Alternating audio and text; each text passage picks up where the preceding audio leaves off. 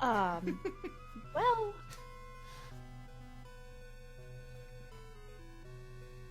More the merrier. Don't be silly. Now, hopefully we're golden. looks pretty good to me. I think you're ready to go. Thank you, Chitin. I will definitely not forget to equip the sword, although you should probably remind me again when I need to equip a sword at some point in time. It's a very true moment. Okay, well then if we're good to go, I will assume that we're good to go. And I will trust everyone's word on it. So, welcome everyone to Shining Force 1. I will make a quick apology for having, well, the only thing I was going to have is, there was a plan to have Shining Force 1 happen before Shining Force CD, but we had to make some quick changes due to our work schedule, so, as far as timelines go, with what you just saw, things are going to be going in reverse order here. But that's okay. There's no problems with that. Let me just set up one more thing real quick, and I'll get going here. Alright, and now I know we have some incentives for naming our good pal Max, which is going to be our hero for the day. It must be, because it sure as heck wasn't Nick. Nick is never a hero. He might as well just be a meme. I know, right? Poor Nick. It's like, why I work 12 hours? Why? And then I get to come to glorious Shining Force, and hopefully this doesn't give me a bad time. I really hope not. There was an incentive list, and I believe we had Kane at the top, I believe, if I remember correctly. Yeah, and Edward was capital around there somewhere. K-A-I-N. Is that what we're still looking at? Yeah, because it doesn't look like anything else boy. has come in. So, capital K-A... Alright. The odd Kane. The Kane that... I like it. has nothing to do with the Shining Force game.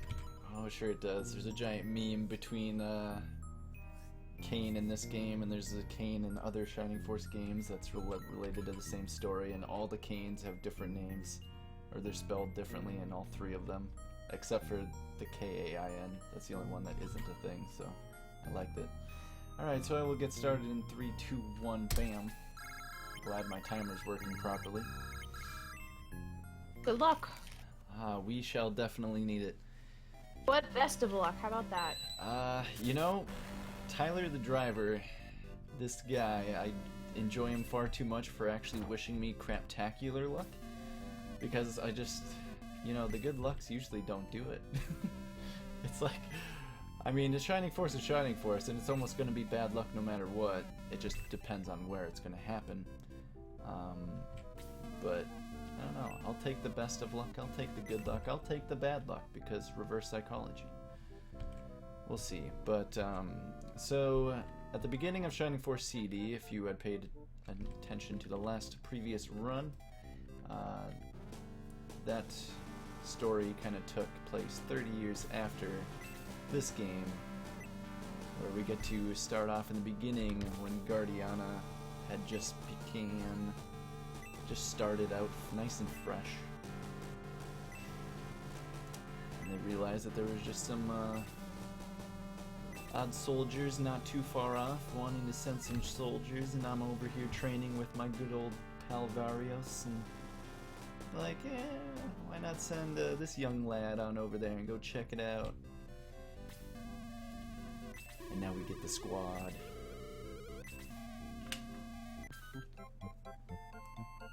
Luke, Ken, Tao, and Hans.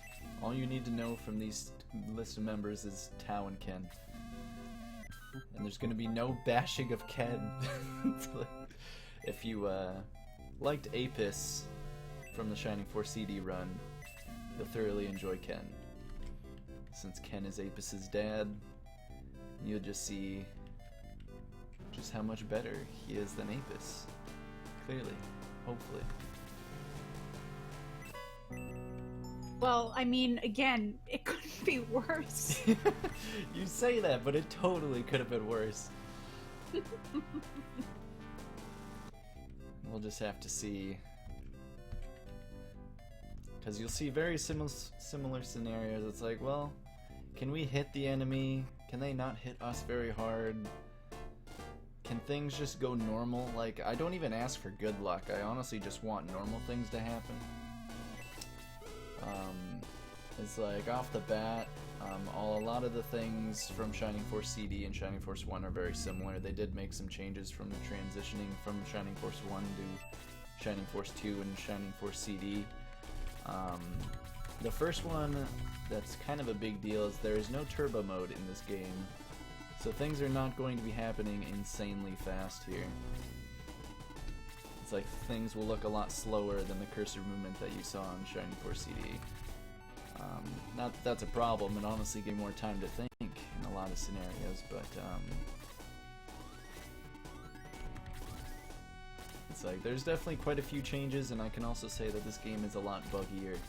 It's like this game, a lot of people freak out because things are unlucky, and it's like, yeah, they are very unlucky just because there's a lot of bugs in the game that are unexplainable and does not make too much sense. But it's like right off the bat, we're actually going to be getting rid of about half of our characters here because we actually just roll with a very small squad.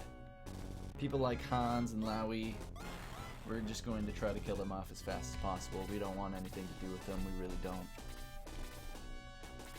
We really don't. And our good guy Kane, might as well be Kane too, but save that for later. I was naming Max, but I will totally grab Tao's bikini if someone throws in $5. Only 5? That's too little. It is too little. Make it 50. Sure. $50 Tao bikini. Lewd as hell. I'm always one that's like, oh, I'll do anything for 5 bits, but yeah, I can't be cheap here. We gotta get these guys to RPG Limit Break and other events and get their stuff taken care of. That pixel art, you know, that's how it goes. Correct. There are some there's some alternate costumes and some other random items that actually don't do anything in the game. It's really weird. I don't know, they were kind of meant to be jokes or gags by the creators, and they made some hidden chests in the middle of nowhere in a few fights and none of them do anything. Okay, I officially added that to the incentives page. Sure.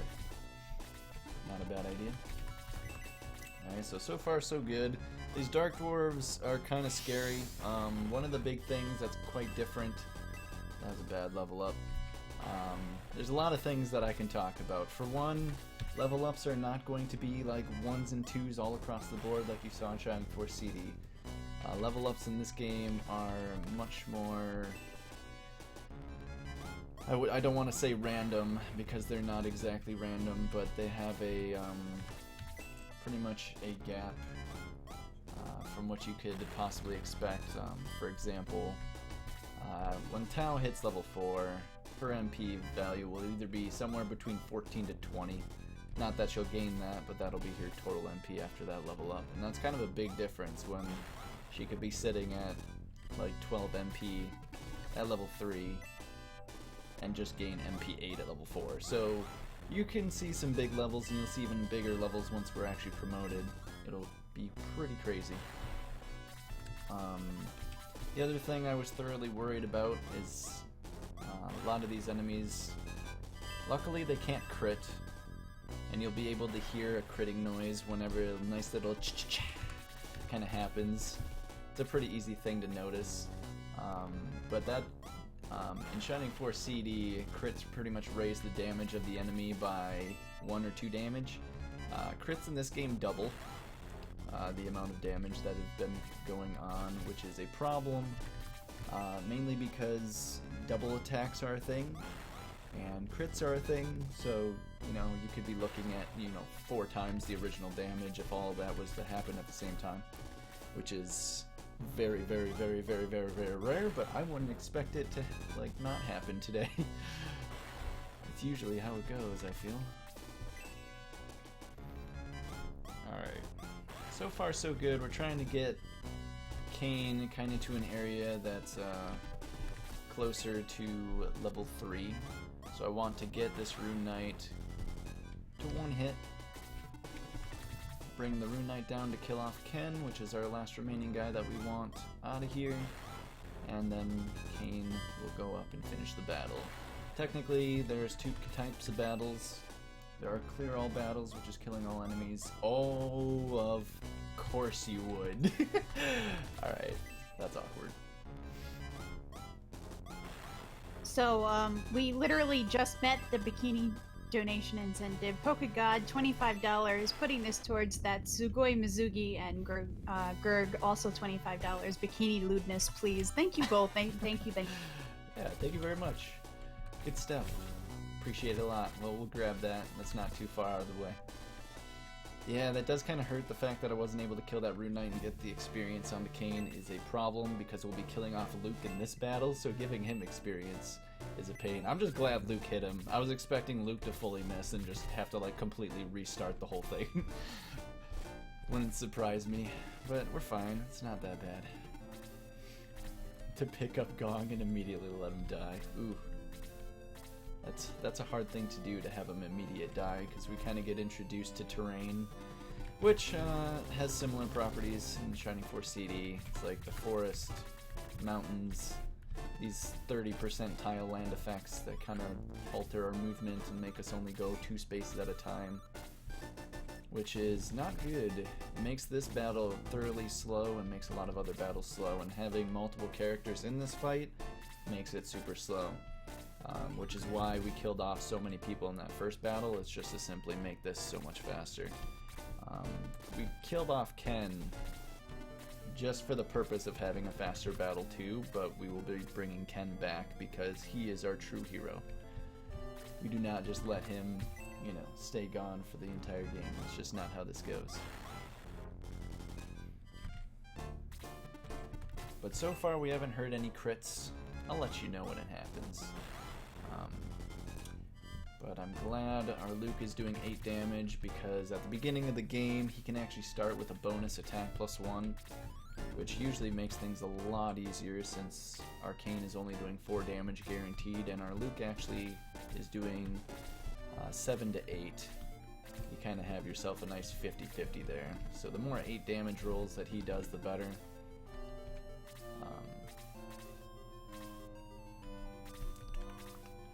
So it's like, as long as Kain can pick up these kills, get some good experience, then it should be more than fine. Incredibly quiet. I was hoping I could change something about that, but I cannot.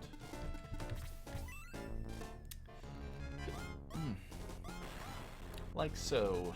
You know, I'm okay with Luke doing that, just because I'm not level 3 yet. And I'm okay with getting that kill so that I may level. And now, at least with Kain's level 3, everything besides his attack is guaranteed. We're either going to be looking at attack +1, attack +2, or attack +3. And of course, we're hoping for that attack +3, because attack +3 is spicy. Oh, spicy! Okay, so you would think after getting that attack +3, and we've been doing 4 damage, that I would now be able to do 7 damage. Well, that's not quite how this game works, unfortunately. It's kind of supposed to, but it doesn't. Instead, we'll be doing 5 to 6 damage to these goblins. The main idea for these damage rolls are meant to be just, you know, your attack, take it away from the enemy defense, and that's how much damage you're going to do. But there's some other variances that kind of play part in that. I cannot actually blaze that there. It's like there are some pretty various damage rolls where things have to kind of work out almost within every 8 damage or so. It's like you get kind of a 1 variant difference. Luke right now doing that 7 to 8 damage. Once he's doing 16, you get that like 14 to 17 damage kind of damage roll. And that builds up as you go on, and eventually we get people doing close to 50 damage at the end of the game, which is a problem when, you know, there's like 6 damage difference at that point in time or more, 6, 7, and that can be problematic later on, but we don't need to worry about that right now. The main goals of this battle is get Tau level 3. We need to get Arcane close to level 4, but not level 4. Nice. But I'm actually completely fine with this. I mean, I'm not that mad that we're not critting or getting double attacks, because that's just normal. That's what I asked for. I don't double attack, I don't crit, they don't double attack, they don't crit, and I'd be happy. Typically, when my team is doing the critting and the double attacking, it's usually more problematic than it is good. Mainly because experience is pretty scarce. You want it specifically on certain characters and a specific amount of experience on certain characters. We get pretty picky. Okay.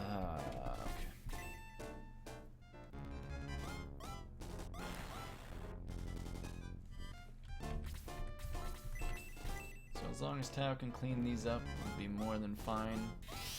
The funny thing, PokeGod, is you would think that, but one thing that is actually pretty much proven is that land effect does not actually work in this game. You'll notice the same amount of damage on these, like Dark Dwarves, for example, whether they're on a 30% tile or a 0% tile. It won't not make a difference, which is super bizarre and kind of a pain.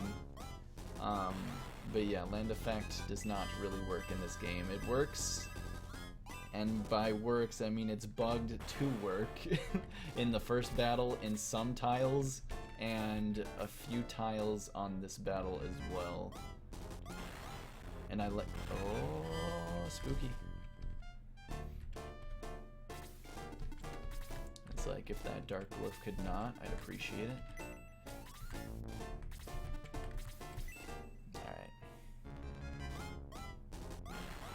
We're 1 hit away, but it'll be okay. One nice thing, the very nice luxury, is that even with my max or my Cane being at pretty much fatal HP, the game is pretty generous. Whenever Tau is around, the game will actually ignore Cane and will go after Tau if they're right next to each other, if the opportunity exists. The sad thing here is I cannot attack with Cane here. It'd be a bad idea. I need Cane to get this kill because we're only sitting at 40 experience or so right now. And I need to get this kill to get another 32 experience.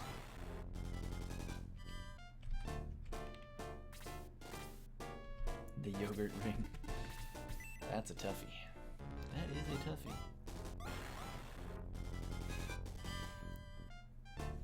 I do get him, that is the funny thing. You will see him in this run.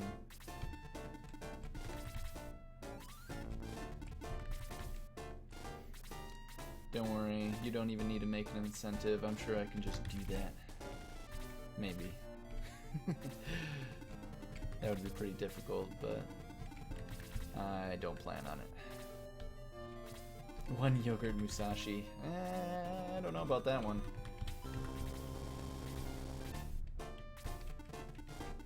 By all means, if you want to have another $50 yogurt ring incentive, I will not complain, and I don't think anyone else would either. I just... Okay, we can do that. Yeah, sure. Because it's not, I was gonna say, it's more than possible. I was thinking at first that could actually be impossible, but nothing's more than possible. Nothing's impossible.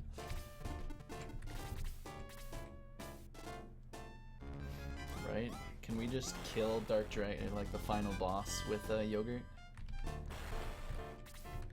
That's usually my favorite. I mean, if you really want to do that. Nothing's better than a nice little hamster thrust to win the game. I thought you'd want to retain at least some of your sanity. Yeah, right? It's like, you know, I wouldn't mind having a PB happen if possible. But by all means, whatever you want to see, I'll make it happen. I did not mean to do that. Force a habit. Alright, folks, Yogurt Ring is at it. Alright, so in that case, in that battle that we did not kill all, we did not kill a boss, there is actually option number 3, which is pretty much retreat or escape into a castle or territory. Most people go into the previous spot where they started the battle to pretty much get to their town and heal up instead of using egress, which does the exact same thing, but in the same sense you can also just send Kane to pretty much the end of the battle castle, where it's like, yeah, you can just, do you want to finish this battle? Yeah, sure. So we get out of there. We're looking more than fine. Our experience is perfect on everybody. I was a little scared because if I had killed that Dark Dwarf with Kane by an accidental double attack, I would have been in a lot of trouble. But we're golden.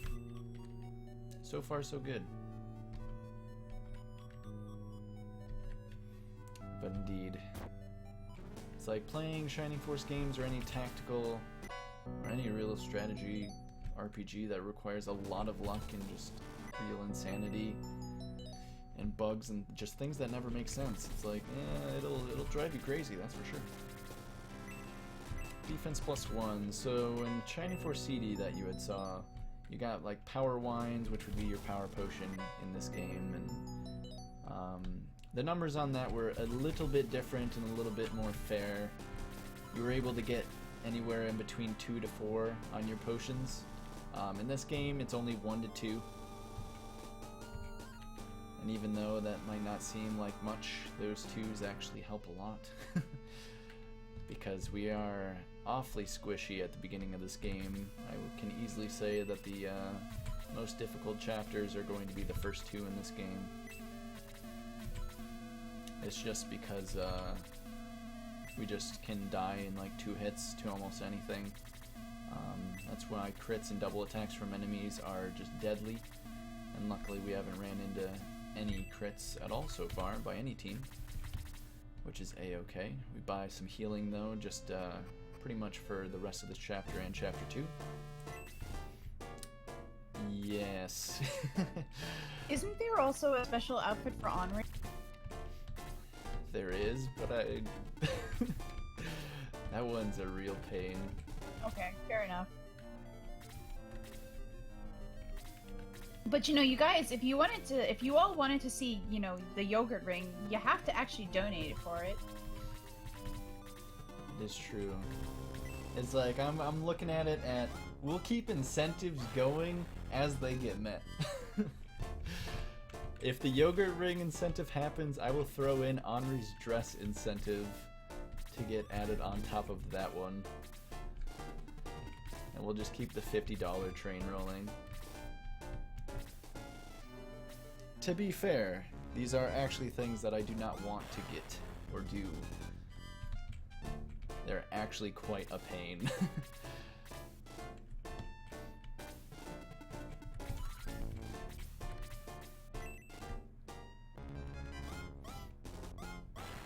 Okay, that was actually something I didn't want to do, but it actually worked out for the best.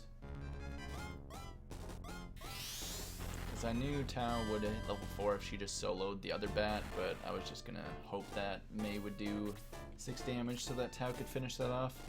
Mei is another character. Our nice village of Guardiana just got attacked by this masked villain and killed Varios, the guy who was training with us, and Mei's dad. And we're like, what the heck? Also ended up killing our king. And now we're like, well, we just got our town just murdered. So now we're kind of on a revenge path. we had people looking into the Gate of the Ancients, as it is called, on that first battle. They were trying to figure out the terrible area of Runefaust. As you see all these rune knights, very similar to Cyprus, but a bit on a different path. Their goals are a little different, and I believe they kind of, I'm not even sure how Cyprus really began. I want to say most of Runefaust and some other territories combined into making Cyprus.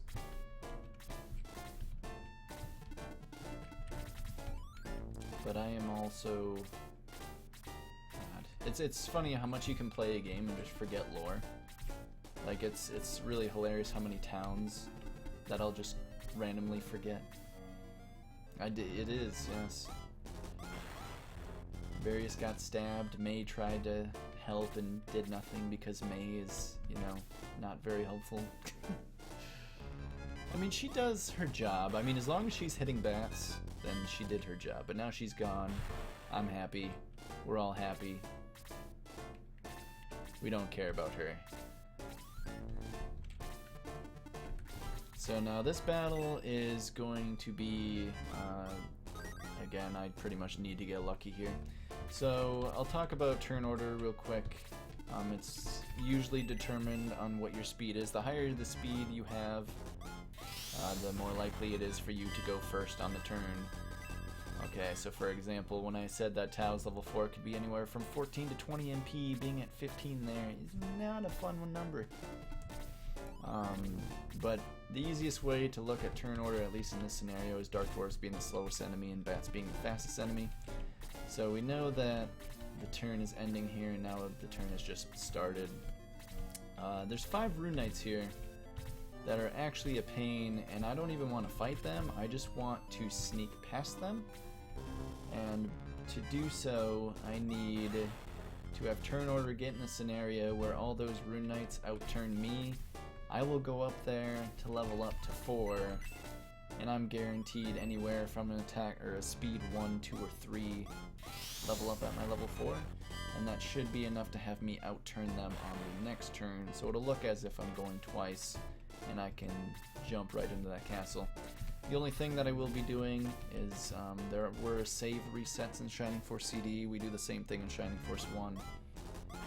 Tao will die here, but that's alright. We'll be rezzing after this battle anyway.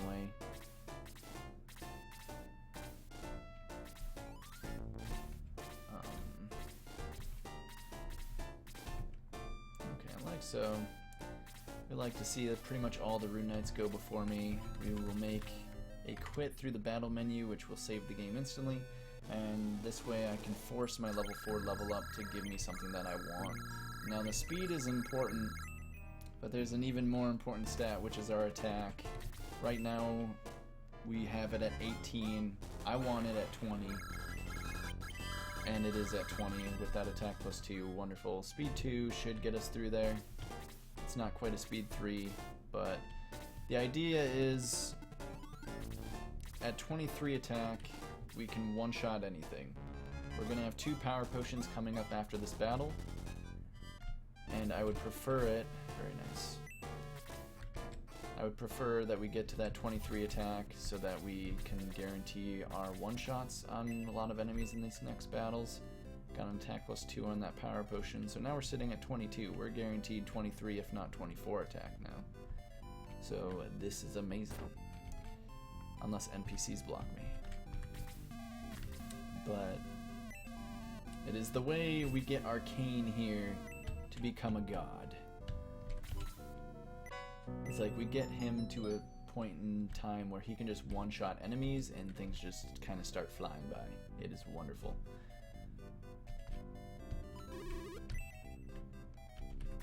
So our next power potion will be here after we kind of got this girl a little dirty and she just shoves us in the water, and that drowning animation though.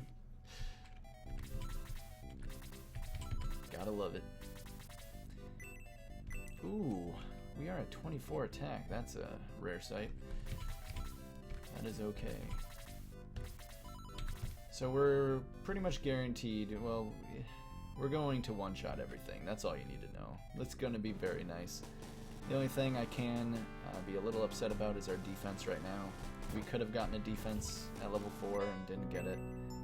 We only had a defense 1 on the potion earlier, so getting another +1 here would be bad. Give me a +2.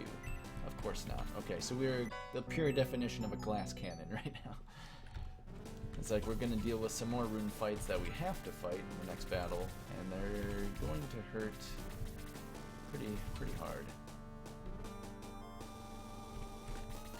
But that is more than fine. So we get to Manarina to talk to the next king to kind of find out where we need to go as far as figuring out Runefoss's plans and what's going on. And then we realize that the same masked guy that killed Varios is in this town. And actually, I take that back. We're in Alterone. Again, I am so good at getting towns mixed up. But we kind of got bamboozled.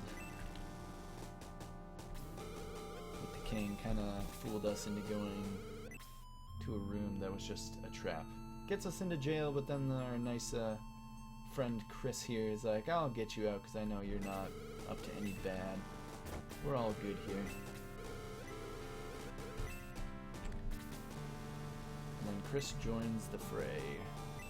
Now, these priests are who we need to look for reviving our characters with a small hefty price of, you know, a little bit of coin here and there. They're not dead after all, they're just exhausted. They definitely didn't explode on screen. That's not how that works. So we get back Ken and Tao, and we can go into the 4th battle of this chapter, final battle of the chapter. In the last battle we got introduced to bats, which again do the same properties as Shining Force CD. They put you to sleep, they dodge a lot, they dodge more than they should. They're not fun, and we deal with a lot of them in the next few battles. It is easily the worst character, worst enemy in the game. And I was hoping to have Speed 3 here to have at least an idea on how turn order could be. I know a lot of people get confused when they see this cursor movement going to the enemies and they're moving, and then it goes to our team and then moves. To be fair, it's like I do not control the enemy. I know people get confused on that a lot. It is the AI controlling the enemy. It is me controlling my team. But, as it stands, with that speed 2, it kind of makes us as fast as the bats. So that just makes it awkward, because then it's a coin flip on who's going to go first. And I can't really have a general idea on what the turn order is going to be when it's a 50-50 chance. I'm going to hope that I just go first every turn, because that would be the best case scenario.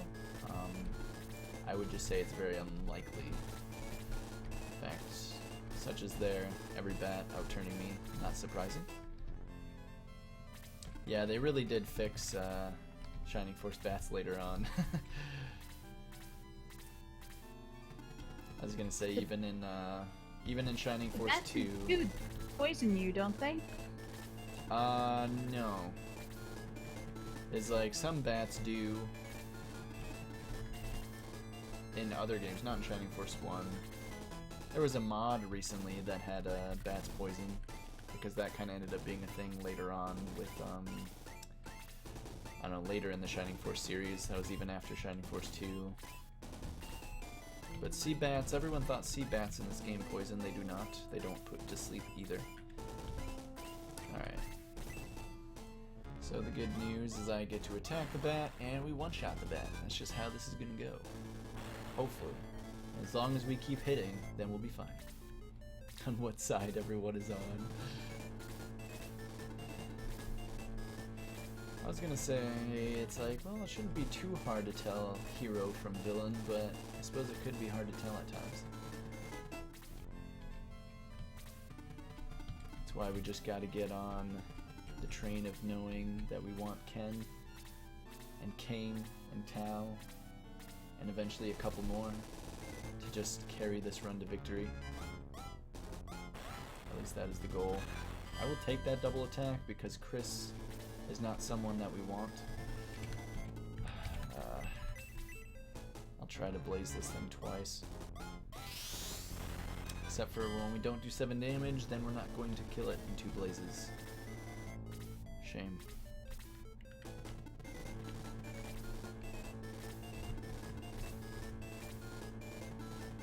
Yeah, I know Shining Force 3 did some interesting things.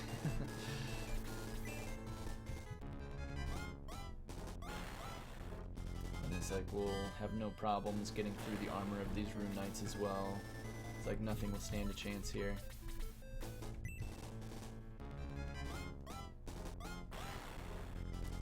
Good job, Ken. What a beast. Getting in there, handling bats like it's nobody's business. So now Tao can kill that, if Tao even decides to go. I'm hoping Tao outturns that bat, but if not, it's okay though. I was gonna say, as long as we don't get put to sleep, this is a-okay. See, now, whenever you diss on Ken before runs begin, then Ken just starts popping off. Like, Ken's probably gonna be godlike this run, I'm calling it. Gonna happen. Level 5 got literally nothing. You'll see that from time to time too. It's like there's times where you'll get crazy numbers and there's times you'll just get absolutely nothing. Shining Force 1, everybody. I feel so much stronger. Literally wasted my time on that level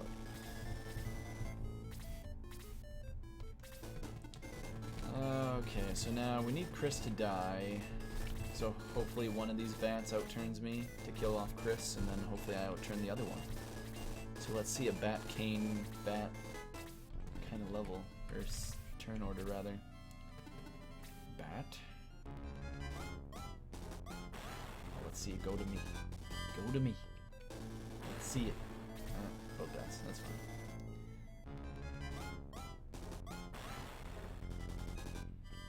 I'm not gonna complain about it. Chris dying early off, at least at this point, is good. Sometimes Chris takes a lot longer to die and it becomes problematic.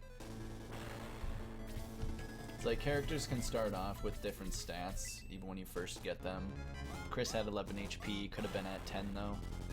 That was the reason Chris survived the double attack from the bat, unfortunately. But that's okay. So I'll have... The main goal is to try to get Ken to level 4 here, so I'm going to have him solo this bat. Tao has a nice 3-man formation. I purposely saved 10 MP on Tao so that she could do 2 Blaze 2s, which gets you in this nice cross formation,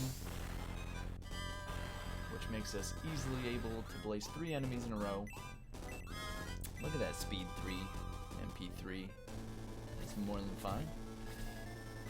The funny thing is she was lacking that much speed and still outturned that Dark Mage. And this is kind of what I'm saying. I'm willing to bet... Oh, come on, Ken, don't do this to me.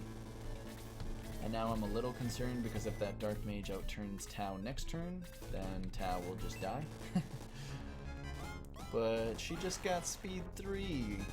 Like, she's so fast now, there's no way she'd get outturned. And luckily she did go.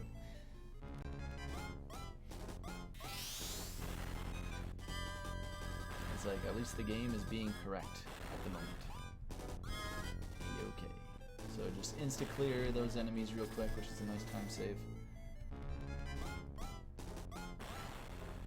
Alright, Ken, you got this. I'm probably not going to be able to get Ken to level 4 simply because we're kind of going too quickly here. So we'll just have to deal with level 3, which is more than fine. Ken is known for his HP, so you'll see a lot of high HP level ups on him.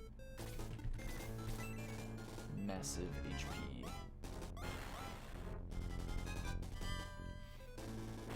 Can't complain with that though.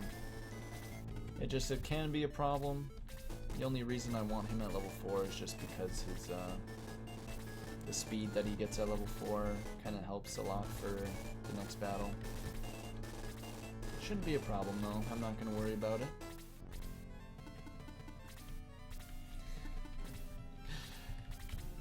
Hitting the bats is just oh so good. It's like I could have Ken attack from over the wall, but he would not be able to two-shot a Dark Dwarf even with the spear, unfortunately.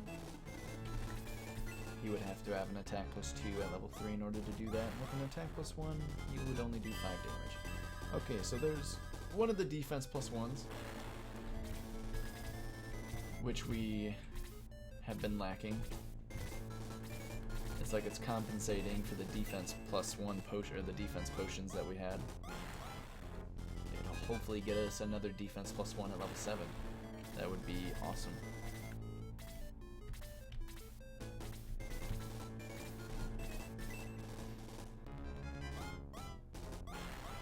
Alright. So, and now we just continue to just chop down these enemies like they're nothing. Just like chopping wood. We're just far too powerful, and it's like just a slaughter at this point. And we get ourselves a good chapter 1 here.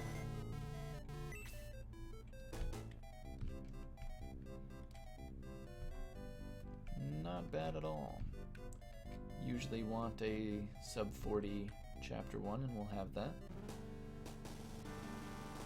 NPC gets out of the way, that's always a good one.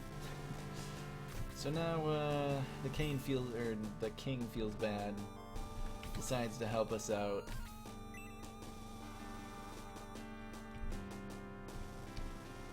It's like, oh,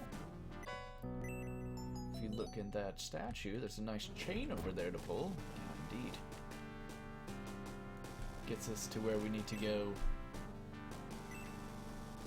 So now the idea is trying to figure out what Runefoss is up to. Why were they looking at the ancient gate? Gate of the Ancients. What are they planning? Where are they? So we follow Kane's trail to Rindo. We snuffed him out. Smells fishy in this town. And now we get our first accessory, which is a in Shining Force CD, a quick ring, I believe, but in this it'll be a speed ring. Does the same thing. It'll increase our speed by 4 when equipped, which will help us out to get a better handling on turn order, since 4 is a pretty big number. Rip Xylo, who will not be used in this run. We'll be using a different beast. Completely different beast entirely. So luckily, seeing Tau go quickly there is wonderful. I want Tau to be out turning the bats, and she should be.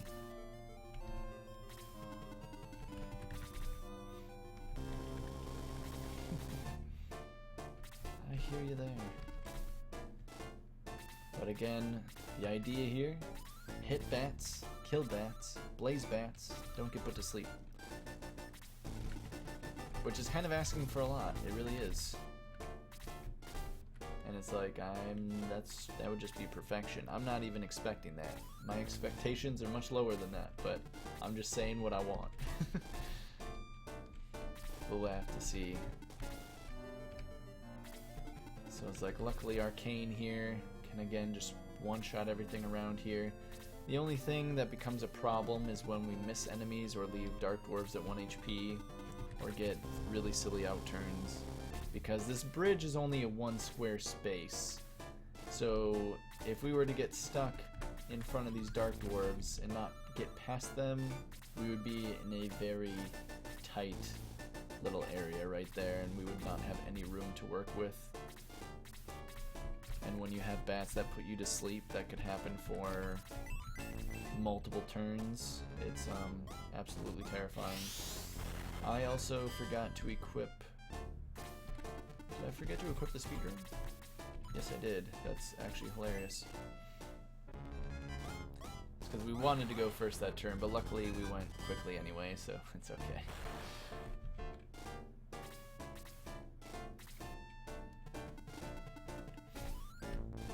So the other thing I'm kind of worried about is we will get trapped in this choke point if that top Dark Dwarf moves down. But as long as Ken outturns that Dark Dwarf, then we won't have to worry about that because Ken will protect us. Like he will here. Like a champ.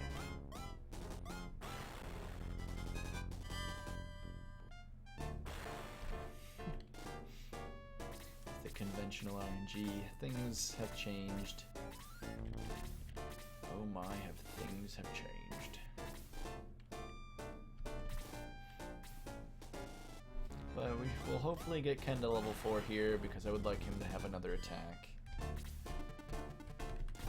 It's like Arcane goes quickly. Hopefully we just do his job. Doing the job. That's what it's all about. Hopefully Tao goes and she does her job. Beautiful.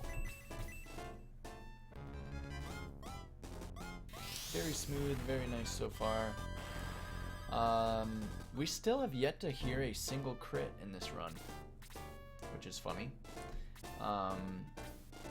The other thing that I will state right now, though, and there's the sleep. Shucks, knew it was too good to be true. As magical crits, for example, is on Tao's Blazes, if they crit, they will not make the crit noise. The damage will be applied, but you will hear nothing different.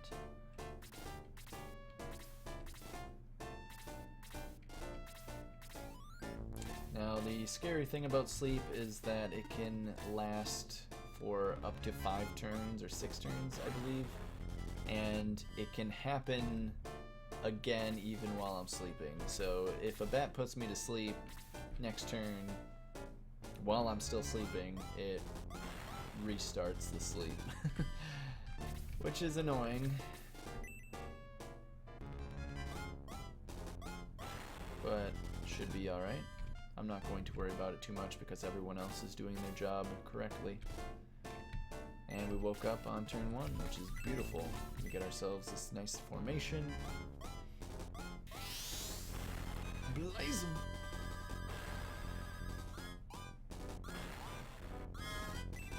Level 6, get MP up to 19, which is low. I typically want her at 20 or more. She's been pretty lackluster this whole time.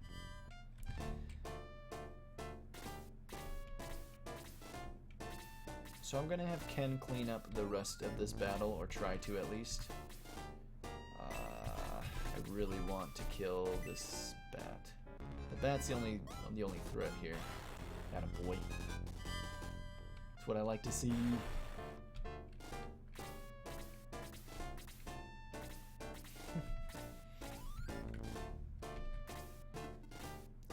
And it's like, we'll be dealing with a dark mage up above that knows a Blaze 2 as well. Blaze 2 only does 8 to 9 damage.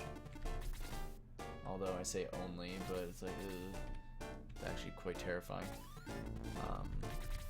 We're not going to worry too much about this dark mage. I'm actually going to tank a Blaze to the face, more than likely. I could heal and guarantee that I don't die to a crit, but I'm confident. I ain't scared.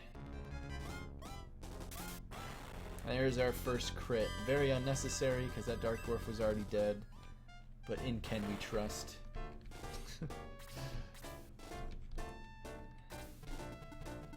Applying double damage.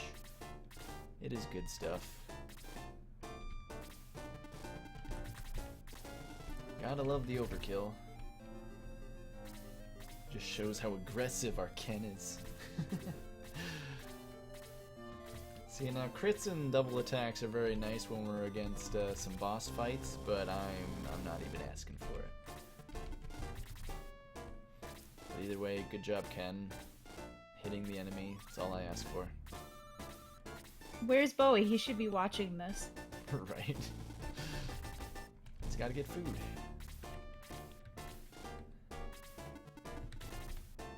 Which probably means... no, I don't... I probably would assume he'd cook something lately he's been going out to eat lately, so, you know, I don't know. But we'll see. He'll definitely show up because he loves my pain. I'm just kind of sad that he's not here because this hasn't been painful. It's like this has actually been a very nice run so far. I cannot complain really so far. Definitely on a good pace. Nothing too terribly bad. It's like in a lot of scenarios where things are unlucky or look bad, it's like as long as it's not a run killer, I'm not going to complain too much. It's like, yes, it could lose us time, but we lose a minute. It's not the end of the world. We'll hopefully just save a minute somewhere else. So we also get introduced to zombies. Now these guys, see, in a scenario like that, I don't want to actually do that double attack. Tao is a very important mage in my mind, and I want her to get all the kills. But zombies are kind of scary. I was able to one-shot Dark Dwarves, bats, and everything else, but I leave these zombies at 6 HP, so they're a lot tankier. You know what, let's do this. I'm gonna try to make this a little easier on myself. They're tanky zombies, and they also poison you, or they can poison you rather, which is just a bad combo. I'm not a fan. But the idea here is I would prefer for that Dark Mage up top to outturn me, which it did not, because I was going to try to double turn it, but I outturned him anyway. So I'm going to take this Blaze to the face, I'll outurn him next turn and just exit out of battle.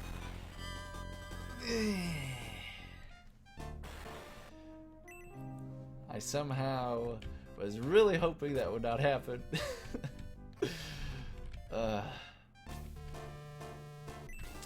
Oh my god, it's Nick all over again. Right. No. That is actually sad. It was a crit, yes. Blaze 2 only does 8 to 9 damage. I had 12 HP. The funny thing about magical crits as well is that it doesn't do double damage. It does anywhere from max damage to double damage. On melee hits, it's always going to do double damage, but from a Blaze 2 crit, it's either going to do 9, 10, 11, 12, 13, 14, 15, 16, 17, or 18. 18 is max damage on a Blaze 2 crit. So it's like, he could have crit me for 11, but nah, he crit me for at least 12.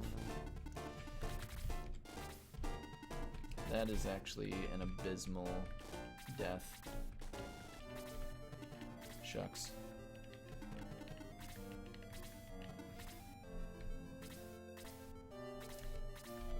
I suppose in a marathon scenario I should have saved for that, but it's alright.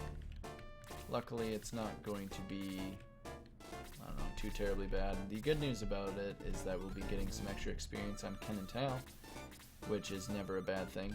It'll make our late game a little easier. Make things safer. Might even be able to get another level up onto Kane. Probably not, but thank you for the good luck.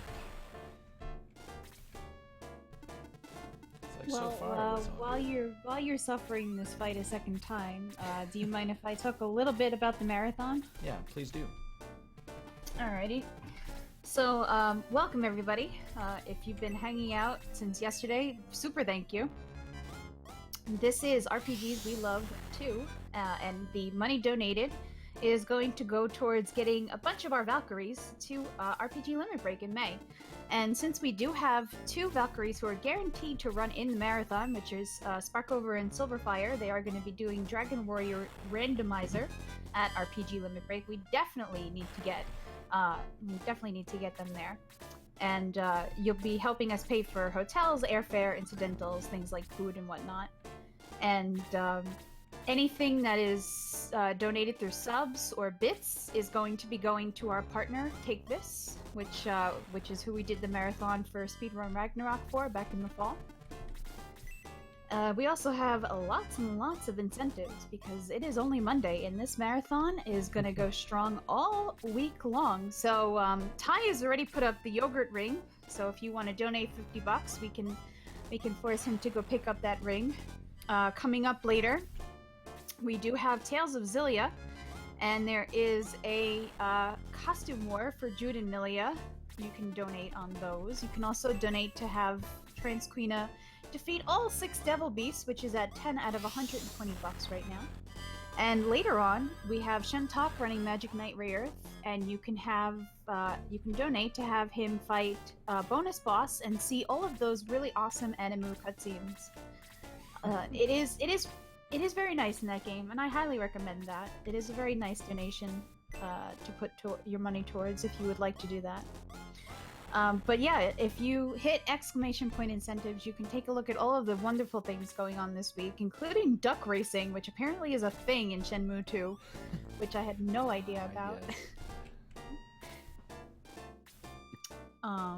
Yeah, lots and lots and lots of stuff that you can browse through and let us know what you would like to put it towards.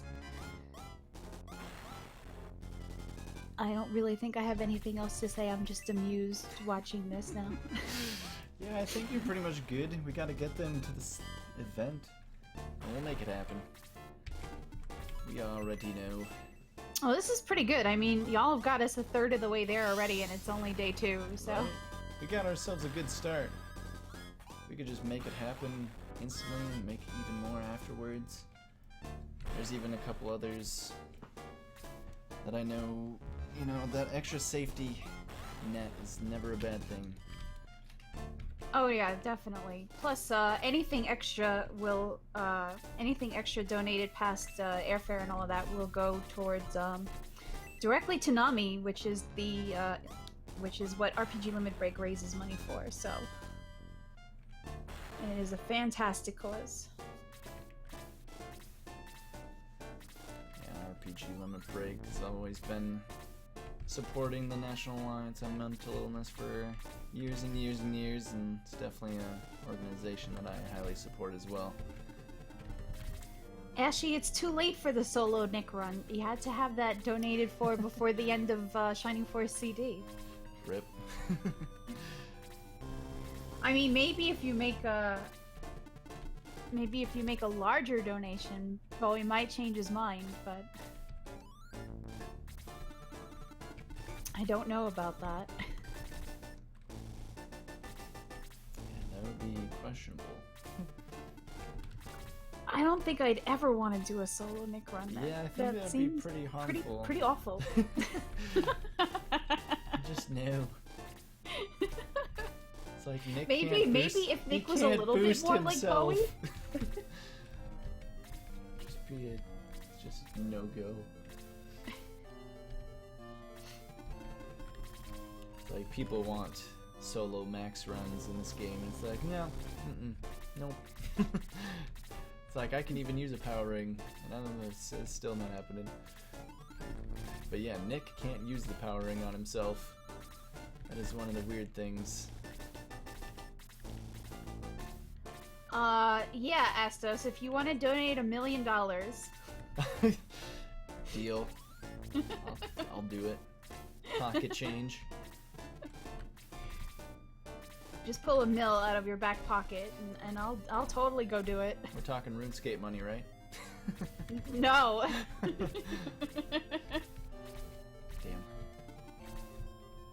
Alright, so good news is even if this Dark Mage up here was to blaze me for a max damage crit, I would still survive. So we got that going for us at least.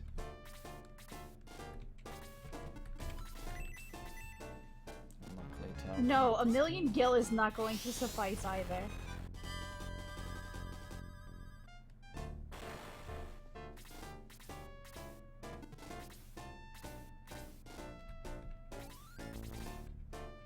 Luckily, this battle did go really well again the second time around. You know, as far as the bottom section went, there's no sleep. Turn order was great.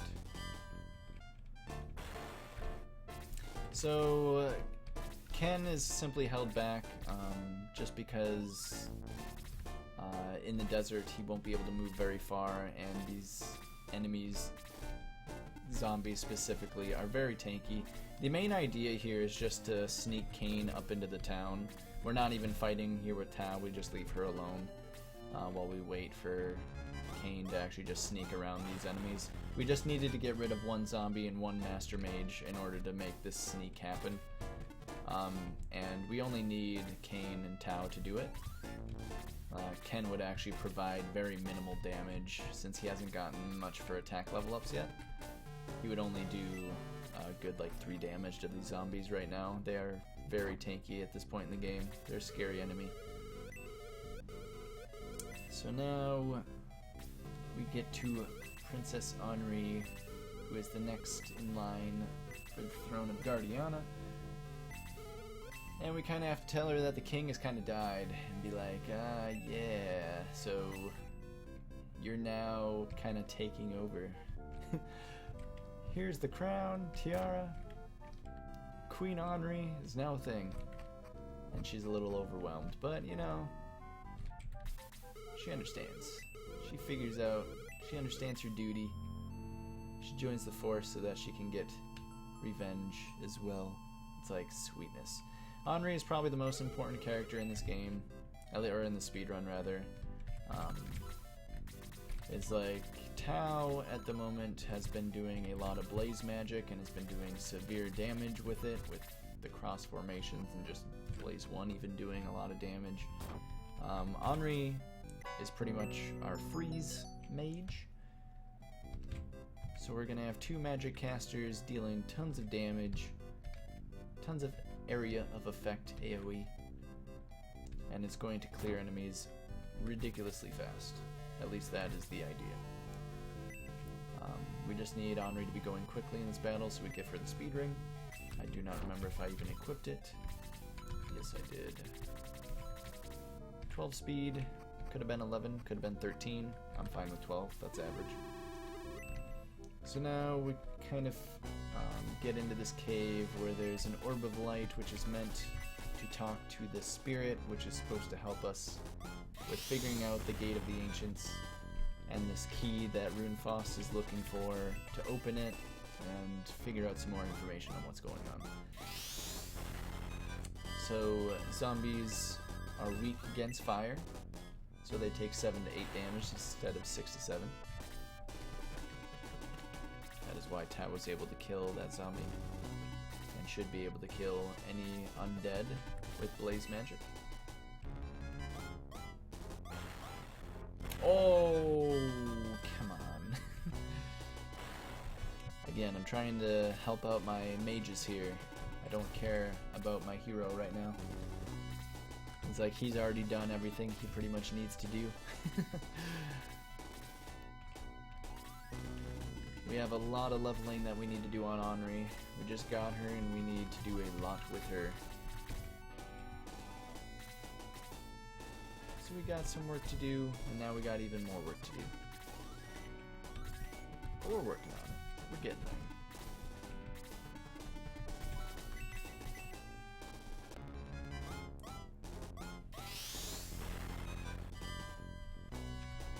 So unfortunately, Henri needs 2 kills now. That'll be alright. She can just blaze everything.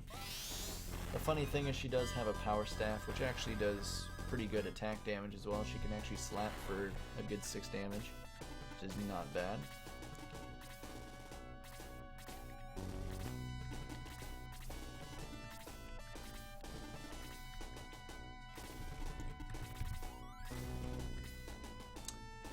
Alright. I was going to mess around with Ken moving to attack an archer, but it would not have been worth it. Ah, this is so awkward. Okay. I did not want Tao out-turning Henri at all. That is not okay in my book. But I'll make it okay. It'll be fine. We'll have Henri kill both snipers here.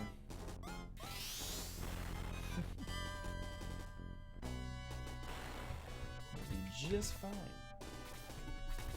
The nice thing is for a Kane or Max at level 7 at 21 HP, that is quite lovely.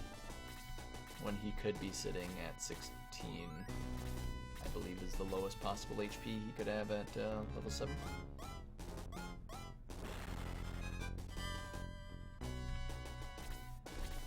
But Chapter 2 here, not all that terrifying.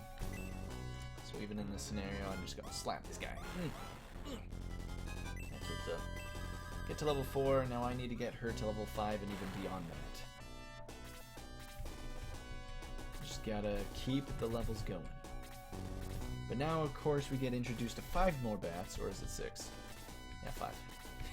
As long as I can count properly, then we're good. Which just means possible more time lost to sleep. Possible more time lost to missing. But we're just going to hope that none of that happens. It's because none of that is going to happen. We're just going to blaze, we're going to hit, we're going to blaze, and we're going to hit. Henri getting kills, is what we like to see. Town gets to go. Place 2 bats. All good stuff. That's what I really like to see.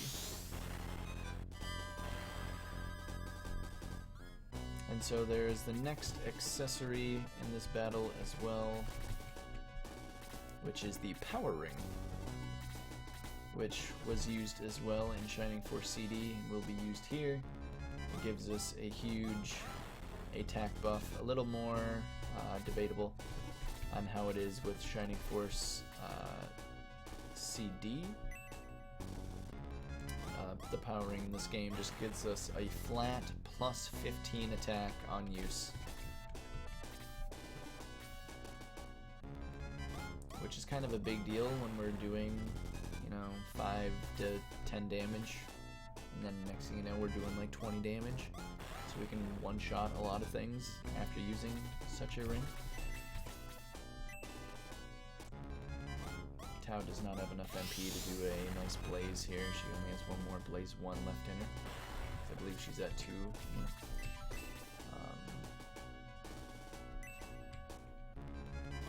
So now getting Henri kills here is kind of difficult. Because she can't hit for really more than 6 damage.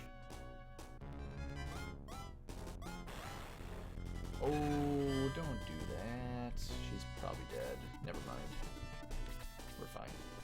It's all planned.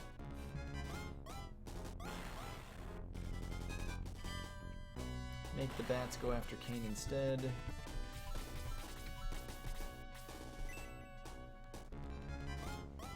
Have Ken not hit the bat. Planned it. You know, I've seen Henri do 8 damage before. It's not impossible, but very improbable. Yeah. I was gonna say, or a double attack could always happen too, I suppose, but...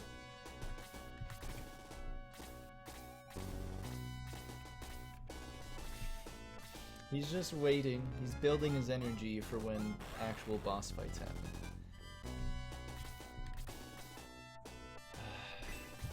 Okay, so I want to get this to 6 HP or lower, so I'm actually going to punch this guy, or miss twice. That works. You know, whatever happens. It's like, come on! Just touch it! I'm not even asking for you to kill it. I just need you to touch it. Good job, Henri.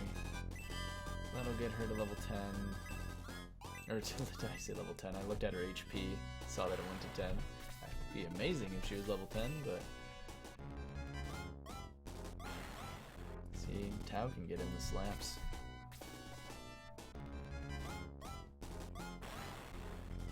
It's like Henri hopefully has that bat's number now. So it's like Ken will venture off to get the Power Ring. And he will also be the one to use it in this battle. So using it gives you an attack plus 15 buff. Henri, no. Henri, bad. It's okay. As long as she's above 5, I don't care. It's fine. So using the ring gives us attack plus 15, and equipping the ring gives us an additional plus 4. So you're really looking at a buff of 18 or 19. Jeez, what is math? It's a Monday morning.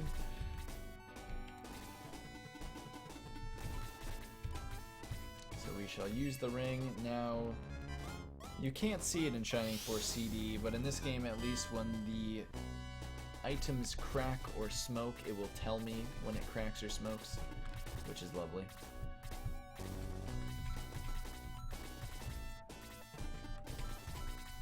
So I'm going to unequip the speed ring on Henri to maybe have a chance at double turning the enemy here, but probably won't happen. We'll just probably have Ken kill everybody. Look at that nice attack plus 2 HP 8. See, that's a nice level up, don't you think? That didn't quite work the way I wanted it to. That's okay though. It is all fumes. When you have a 12-hour shift, it's like I think I've been awake for too long. But that's a-okay. Oh, I forgot about the Domingo egg. So I grabbed an item in a rather weird casket-looking device right before this battle and grabbed a Domingo egg. If you guys are paying attention to Shining Force CD, you might know what that Domingo egg is all about. But we won't talk about that till it hatches. Should be quite a ways later. So the spirit talks about Dark Soul wanting to reawaken the ever evil Dark Dragon. And talks about Cain, a different Cain. The masked villain that we now realize is also named Cain. It's like, oh, he was the guy who killed Varios, he's the guy that's killing everyone. Then who is Dark Soul? Why is Dark Soul trying to revive Dark Dragon and not Cain? It's like, well, we must stop both of them, I guess. So we go talk to the mayor because we're trying to get a ship to get to another ancient gate. And he's all like, well, I'll give you my ship if you can find my grandson. And this random tent kind of shows up in town out of nowhere, and it's like, I'm gonna check in there. It's gotta be Cain! Oh, it is.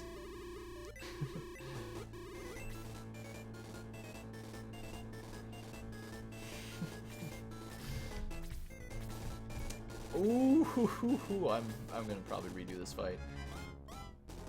That is incorrect turn order and a half right there. What? Okay, I'll tell you right now, Tau and Max are about 5 times faster than these puppets and or those bats. So once Max goes, I'm just gonna leave the tent and go back in to redo this because I'm not accepting a mannequin outturning my mages, or anyone on my team for that matter. All I can say is I feel your pain. Yeah, that's usually the case. I don't think my Max is that slow, but he must be. Cain, why are you slow? Too slow, buddy. Just let my mage die.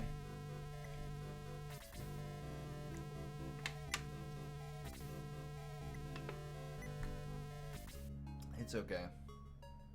That'll happen sometimes, and then the game will be normal on the next round. Like, I can pretty much guarantee you that. It's like, Tau is actually surprisingly fast. I can understand Max getting outturned. Tau definitely should not be getting outturned. Max shouldn't either, but Tau, I think, is 4 speed faster than all these enemies. If not 5 on the bats, I think. So Tau will go first here. or Max or Kane. Kane then Tao. Henri soon to follow. So I can't be that slow. Nice, we got our defense and then speed. So we were lacking speed, that's what I thought, in Tao. That's, you know, normal. That's how it should have been the first time around. So we get off a really nice blaze. Only 21 MP at level 8. Oh, this is one of the worst Taos I've ever seen. Should be at 22. She's had poor MP this whole round. So the reason I didn't equip Henri with the speed ring is simply because I need her to kill both of these enemies in order to hit level 6. I was really hoping she could outturn the mannequin before it attacked me, but it is what it is. I should have equipped the speed ring there as well. It's okay though.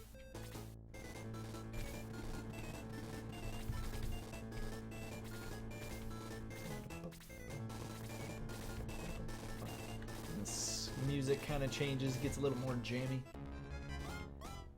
This is where my head starts bobbing. Wow, nice crit! What was that? I was at 17 HP now. 13 damage crit on a freeze. Freeze does 8 to 9 damage. It's a pretty hefty crit.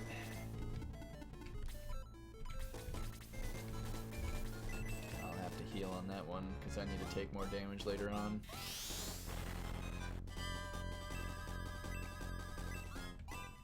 So keep the Henri level train going. Just keep it going. Evil puppets are also a very unique enemy. They actually have two different melee attacks. One is a very weak melee attack, and the other one is actually... I look at it as a magic attack. It crits like a magic attack. It just isn't actually a spell. And it makes a weird farting noise. At least that's how everyone looks at it. We'll hopefully hear it. I mean, I don't really want to hear it, because that does a crap ton of damage. It'll easily do like 14 damage to me. It is terrifying. It is a magic slap, but it's freezing, so perfect. We're not going to hear that.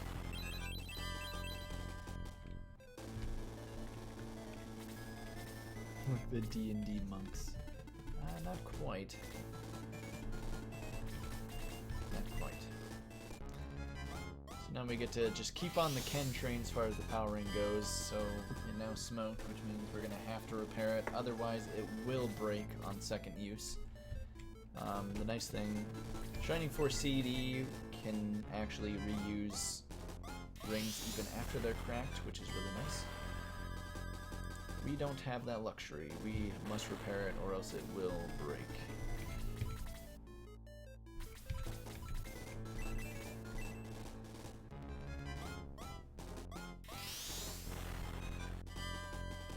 Keep Henri getting kills, that's what I like to see. Now, I have to be curious on, am I going to die to this evil puppet? Probably not. I'm willing to take that chance.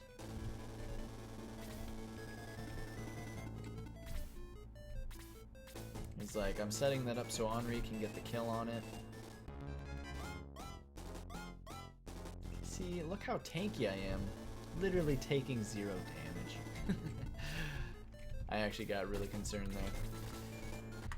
Alright, so now we do have to make a quick quit, which is no different than a save. Because bosses in this game have very high evasiveness, and so missing them is a huge problem, and I'm not going to accept any missing. Oh, that's what I'm talking about! You do not diss Ken before I do the run! That's just how it goes. And can we trust my lad? See, you keep telling me how bad Ken is. You keep doing it. It only makes him stronger.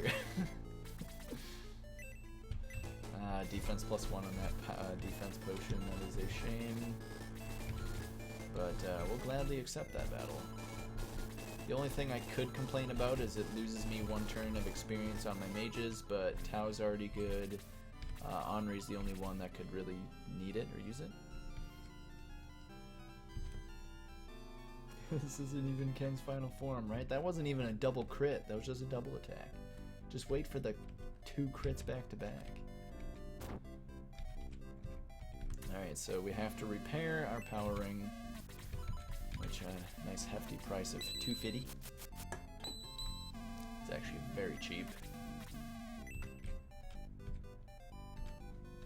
It's like we can bring back people from the dead for more than that. Or about the same, really. So now we found his grandson, saved him, and he's like, oh, you found him, wow. Alright, well, take the ship, go right ahead. It's like, sweet. On to the boat we go. Nova here is just our headquarters guy. We'll never be fighting with him. But now this evil witch, who we just saw in the circus, who stopped us. We never talked to her previously because we kind of just walked right past her. But she is a part of Runefaust. Actually, she's not a part of Runefaust. But she's not happy with the Shining Force or how we treated her earlier. And had set up that puppet to stop us, and now is stopping us again at this boat and setting our ship on fire. And rip the ship. Ah, that's good. I didn't want to do any boat battles anyway. Alright, Mayor. I found your grandson, now your ship is burned. What are we gonna do? We have no other ship in town. Gotta go to Urantenbol. Uranbatol. I always mess up that name. To the north. It's like, oh, alright. Well, another detour that we must, you know, have happen. Because plot. So, we shall head to the north. There's a bird there. Let's see what's going on with that bird a little later. Priest is over here. He's rather busy. He's like, what if I needed to revive people? It's a very spooky town, Shade Abbey.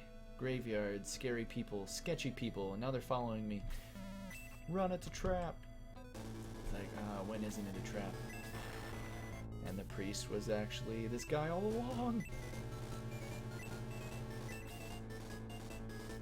Which, I will give you a spoiler alert, is Dark Soul.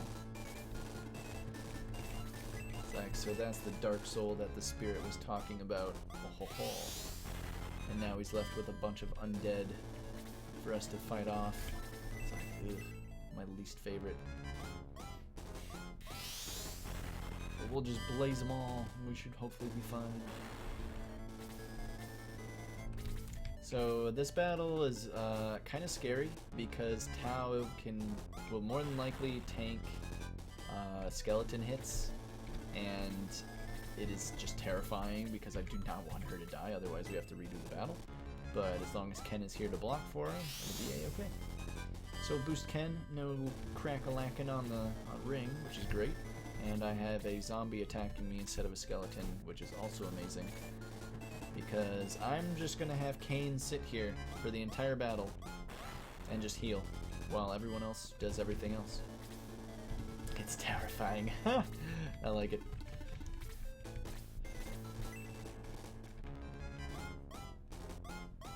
Swing and miss.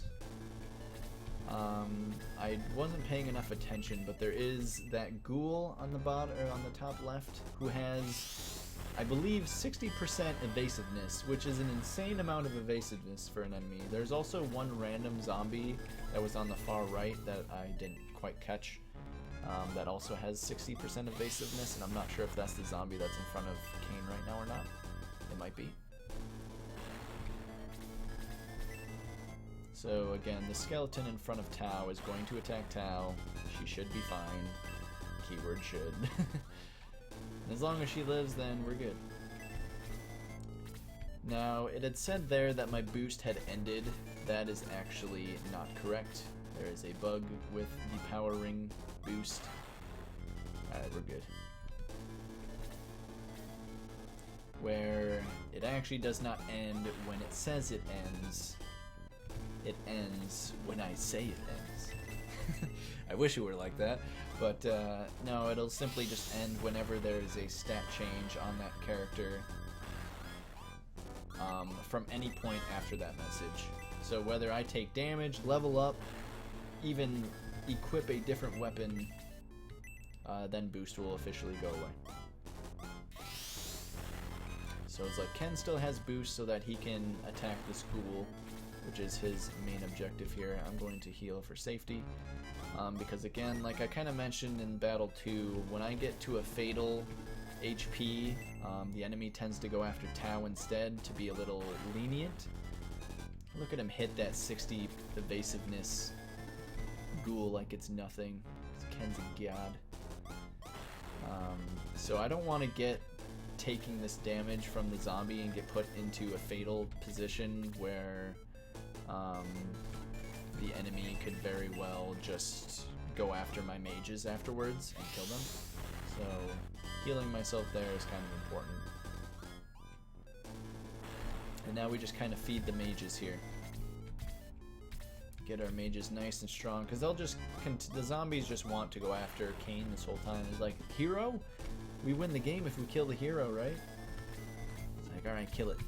I'm just all gonna conga line up after him.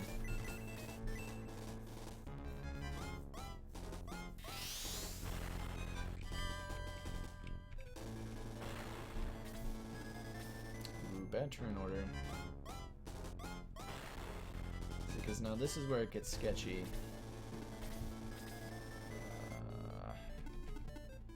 I'm just gonna have to do another heal, I think. Because if I take one more hit, I could very well die, especially if it's a crit or a double, and it's not worth. So we'll just heal up again.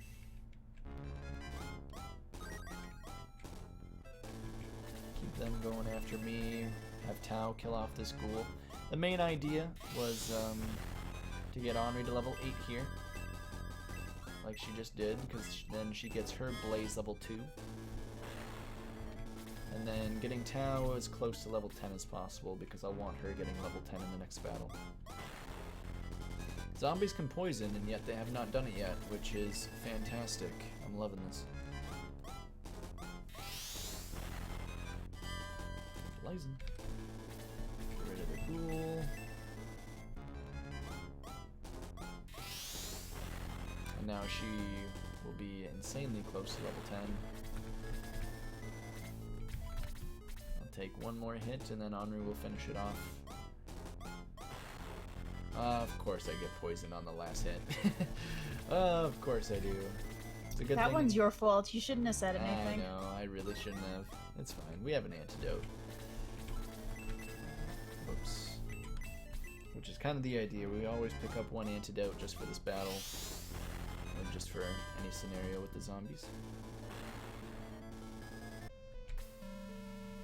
Now we find out this bird that helped us out, Bulbaroy. He's going to be pretty much our second main important character, I'd say. Every Shining Force game almost has someone who just kind of flies around and does these sniping missions to go after the boss of the battle and kind of finish the battle quickly.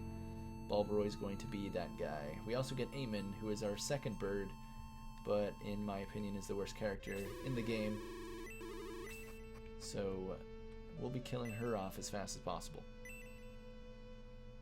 Alright, the legacy of great intention, this ancient gates, all of it is still a mystery as of right now. Dark Soul has finally appeared. Why did he appear? So now we arrive to keep going north to Bestoke. Right now we're just kind of adventuring. And we finally get our new inventory of weapons that we can buy. Power spears on the Ken. I'll be picking one up for another character as well, and I'm going to be buying almost a whole lot of healing for almost the rest of the game. We'll buy a little more later, but we're going to be getting a lot of it right now. Angel Wing, which will come in handy in Chapter 8.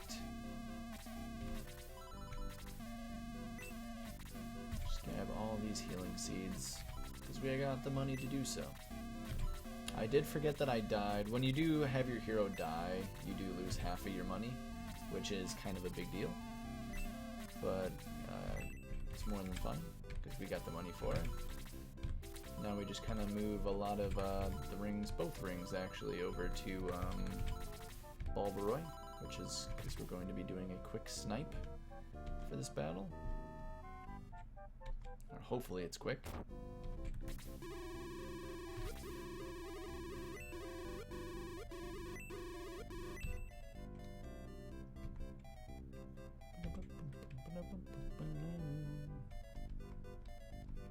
And they start talking about Xylo, and this is also where we grab Tao's bikini that I have to remember. I have a feeling I'm gonna forget, so I don't know. I might need to like read that in chat at some point in the next couple of minutes, just to remember. But so we can boost Balbaroy, and he's gonna go down just to solo this battle on his own. Power Ring did not smoke there either, crack rather. So killing off Eamon can be kind of hard because they're flyers between Balbaroy and Eamon here. And if you're flying, you're going to be hard to hit. But hopefully these skeletons down here do hit. We actually want her to die.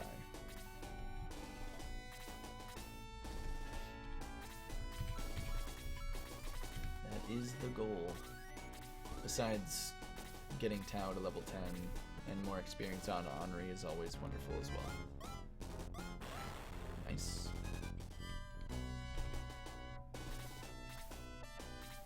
But this battle's always a big kind of deal on whether or not Balbaroy kills this Master Mage, who is the technical boss of this stage.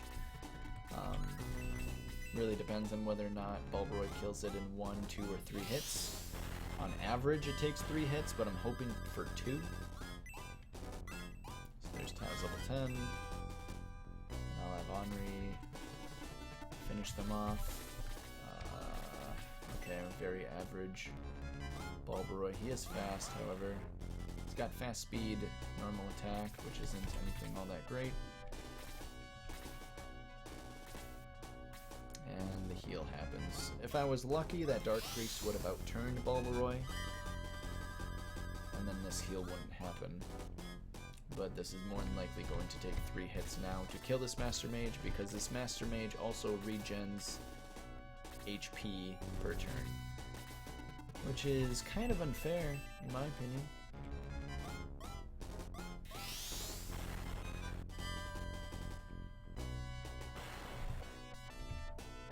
It's like only legitimate bosses are supposed to regen, but some magic enemies also regen HP. It's not a whole lot, but it's actually going to be enough to where Balbaroy can't even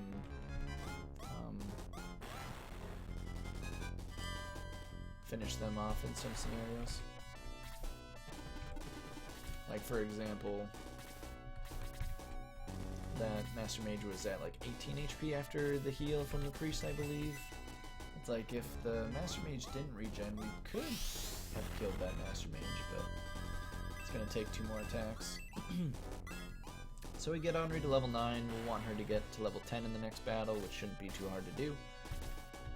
So everything's looking a-okay.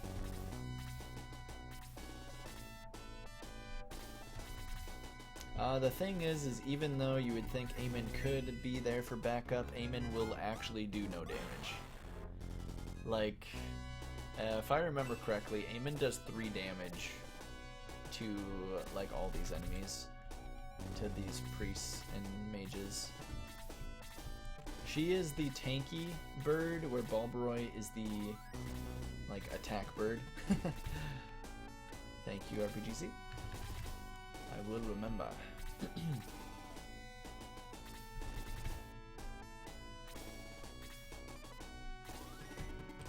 And I take it, if the yogurt ring incentive has not been met. Ooh, I was hoping for an attack +1 there, because the Henri dress will be in a couple battles from now. Yeah, unfortunately not. I thought chat would get on that, especially since they asked me to have you do it. I don't know, chat. Right. I don't know. Let's see. I have to, like, remember where it is now, too. we go. The Sugoi Mizugi, also known as the Sexy Bikini. Ah, yes. And you will notice a funny change of sprite. Just gotta give it to Tao, though. Drum, please. You know I was not calling you out specifically. Called out. Oh man, feels bad, man. I've been there. No, you just jinxed me. No, okay? I don't. You can't blame everything on me. Yes, I can. Yeah, I suppose you can. So at level 10, characters can be promoted to the next class, which also counts as another level up. So huzzah, we just hit level 11.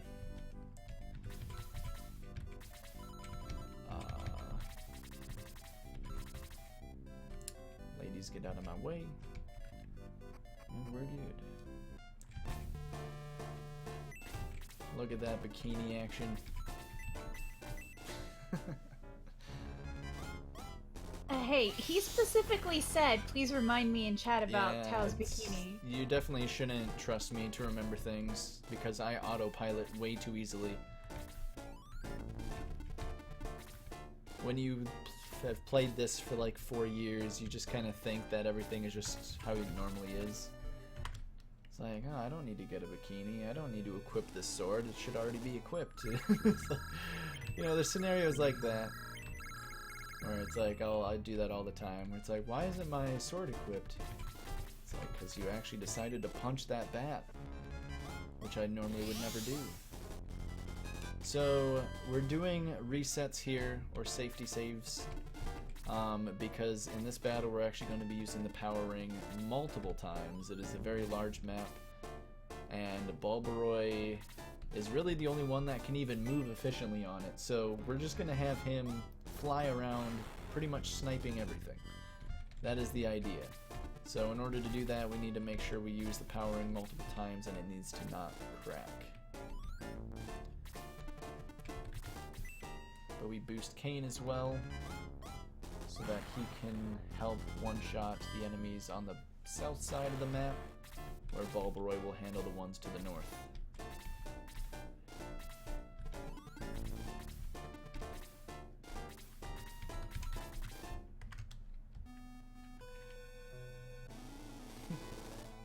The only thing I can say is this bikini only affects the map sprite and not the battle sprite. Or the... yeah, I think that makes sense.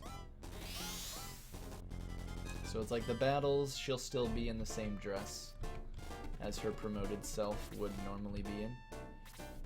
I hate when this happens. Hopefully it'll be okay. Duck with the raid! PogChamp!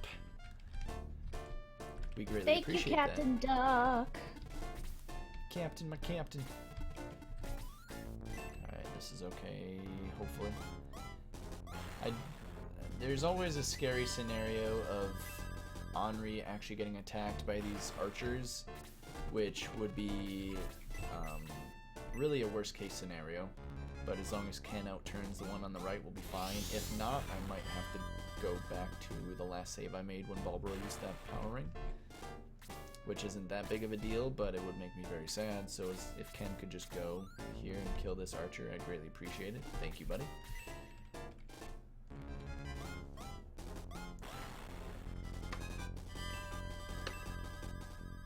What a bro!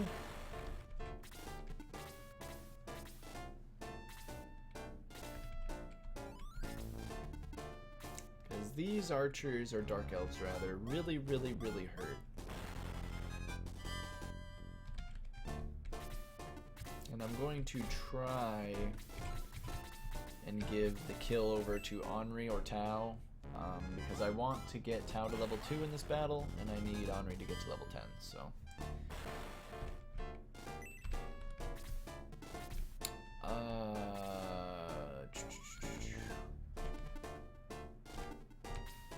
So here's what we're going to do. I'm going to heal here, because I believe I still have boost. I don't think it ended last turn. Right. Yeah, so I'm still boosted until my stats officially change. If I get attacked, I lose it, but I am willing to bet that my mages will both outturn and kill this Dark Elf before it attacks me. That is what I will bet on. I am correct.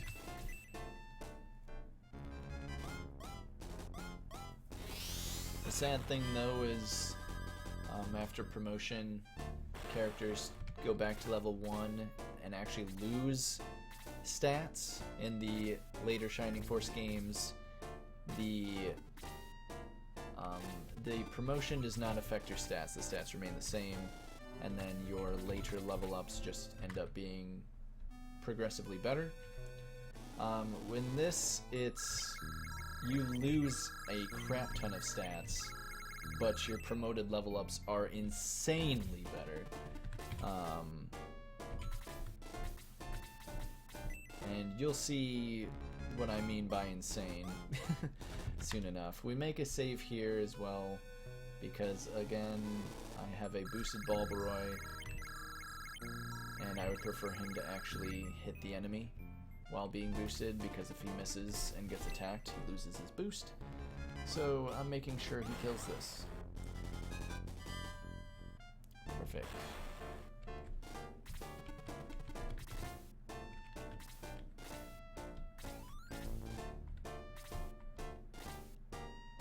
Now, Tao's level 2 level up isn't going to be all that awestruck, but her level 3 will be. I mean, technically her level 2 can be still pretty significant, but the amount of speed she gets is pretty gnarly.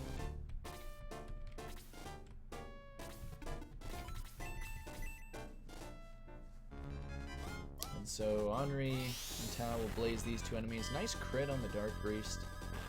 Almost pretty much being a max damage crit.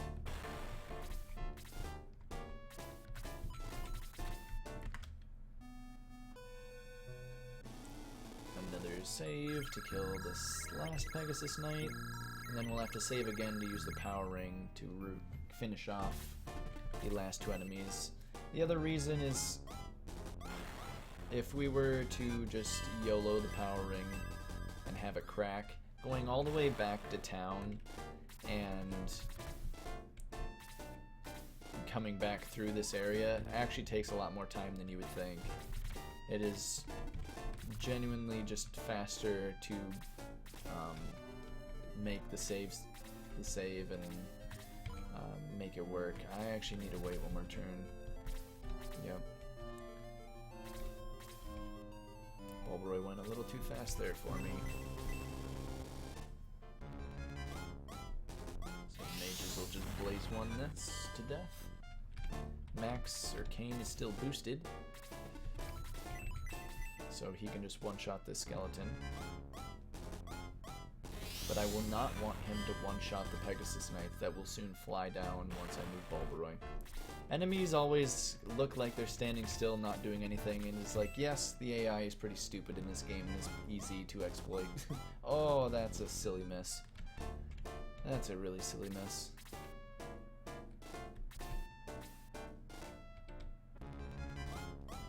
Well, so I lose boost and a lot of HP. Lovely.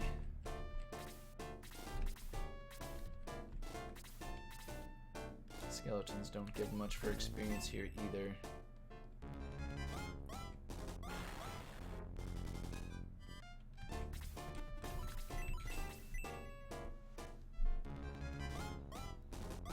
Alright. Like whoever kills it, kills it. Doesn't really matter too much at this point. Yeah, it's like for a game way back in the 90s. It was actually quite made. A lot of people would look at Shining Force 2 and think that's a little more prettier. This kind of has a more darker tone to it. They really brighten things up in Shining Force 2 and CD.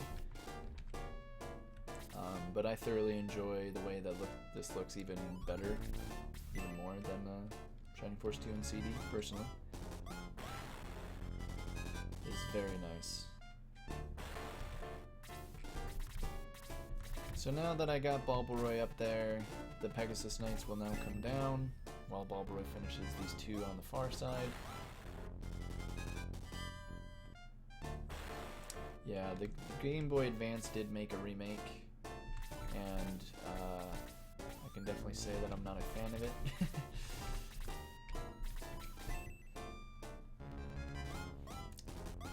It made the sprites 3D, and it looks pretty clunky. I don't know what other word to really put on it, but it really just threw me off. The game itself is also kind of silly. It's almost like a joke with how easy the game is, on top of just how, well, there's just definitely some characters in that game that just make it way too easy. There is a little neat feature in the game where it does give you a plus, like a new game plus, and it actually gives you an additional one after completing the game again. I need to look at Tau's experience here because she needs to kill this. So she needs to, please, how much damage do I do? Okay, perfect. She's got to blaze this and then kill it. Because getting that blaze, getting the kill will give her 48 experience. She's at 43 right now. I need her to be at a good 52. So doing one nice little blaze here will get her above that, and then killing it will give her the 48 to get her to level 2. The only thing I need to worry about is surviving myself, which I'm not too concerned about, but it is a thing. Oops. I'll be fine. I forgot I have 23 HP.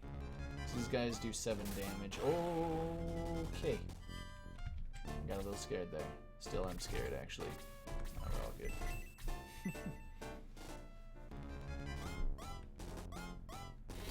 It hurts so good. Nice. So, oh, actually, okay. I mean, that works. So as you can see there, speed 10, MP 5. It's kind of a crazy level up, huh? Maybe just a little bit.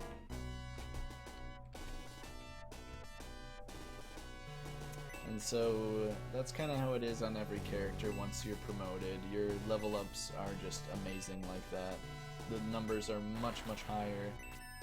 They're also much more the variety on what you can get is much more sporadic and crazy and random. Everything just becomes kind of unpredictable at that point. Did I get Henri to level 10?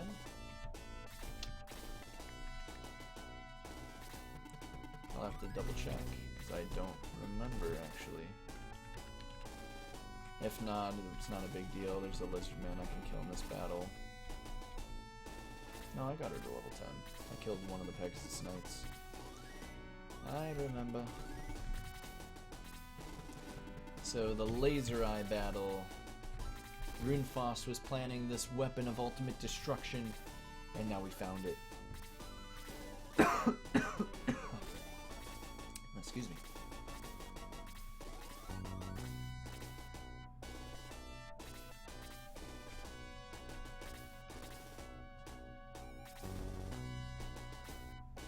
And I know it doesn't say what it's doing, but right now it's counting down from 10.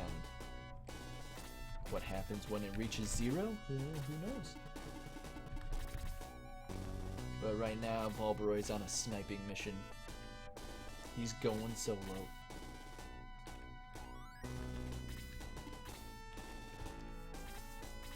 Let my birds fly.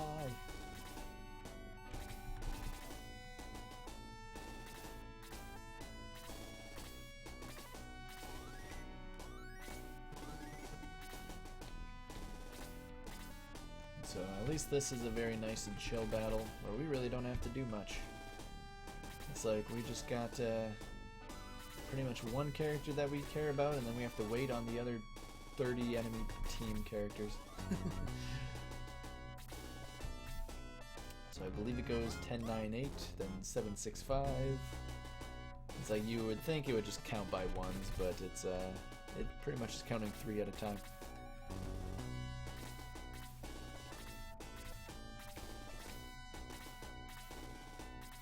Return of MCH, you're going to Limit Break this year? Well, I'll be meeting you there, hopefully.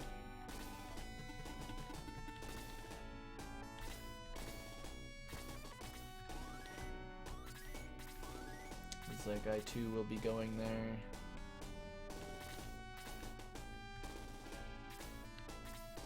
It's like to support all the others. We also have Shining Force CD on backup,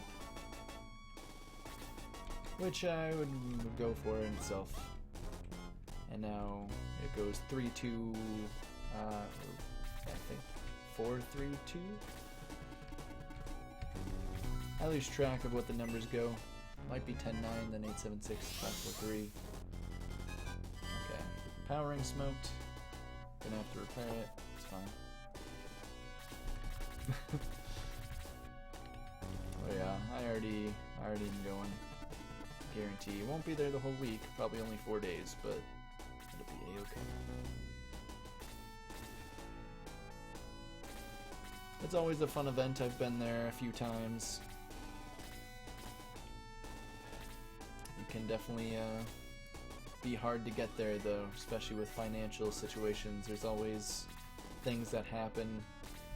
You can always prepare for stuff like events and then something happens, but that's also why this marathon is going on, helping the Valkyries get there, especially considering that a nice chunk of them are actually doing runs at the event, so you know, it's very nice to actually have them get there and not have to worry about, you know, it's like, oh crap, I still need, you know, this much here, this much there. It's like, let's just get them there, and then we don't have to worry about it. Alright. So, funny enough, the battle's over. Wow! What happened to that laser eye thing of mass destruction? It's like, well, the funny thing is that was not actually the boss of the battle. The silly Silver Knight was. So, the centaur that just got pushed off the cliff, who was working for Runefaust, somehow was able to climb his hooves back up. Good old Pele. And now he's on our side. Haha.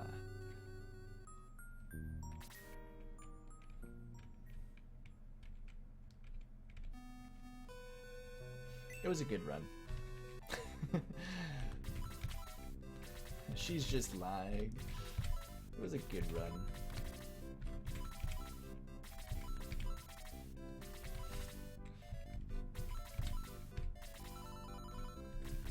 Alright, so now we just have quite a bit of menuing to do here. Just get moving rings to certain characters. Finding out how our Pele is stat-wise, because I need him to have speed. That's really the only thing I care about. Alright. Ooh, and he had 30 attack. Very nice. Or no, we don't want 30. We want 34. Pidoo! Oh, what is that little hamster over there doing? Oh, wouldn't you like to know? So I'm actually going to give I shouldn't give the quick chicken over to Pele in this scenario, but I'm going to, just to make sure that this doesn't become awkward. Good old tanning hamster over there in the corner. What was he all about?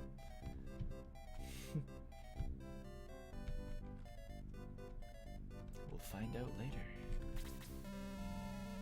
General Elliot of Runefaust. Okay. Dark Soul has been corrupted through Runefaust. And now he's talking about his king, King Ramladu, is under Dark Soul's control and wants things to be free. It's like, oh, okay. Well, I'm surprised the enemy would tell me that, but sure, whatever. King Ramladu? How about King Ramladon't?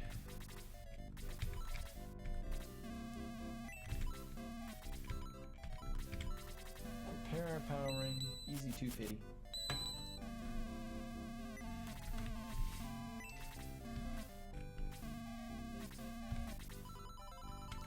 And now we get some more weaponry. We get some hefty new swords in the shop. That is all we will take for my Kane and Bulbaroy. Grab a Legs of Haste, also known as a Quick Chicken, which just improves their speed by 1 or 2, just a speed potion, which we will use on Pele. Speed 2, very nice. And the reason I just want to do that is so that he's guaranteed to go first in this battle, like every turn. It just makes it very easy for me not to get confused. He's the most important person in this battle, really. Or damn near. And we are good to go.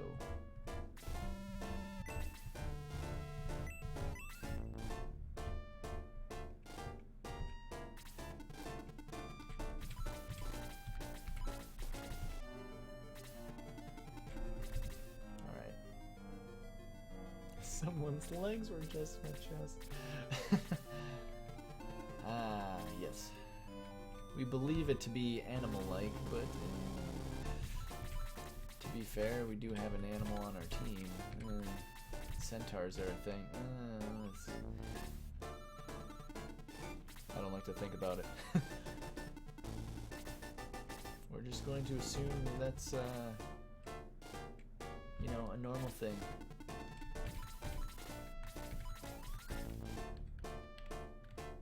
We do have the Sugoi Mizugi. We're rocking it.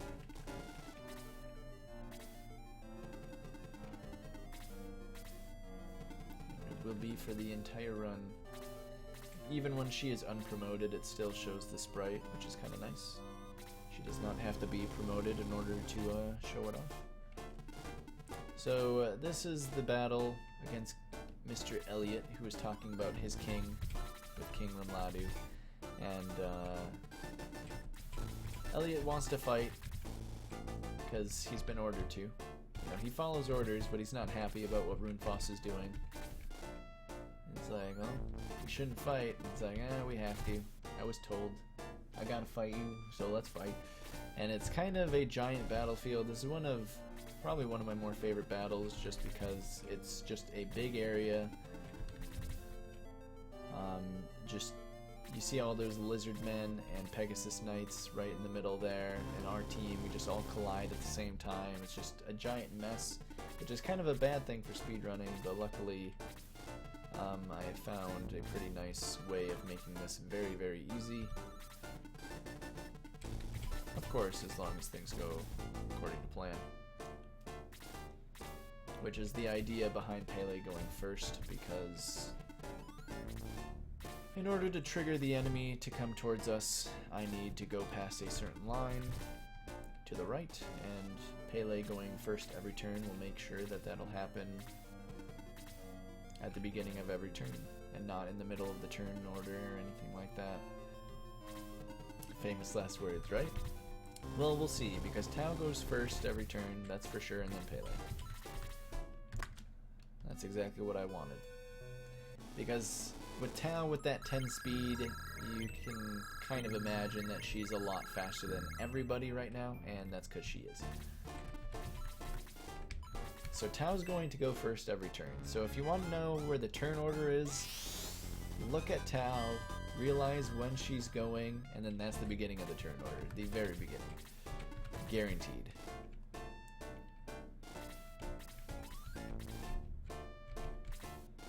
But this will bring these enemies over, but I've been just outside of their reach.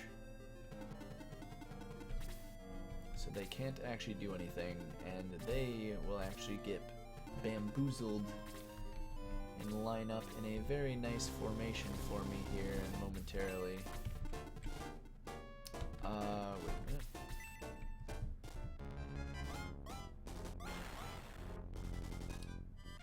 I want Ken to kill that Pegasus Knight I just attacked, but I'm going to attack it with Kane just to be a little safe.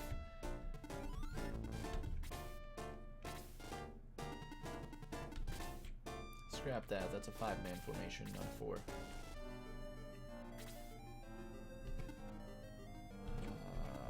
Yeah. Attaboy, Ken. Get that level 8. I mean, I'll take speed, I guess. Any attack is good attack, but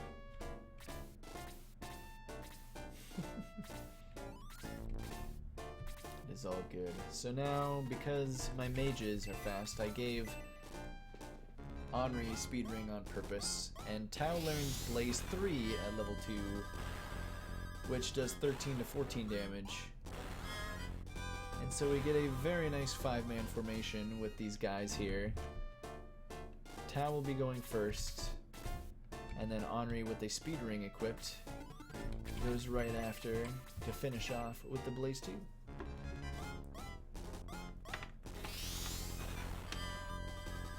Pentakill.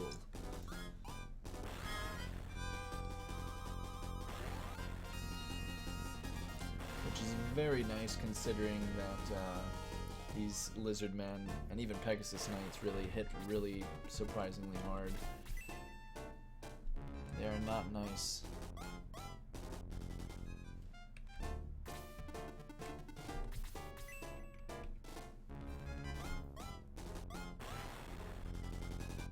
I'm okay with that because then I can just give that kill over to Henri.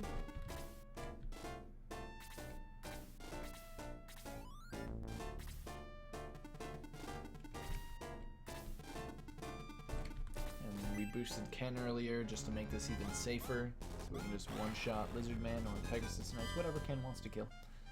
It's up to him.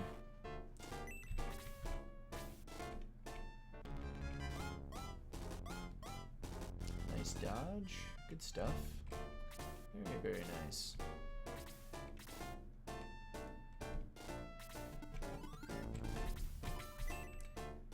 And having 23 HP here is very nice. How did I miss a giant lizard?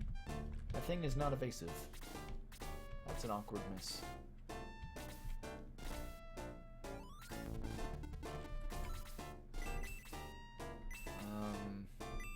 In fact, I'm going to do this.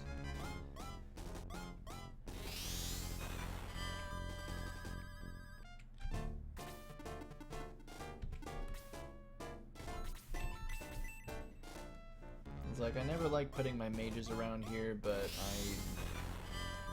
the hero's always prioritized first before the enemy decides to go for mages, or Bulbaroy would be another one.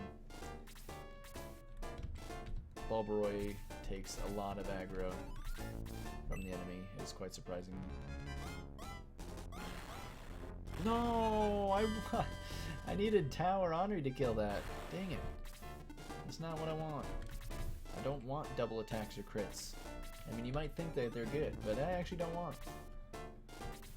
I'm good, thanks. It's like, I don't need them. Holy crits, Batman. They're everywhere.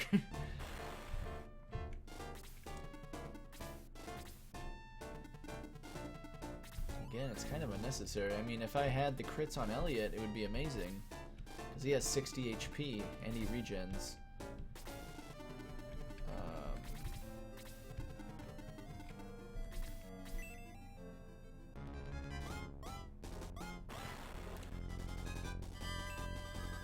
So Pele's lacking 4 attack right now.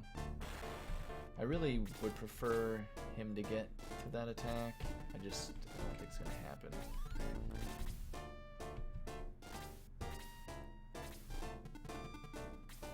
They'll all go after Pele. These Silver Knights are actually no different than Rune Knights, which is just so funny to me.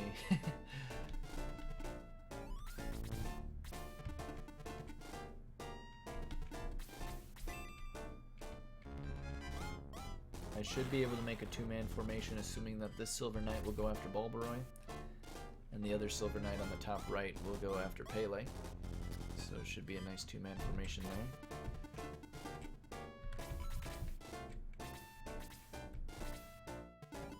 Oh, unless he wants to go for Bulbaroy. Okay.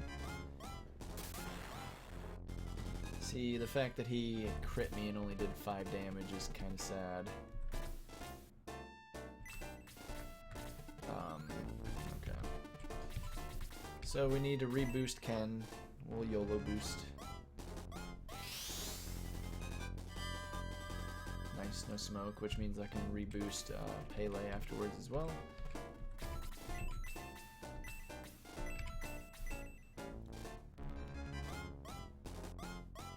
Do a Blaze 2 here. Henri can kill that with a freeze.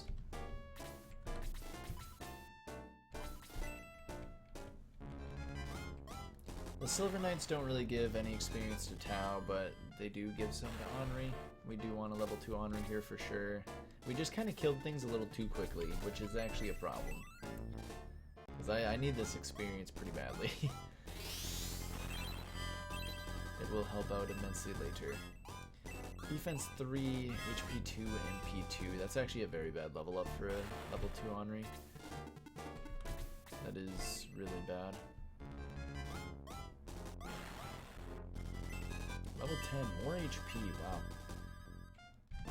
This is a good cane.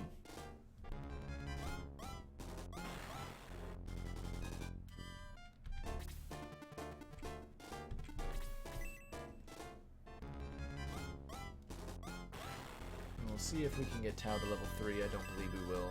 Nice attack plus 3, I dig that. I ain't mad at that. Pretty happy to say the least. Boost Pele, and then Pele and Ken just kind of go to town on Elliot here, doing massive damage.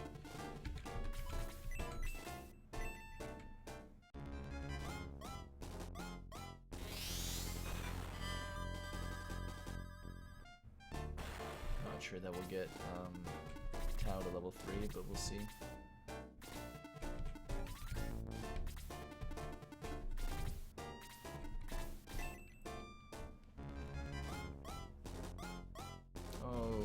You can't miss that, buddy.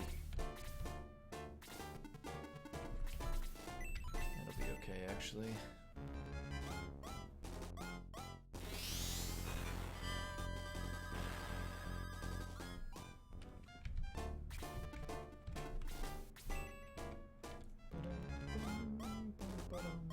No!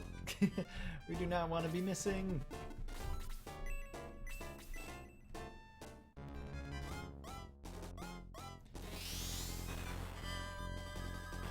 That is usually the biggest time loss, is missing bosses.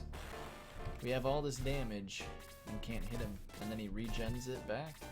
That's unacceptable. No, no, no, no, no. Oh my god, guys, come on!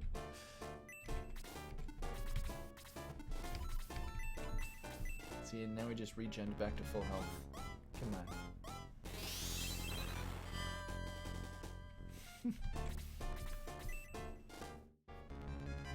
Alright, go get him, Pele. You know, one of these days we'll hit him. One of these days. Ugh. We should have a miss counter up. Yeah, I usually do.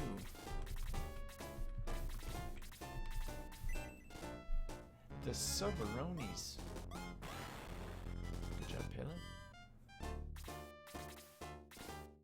Oh my gosh, Biospark, thank you so much for those 5 gifted subs. No kidding. Yeah, Ken. You had one job. I'm gonna be running out of boost here.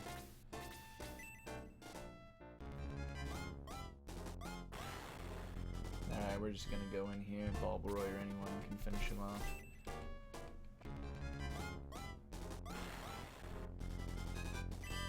That took a lot longer than it needed to.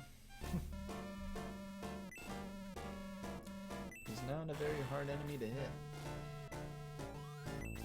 He does have a more evasiveness than normal enemies, but still. We do need to repair our power ring. And now we get to see the beginning. A random guy that knows how to warm up some eggs. Give him the Domingo egg, and then Domingo is born! That's a good moment.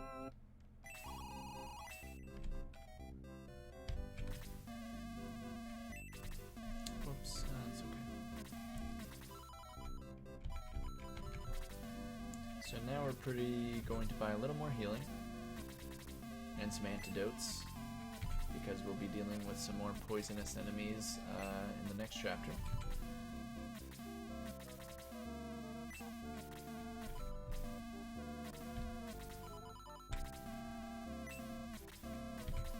We will also repair our power ring as well, so that we can continue to use that as much as possible. Because if we break the power ring, we kind of just lose everything. That would just not be wise.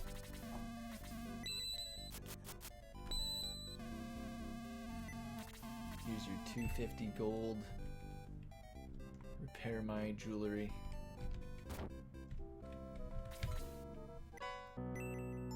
Grab a steel sword, which can only is the first item in which you can't use it while you're not promoted. It is only a weapon that can be used while promoted. It's like, well, we're almost at that point. We'll just save it for later. So now we bring in Domingo.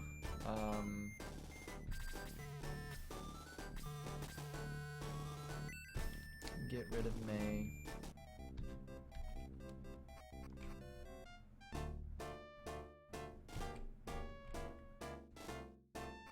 I'm just trying to think if I had forgotten something, but we're good.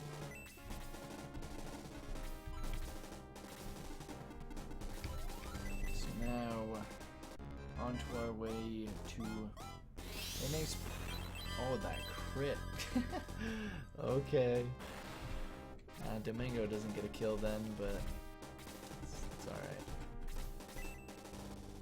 I'm not gonna complain that much. So again, I was really hoping my Pele could get an attack +4, but I don't think that's gonna happen.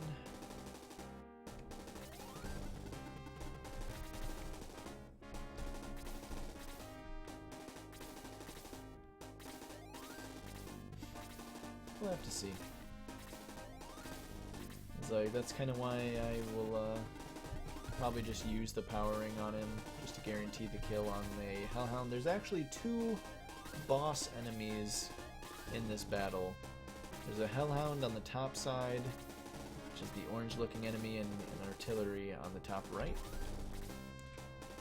Whichever is the last one you kill is the door that opens, and that is the door you go through. The idea is we need to go through the top right door. It'll just save us more time. So Pele is going to go on a solo mission to kill the Hellhound. Balborough goes on a solo mission to kill the artillery. Are you... It's okay, it can't possibly happen twice.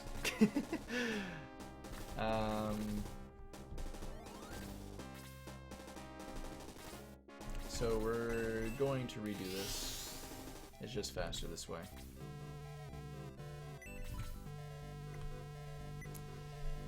That might as well be... That is... So the funny thing is the Hellhounds have a 50-50 chance on doing a Fire Breath attack or a Bark. The Bark literally does 1 damage, where the Fire Breath does 13. And the Fire Breath can hit you twice like it just did. So that might as well be the equivalent of a double crit.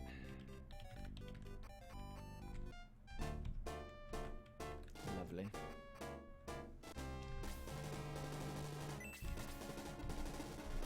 Well, at least this just means that Domingo's gonna actually get this kill then. But that is some unfortunate time loss. Not worth.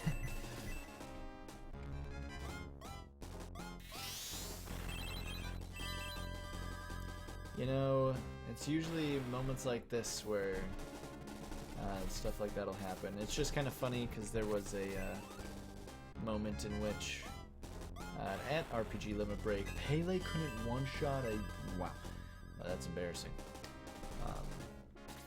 At RPG Limit Break 2017, there was a scenario, because at that point, that Hellhound that just killed Pele had never double Fire Breathed me at all. And of course, at the one day that I practice and have everyone also watching at the same time. It's like, yeah, this has never double fire breath me before, and of course it happens. And then I do the battle again. I was like, well, at least it's impossible to happen twice. And it happened twice. It was so funny. It was actually unbelievable. Bowie was actually losing his mind. I'm pretty sure the whole room was just hearing him just screaming down the halls. It was kind of unreal. I mean, that's not much different than usual, though. Right? It doesn't take much to get him going. Right, Tyler the driver? I was actually talking about you. It's like, I wish for that craptacular luck. So it's all good. Probably a good thing you put that in parentheses. I was gonna say, I was about to lose my mind right there. I got really nervous.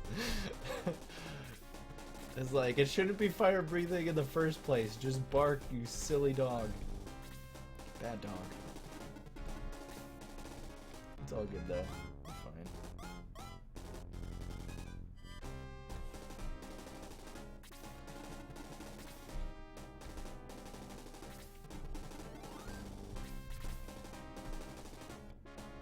Good grief. Yeah, so we really only lost a couple minutes from having to redo this. Still, not the battle I expected to have to redo. Domingo is out-turn- okay. Domingo can't out-turn Tao when she has gotten 10 speed! Like, what is happening? Why is Pele going? What? Okay. You know, I got nothing. This goddamn game.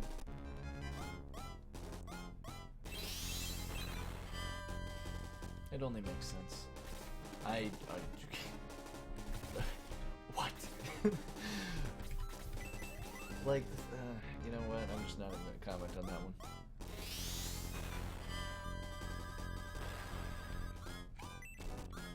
This is interesting because I'm at like a slight delay here watching the Twitch stream. Oh, sure. So I hear everything from you first and then I get to see it later.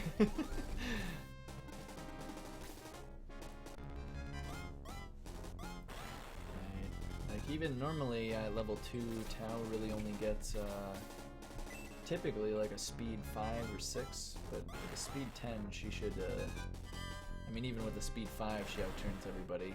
Speed 10 should be guarantees, so I have no idea how four characters just outturned her. It's what I would like to call impossible.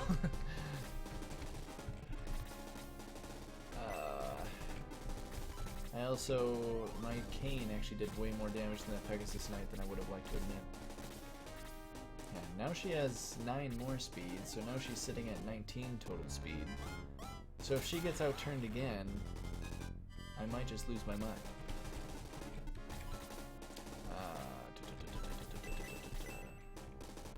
Yellow gun. So we can just blaze 3 these enemies. We have the MP to do it. We just want to get Domingo fed here. Get him to level 2. Hopefully get some defense, because he is actually a very tanky lad when he's young. His level ups are also insanely random. He got no defense. The HP is alright. I'll take HP, but I need the defense. More important. I wish he had only gotten better with age. Right? You would think he would.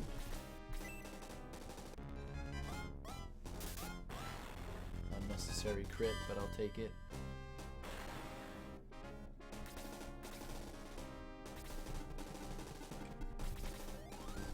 Bulbaroy will take care of this artillery over here. Ken will tank the Pegasus Knight, because the enemies will now severely want to go after Domingo. Like, even more than my Tao and Henri for my mages. Domingo just becomes the new hot target right after our hero. So we'll be exploiting that a lot and having Domingo purposely take like all the damage.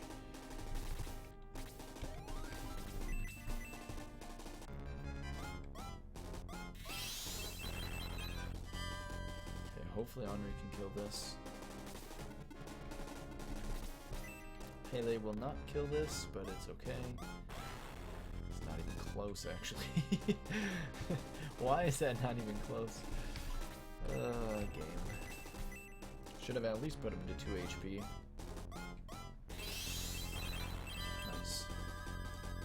Give me some defense 7 or something. There we go. Am I a god? Yes.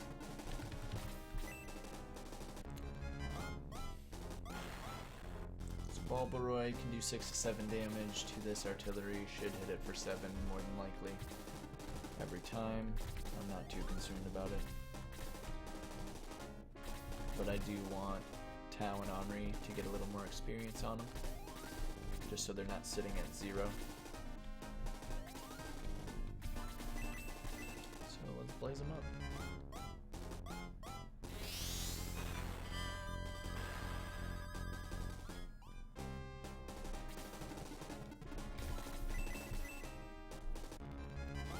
Now, even though I level 3 on both of this, like, this is a nice double kill. Yeah, the amount of experience I got for that is about 8. But it's still worth not being above. Ooh, no. Balbaroy just outturned Pele, which means we're going to the other door that I don't want to be going into. That's... Pele.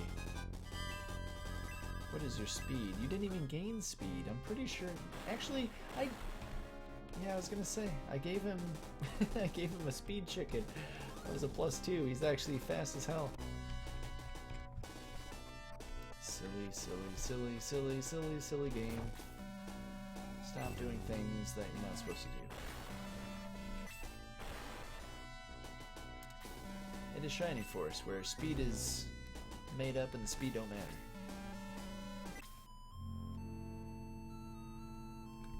Did you just both say that speed was made up and that it doesn't matter? Yes. Okay.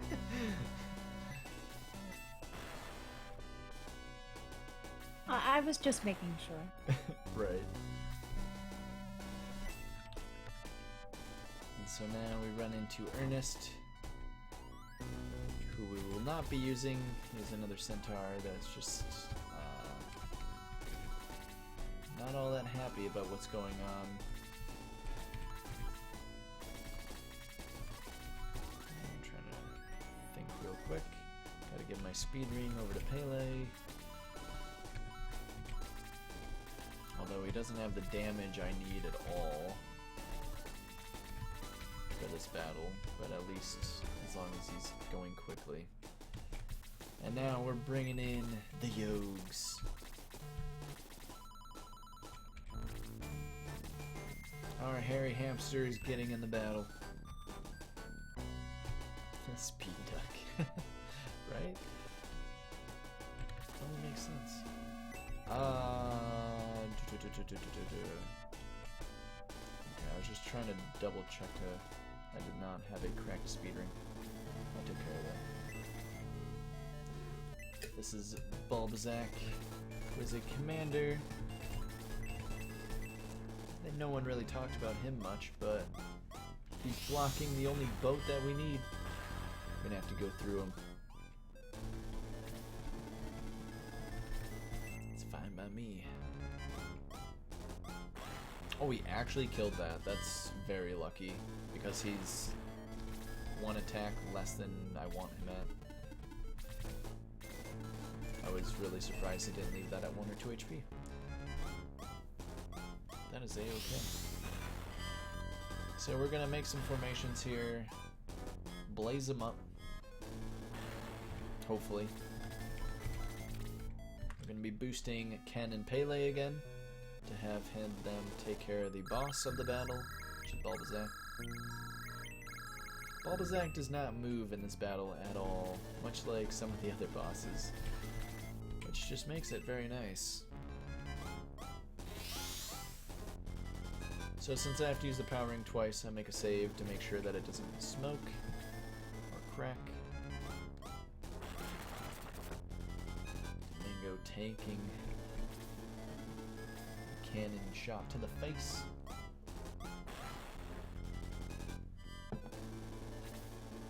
Sorry. So Balboroy's taking 4 damage. Okay. Because he's gonna take a lot of hits here, and I need Balboroy for the next battle. I really hope Balboroy doesn't die. I don't like when Balboroy goes quickly like that. That's a silly double attack. That hurt. That was rather rude. I need to have Ken here, unfortunately. I wanted the Hellhound to... Oh no. Oh no, Ken, what have you done? No, no, no, no, no, no, no, no, no.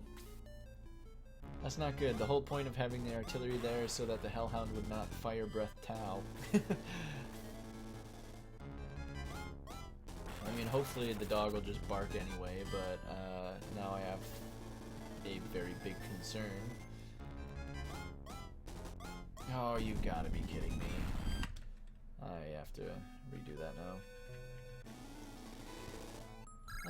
Ken, I know you want to win the game, but you can't double attack like that, buddy.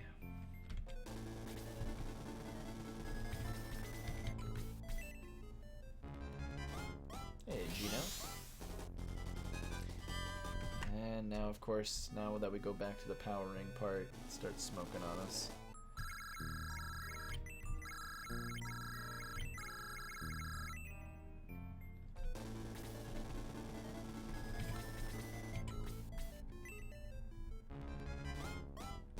If it could not smoke, that'd be great. Oh my god. Smoking's bad. Okay. It's an easy loss of 15 seconds every time I have to make this work. Plus having to do that long one, it's like, it's another hefty time loss.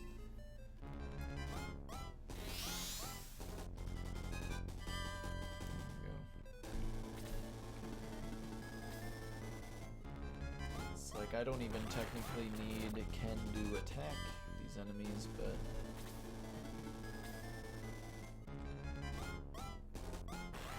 works better if we do.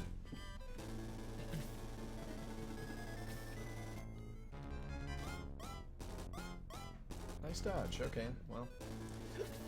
that's not bad. We have the dodge happen. Our Kane got double attacked last time, so technically this is a little bit of a better outcome than the last attempt. Can't be too mad at that.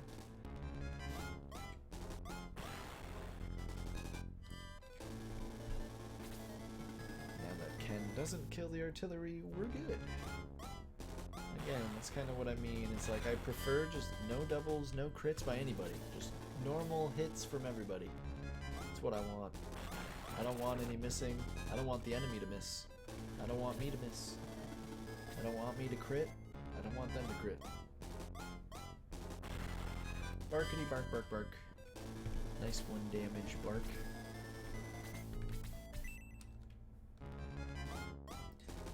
So I know some people are probably questioning, geez, the amount of HP he has gotten is insane. Actually godlike. Some people might be questioning why Yogurt is on my team. It is simply to change the battle formation at the start of the battle. Depending on what class of characters you have at the start of a battle, the formation that you have will change pretty significantly. And we do it to make this battle easier, and we do it so that we can save a full turn in Chapter 5. There's a battle, another Balboroy snipe that becomes a turn faster.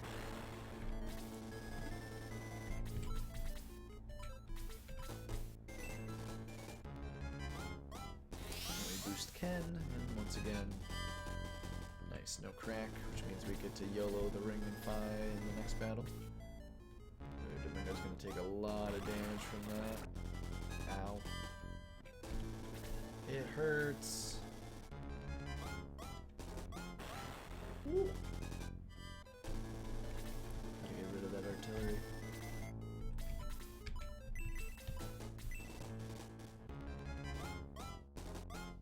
What? Wait, what? did my level 3 Henri just out-turning 19 speed Henri. Oh wait, no. I think I just got a tad confused there. Yeah, it's the end of the turn. Yeah, I'm a little off there. It's like what actually happened was just that was the end of the turn. Henri was just really slow. I got confused. I was like, Henri's supposed to go after Tao. What is this nonsense? It's like, oh, Henri just decided to be really slow as well. And that's okay.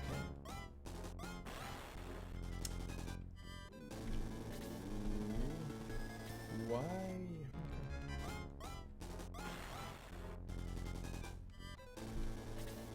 That priest is feeling a little ballsy, I guess.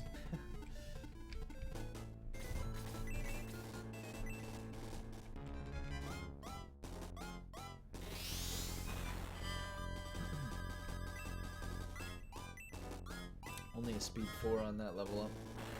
Not very great, but I'm not all that mad at it.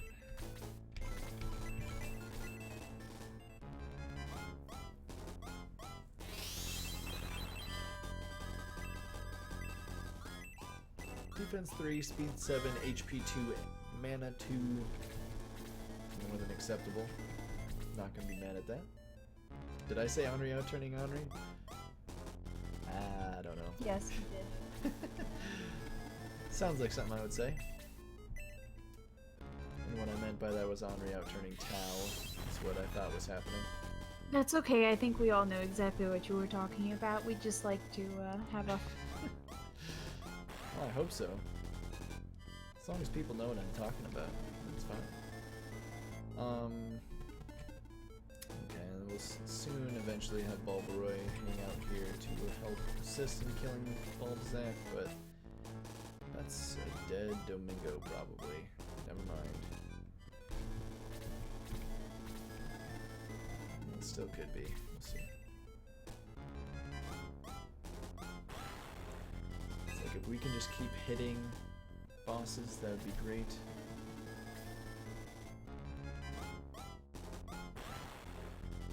One HP is all we need, I think. I should probably heal, but I'll be fine.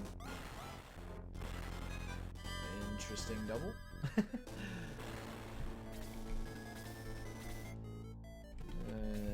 just gonna be a little wary of this guy.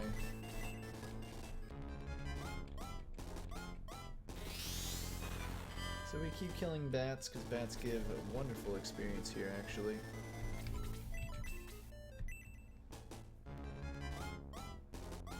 There you are, absolutely lovely and fully loaded with experience.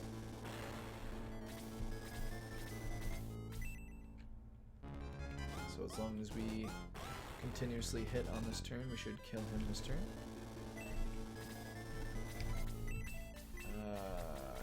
Right. Can't have Domingo get hit or else he'll die. There's his level 3, gets defense 3, MP2, I'll gladly take that.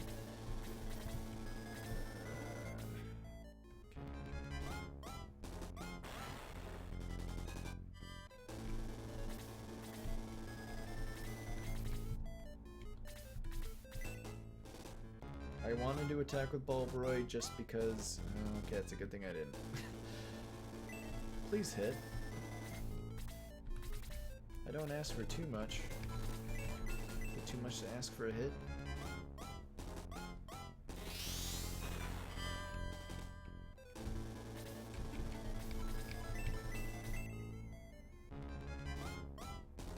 It's like, now he's back to full HP, I believe. Because, no, not quite. Okay. So one more hit from Ken would do it. I could definitely make a save to guarantee that he kills him, but he's got it. Yeah. Ooh, man. Rough.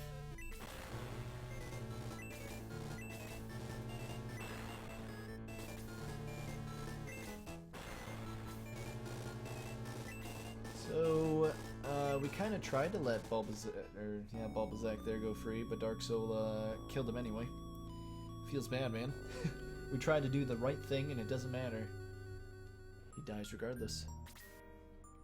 But at least we now have a ship, so we can now go search for this Gate of the Ancient, also known as Matafa, which is said to be in this eastern direction, but we unfortunately get encountered by some sea creatures along the way.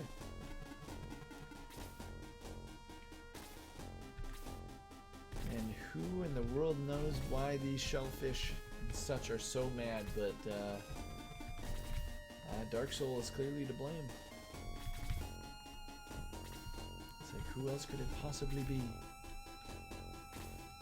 You'd think he'd be more interested in sharks.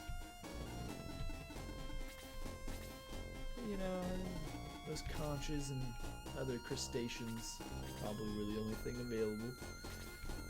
So what can you do?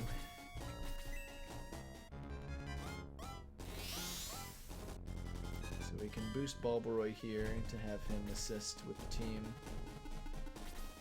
He'll be helping with some of the shellfish on the right.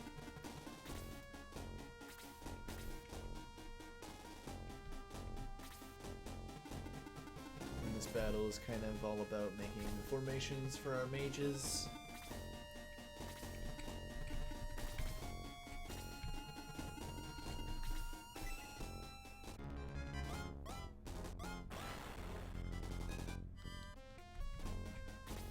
They will definitely do that job, no problem.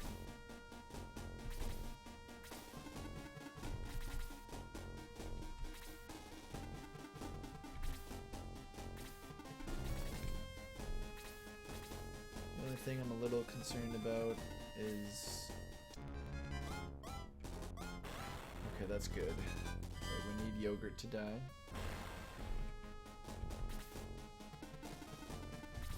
Because he doesn't actually do anything stat-wise. He's got one of every stat. One attack, one defense, one speed, etc. The only thing that doesn't show that is there, that is his best quality, is that he actually has very high evasiveness. So he does dodge a lot, but because, ooh, not cool game. It'll be okay. We'll just kill the conch. Not sure why turn order really went that way. But I'm guessing the shellfish on the right didn't decide to move.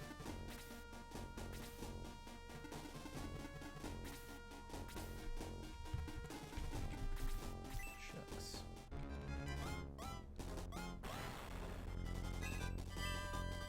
I'm getting our level 10s and level 11s. Like, I dodged that one conch, so I'm free to take this hit. I'm okay with that. I am not mad at that. I still am very confused, though, as to what this shellfish on the right is doing, though.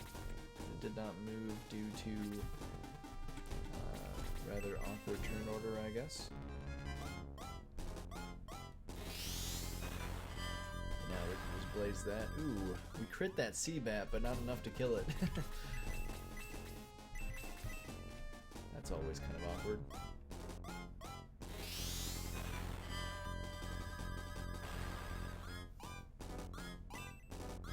Defense 3 HP. Jeez, all the 3s.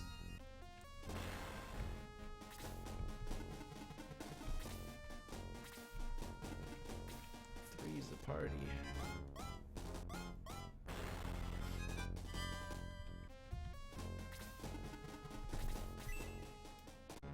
So now there was 2 Pegasus. Oh, Pele, you can't miss that, buddy. So there was 2 Pegasus Knights on the bottom right, and we will trigger those up here in a moment. Hopefully.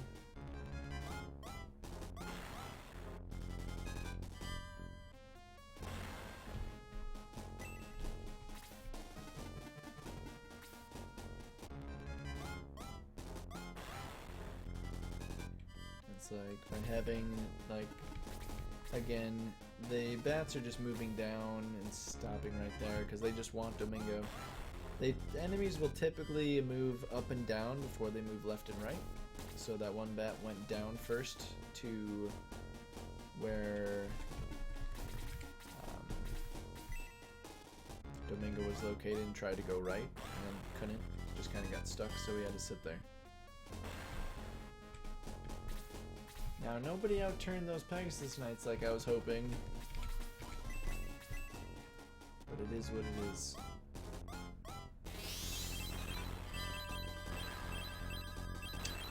Also, did Henri just outturn Tao? Yeah? Why is this happening? It's like, how much speed has my Tao gained? Compare that to how much speed Henri has gained. I'll actually just look at this just to kind of show the difference. Because I want to say... I should gain another speed 5, so we'll have to subtract that at least at the time, but... Henri's speed at 28 compared to Tao's 35.4 at the time. Why is Henri outturning her? That is the question. It's a pretty significant difference. It's pretty significant. So I need to trigger those Pegasus Knights on the corner. No, that's okay actually. Yeah, that's fine.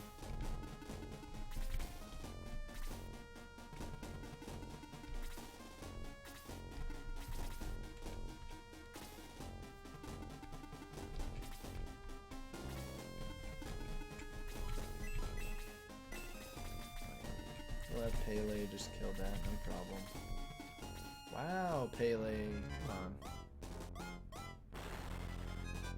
No! Are you serious?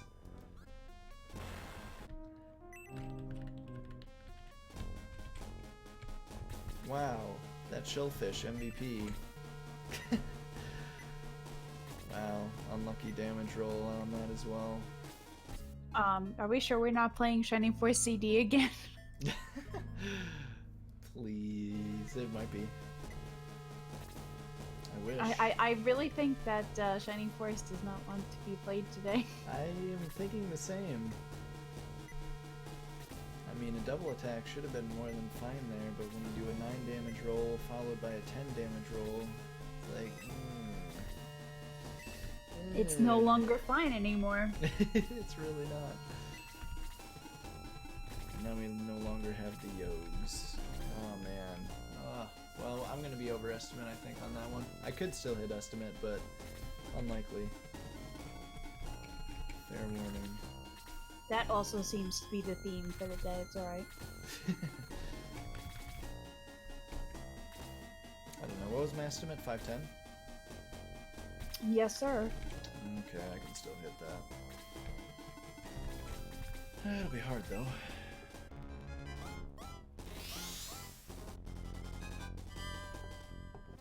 Not smoked, okay. Marathon detector, it really does. I was kind of talking about a legitimate double crit. Has only happened to me once in a random run, and then once again on a marathon, online marathon run that I did as well. Turbo Dog 702 was there for that one.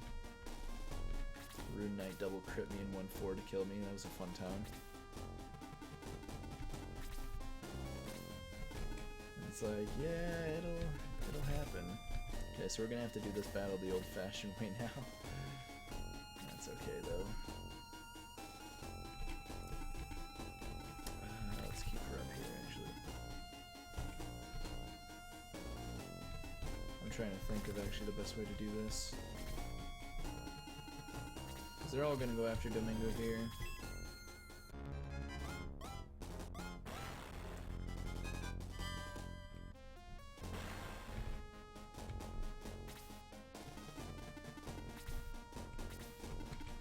Because that's what they do. All that was missing from this day was Shining Force 2 to screw over Bowie. Right? Oh, that's a poisoned cane. Shucks.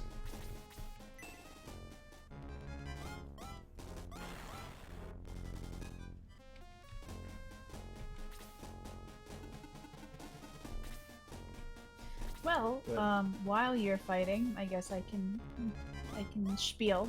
Yeah, go ahead, by all means. So for anybody who just joined us, welcome to RPGs We Love Part 2. It is a marathon used to raise money to get as many Valkyries as we can possibly afford to get to RPG Limit Break in May. And two of our Valkyries, Sparkover and Silverfire, are running Dragon Warrior Randomizer, so it is imperative that we definitely help to get them there so that they can do their run. And Ty and I have Shining Force CD on backup, and Kay Shura has a game on backup as well. So it is extremely helpful to get as many of us there as we can and not have to worry about things like extra airfare or not enough hotel charge or food, because eating is good. It's not bad. So yeah, so anything that you directly donate will go towards the goal that you see on the bottom left there. There are a whole bunch of incentives that you can donate towards, including coming up. Let's see what we got here. So coming up in Tales of Xillia, which is actually going to be the run after this, there is a bid war for the costume for Jude and Milia. You can choose Cress or Yuri for Jude, and you can choose Stan or Asbel for Milia. You can also donate towards having Trans Queen defeat all 6 Devil Beasts, and that incentive is only 10 out of $120 met. Later on tonight, we do have Shentok running Magic Knight Ray Earth, and with a donation incentive of $100 to have him do a bonus boss and to see all of the awesome anime cutscenes, and they are very, very pretty to watch. So yeah, I highly recommend those, and we have a whole week of stuff. There's duck racing, there's a couple of singing incentives, there's pretty bromides for Lunar coming up tomorrow evening. So yeah, if any of that sounds appealing to you, please feel free to indulge. And as well, if you donate any bits, if you give any subs, then all of that goes to our partner Take This. It does not go, unfortunately, to this marathon because we might not receive the money in time to pay for the stuff that we need. So all of that money goes right towards Take This, as always. And we do have brand new emotes, since your lovely support helped us get partner in the last marathon. So yeah, if you're interested in any of that, go for it. Huzzah. Exactly. I was gonna say, where's all that emote spam?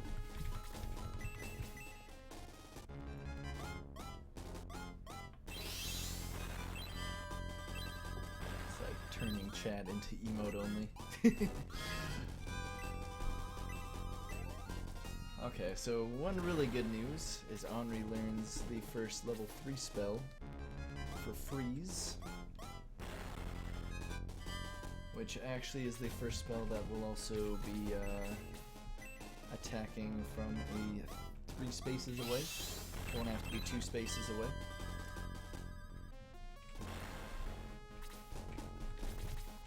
So it'll... did I? Yeah, okay. Just making sure I brought over both Pegasus Knights, and we still have a conch down there to get as well. Conch didn't want to hang out like a bro. That's okay. So we'll finally get through this battle easy peasy.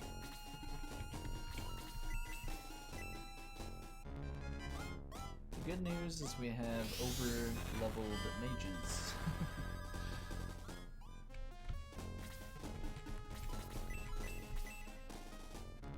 Bad news is we have over-leveled mages. Losing quite a bit of time off of doing so, but we will save a lot of time in the very late game. Or at least we should.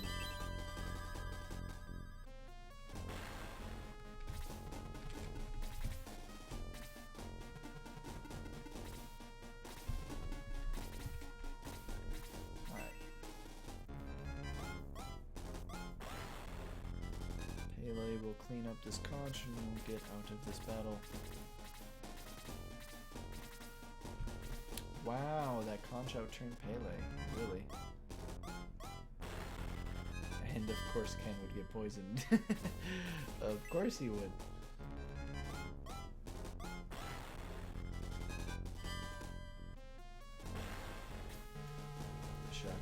because I don't have any more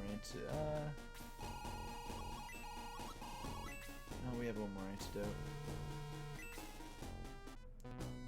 Although, this next upcoming battle will have no problems as far as poison goes, but the battle afterwards very well could. So we'll use our antidote onto Ken, and hopefully we don't get poisoned in 5-3. That's all I can say. I was gonna say I was drinking my Mountain Dew and wasn't actually sure whether or not my power ring smoked or not. It did. That's what I thought.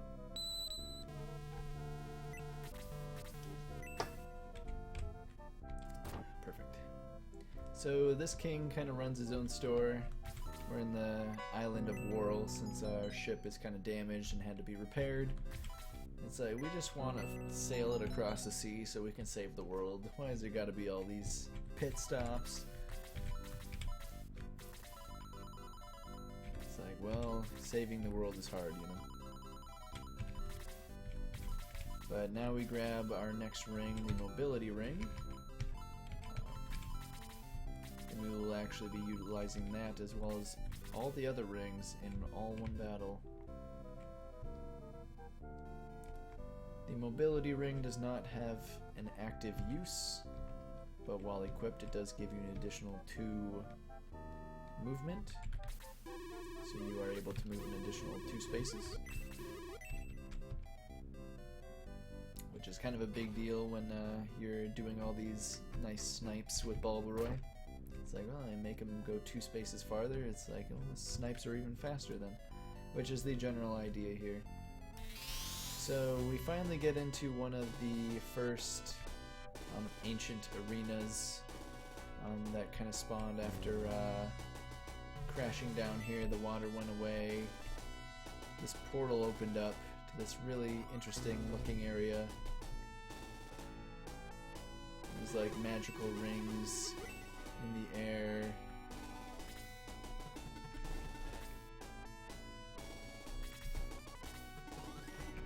Hesitated right there. And they were like, oh, there's a giant gate right there. It's like, well, And that skeleton was not too happy about us showing up.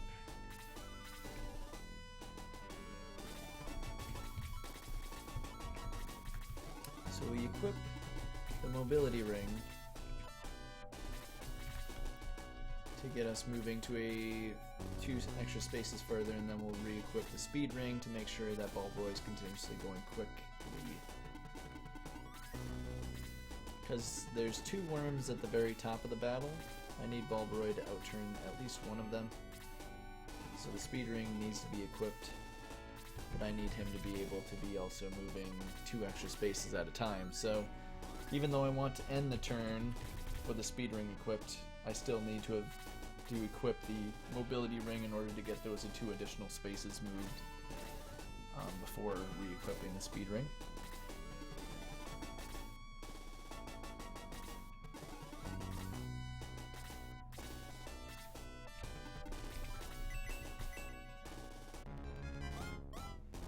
We do need the do. But the other thing I always worry about that is bathroom breaks. Really, there's not a good time to take a bathroom break in this game, unfortunately. So it's like I can't risk grabbing another one.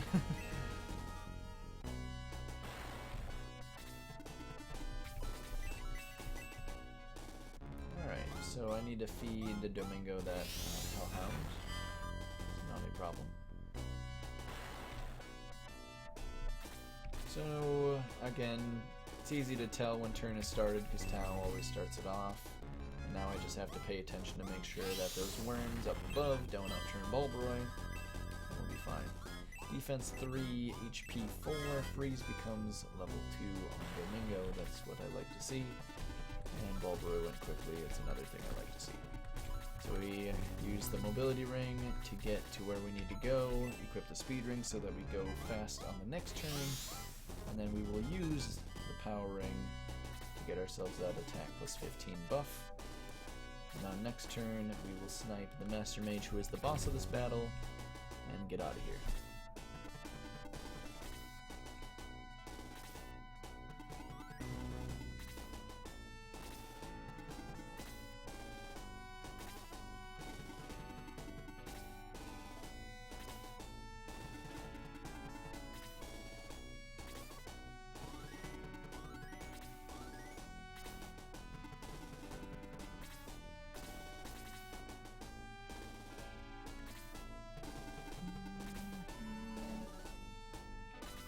we can feed Henri and Tao a little more here with the sea bat that's there. It's like they don't need it, but more the merrier. It's like they do actually get some good experience for attacking the sea bat, so we'll gladly take it. I'm a little sad that my Tao didn't get to 32 MP. Oops. Because at 32 MP, she'd be able to do 4 Blaze 3s. But she cannot do that now. It's okay though.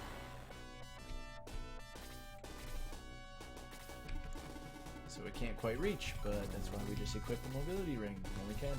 And we do have to equip the power ring in order to kill him because we don't quite do enough damage without it. So utilizing all 3 rings in every single way. Like so close to the way to Metafa. Indeed. So the spirit is talking to us that we had the Orb of Light for. It's the path to the ancients. To get to Metafa, to find where the gate, the key that opens up the ancient gate will be at. And then of course there's just some craziness happen with evil stopping us, making the whole place collapse. And once again this area is flooded and is no longer accessible. It's like, of course. That was like our only way into Metafa. What the heck are we going to do now? Good grief! Life is hard. Everything is just out to get us.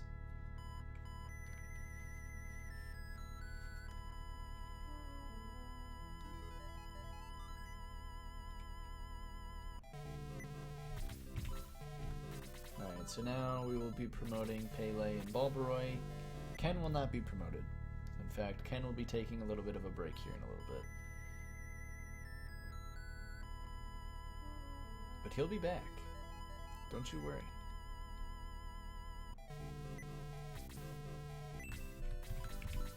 I always wondered why you did that. Why I did what? Leave Ken behind. Oh, yeah, he just is quite irrelevant after this chapter. Well, that's fair.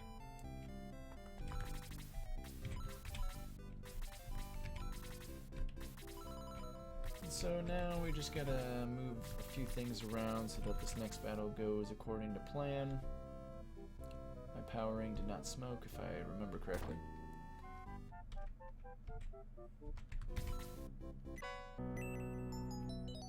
Now we'll move some more items around. We're getting some more Bread of Lives and HP potions.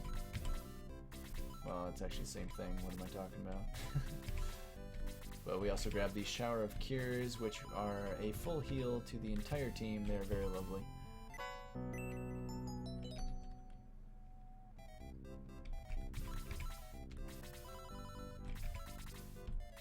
The defense potion. So we're kind of like, well, our ship is now finally repaired, and he wants $1 million for it, and I say yes to it, but he's just like, I was just kidding. It's like, well, thank God, because I didn't have $1 million. So we're back. And of course, as soon as we start going again, it's like, well, now the damn enemies of the sea are back at it again. It's like we're pretty much getting rid of the whole ocean. Just, it's going to be just known as the Dead Sea after we're done with it.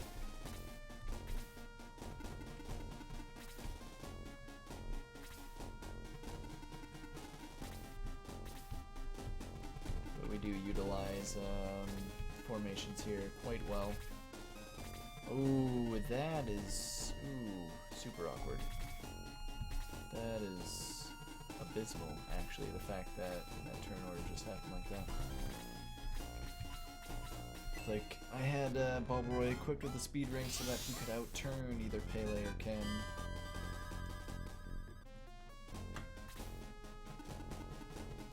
I needed that conch right there to go quickly, and that did not happen. That's awkward. Boost Pele, but powering cracks, of course. But we make ourselves a nice 3-man formation with the bats. We just blaze them, freeze them.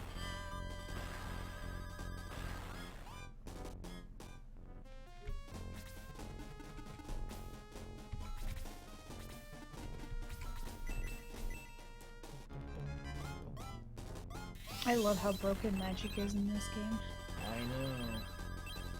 That was one of the reasons why I wanted to play Sword of Hyjia, is just because it's even more broken in that game. That's true. It's like, it just sounds like a good time.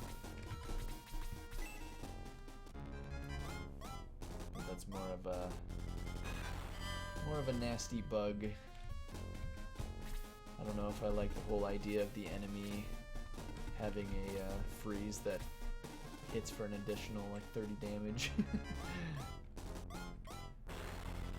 Oh, why are you poisoning me? I don't have any more antidotes. That's what I was worried about.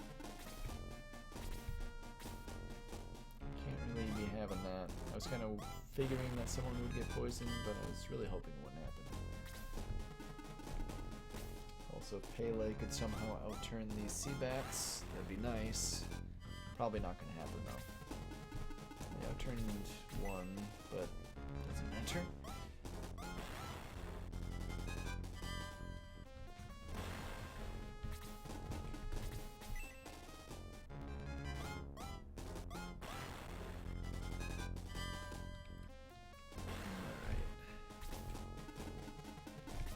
So luckily, as you can kind of see on the bottom, there are some nice formations being lined up there in the middle. But of course, even though we're taking out a good chunk of these enemies, it's never enough. Ooh, defense 2, that's really nice. Just bam, bam, bam. Just more shellfish appear. It's like, oh god. When will it stop? Just endless hordes of crustaceans.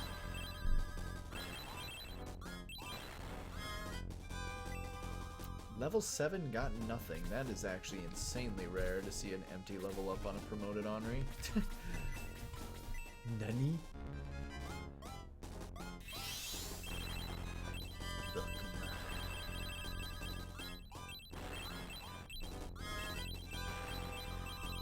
we get a nice freeze right there.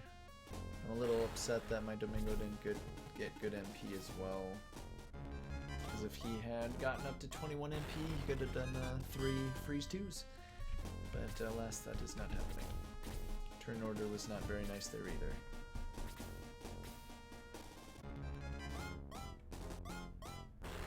God, it really hurts watching this and seeing how tanky the mages are.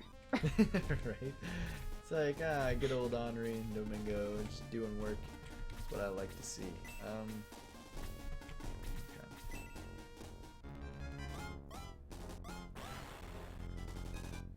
That's not gonna be enough, is it?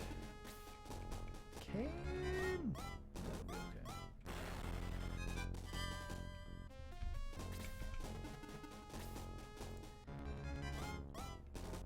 So unfortunately I need Pele to kill that conch on the left because I need Tau to get through here without any interruptions.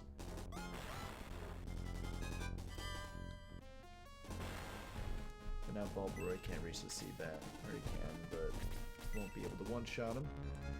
I'm not sure who is going to one-shot him.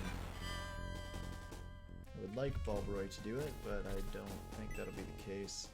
So we need to finish this battle quickly because I die in 4 turns. Poison does 2 ticks of damage per turn, and I don't have any healing on me. So we're kind of limited on time now.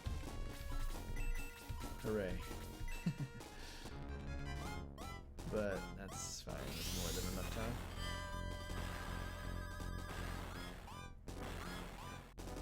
Blaze 'em. Followed by the freeze 'em.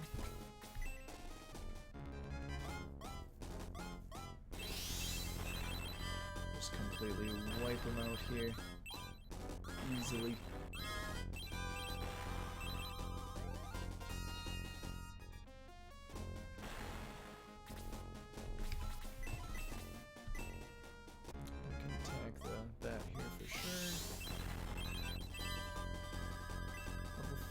have good defense, so I'll take 3-3. MP4 is pretty good too.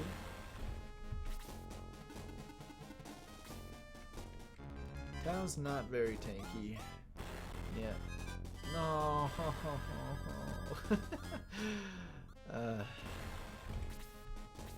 That's actually a pain.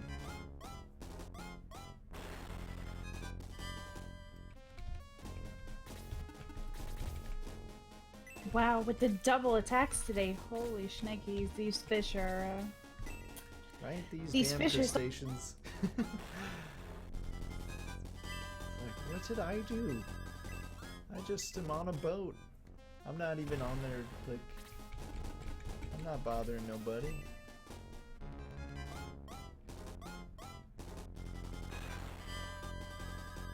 How do you like it, shellfish?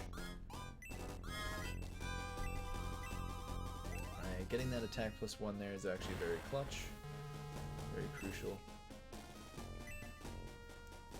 And now the boat is finally drifting away once again after being damaged. It's like, well, at least we can control it a little bit more this time.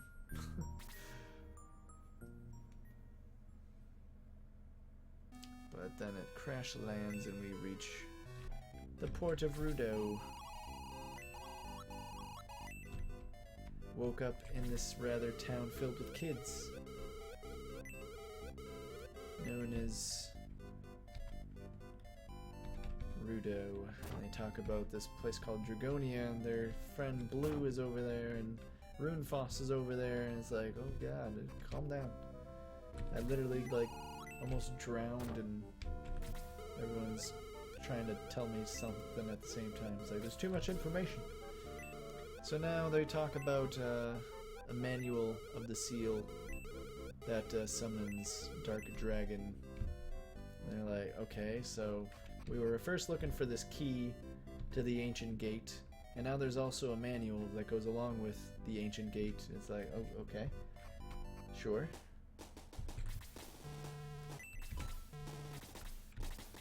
So now this is where we are getting saying goodbye to Ken for right now.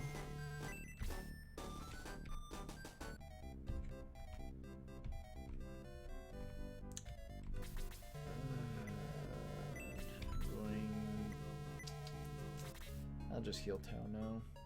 I could actually, I don't really need Tau for this next battle since it's another snipe, but she does actually do a little bit, and I will take that little bit. Oh, I need to repair my power ring. Almost forgot, that would have been really bad to forget that. So we'll make our way to Dragonia, since all these kids really want me to go save Blue, the last of the dragons. He's like, okay. Might as well if Runefoss is over there.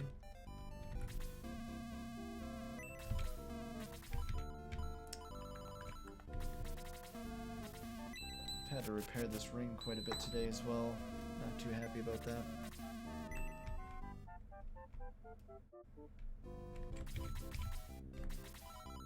It's definitely one perk some of the other games have over this one. The ring breaks a lot less. Exactly. It's quite a nice thing to not have to worry about your rings, but also in Shining Force 2 and other games, there's other items and weapons that also give you the same attack boost. Unfortunately, we don't have any weapons that'll do that for us in this run, or in the game in general.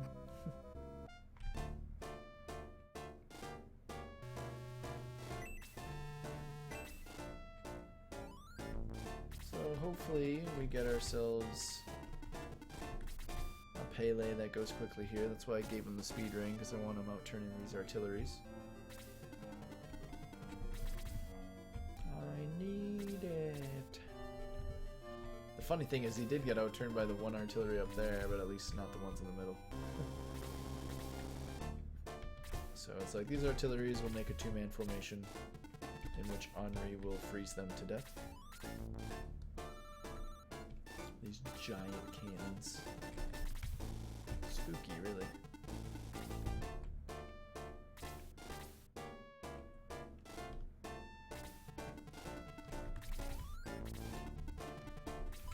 If I'm lucky, Tau can blaze this for 14. More than likely won't. Probably leaves it at 1 HP. Or 2. It's really unlucky, but getting the level up, I can't complain. Because then she could kill it next turn and be even more farther ahead. One of the other things that I forgot to mention that's kind of a big deal is in Shining Force CD, when level ups happened, you level up once your experience gets to 100, and in Shining Force CD, the experience that is left over continues to roll over, and you know, you can sit at like 22 experience or so afterwards. In Shining Force 1, it is not the case. It actually, once you get to 100, it resets and starts back at 0. It does not roll over and keep going through it, which is a drag. So that usually means, like, if you're sitting at that 98 experience, you really don't want to get a kill at all. You'd rather damage something because getting 2 experience is easy. You could just have a medical herb and you will level off of that.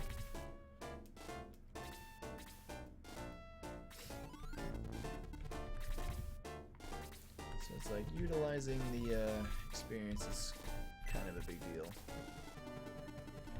And we are been doing a decent job at it so far. I do not want to equip the speed ring quite yet, but we're going to be having another snipe here. Where that we barely get off. We actually need Domingo's help for it, because these Doulahans, which is the boss of this battle, are very, very, very, very, very, very tanky. So we need some magic damage to help with it.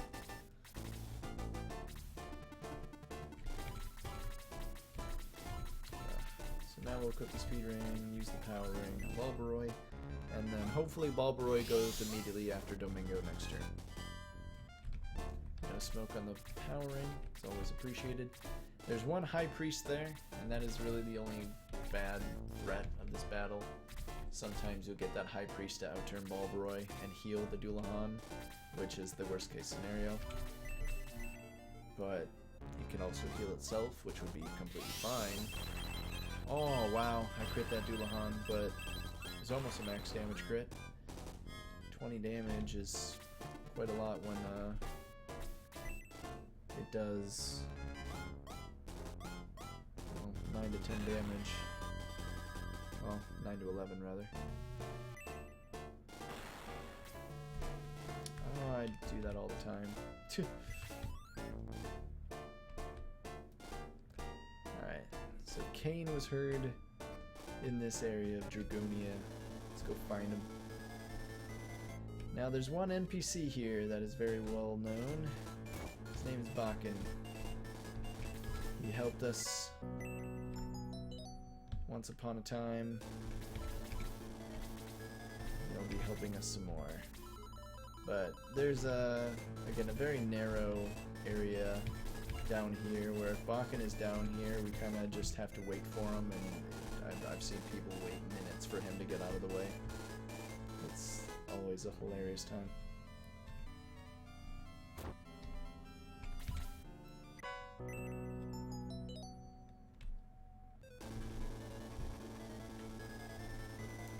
Alright. So we did grab a halberd, which is a very nice weapon. And we finally see this dragon, good old Blue, with Karen being a little mean. And now is in danger. Or so it seems. Blue goes to check it out. We get another shower of cure here, which I will be handing over to Tau.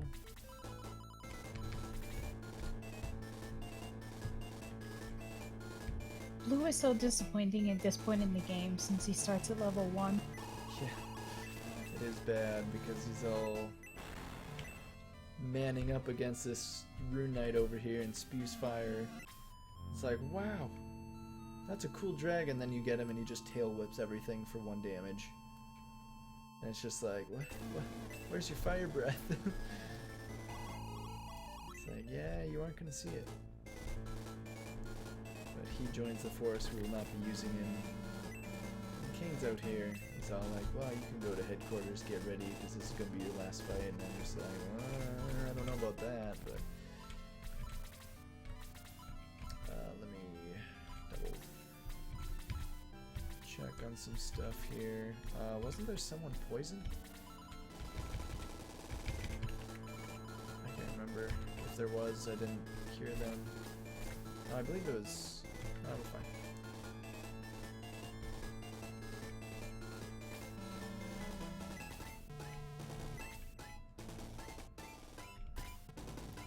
So now we finally fight Kane.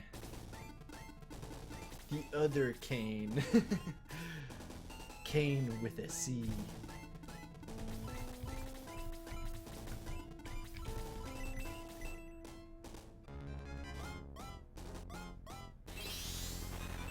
I would like for this to kill one of these golems.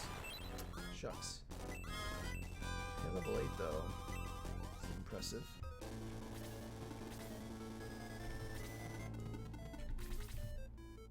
So the main goal I look at this is I need Domingo to be out turning those gargoyles up there every turn. And I need Kane, the bad Kane, to be out turning Domingo every turn. Oh, I did forget something very important. Wow. We're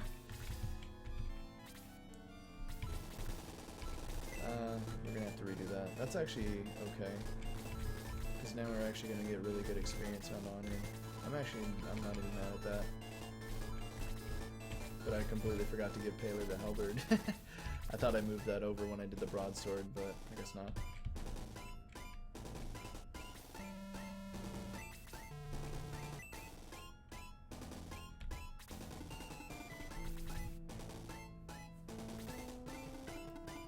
So it's like Henri just continuously getting insanely overleveled. Not even mad.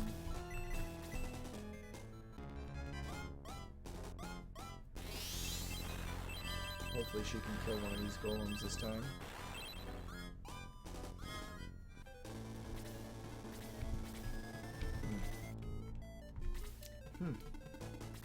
I am the king of 1 HP. Just kidding. That's why we make such a good team. Right? It is a shame. At least Pele continued to outturn the High Priest, so I can actually use the halberd with it, which actually knows bolt level 1 inside of it, which is surprising. But I can't complain. Bolt 1 is a great spell. I will definitely take that.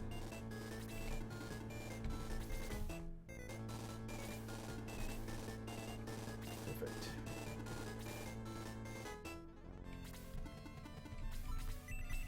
Now we can pretty much just continue to blaze everything here. Oh, wow, I just realized that Tau still doesn't have 32 MP. That's awkward. That's embarrassing, actually.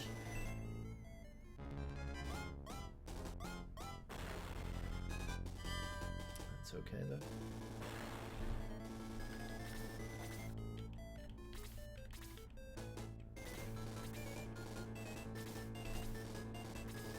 Yograph. Yes.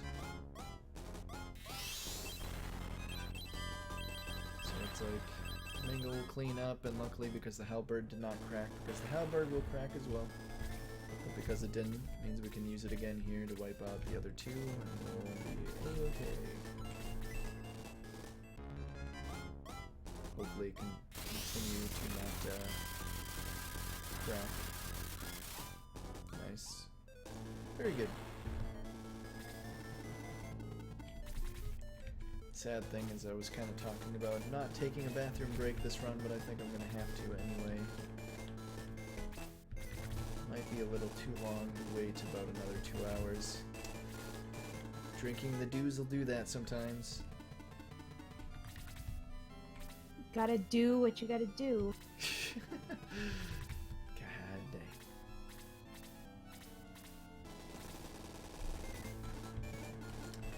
Okay, so I'm actually gonna make a save here.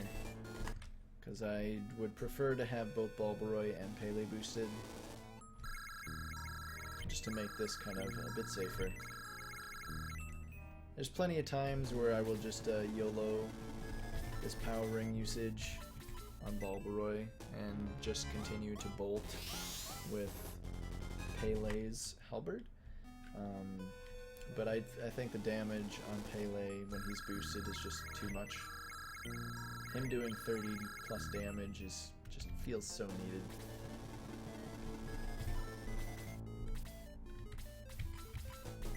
And I will equip the weapon next turn.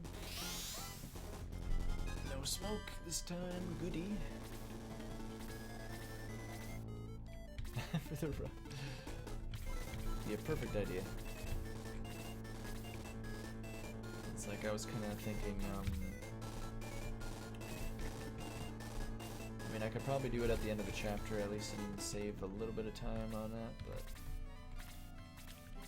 yeah, it's like the biggest break in the game is about the 30 seconds you have at the end of chapter 4. The cutscenes ended up being very short in this game compared to the other Shining Force games.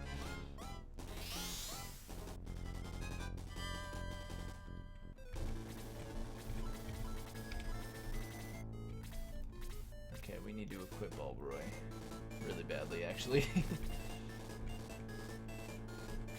I cannot forget about it, and yet I have that feeling that I'm gonna forget about it.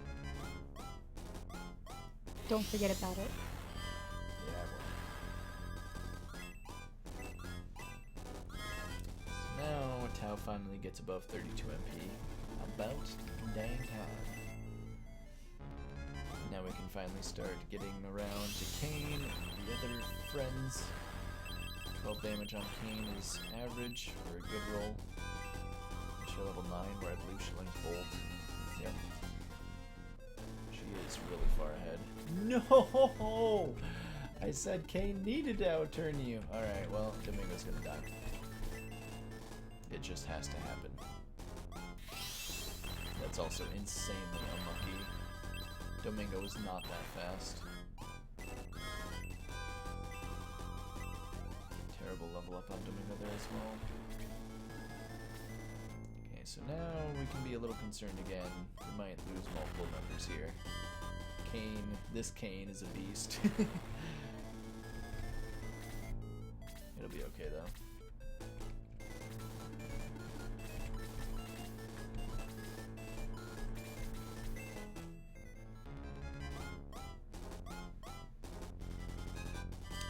It'll be fine. It's fine.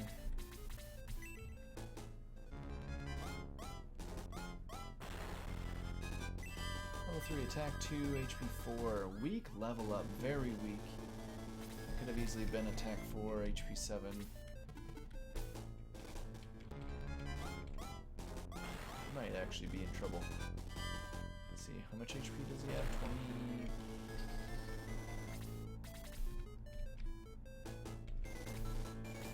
I also forgot about... Nah, we'll be okay. I was gonna say, like, as long as he survives that hit, there's no problem.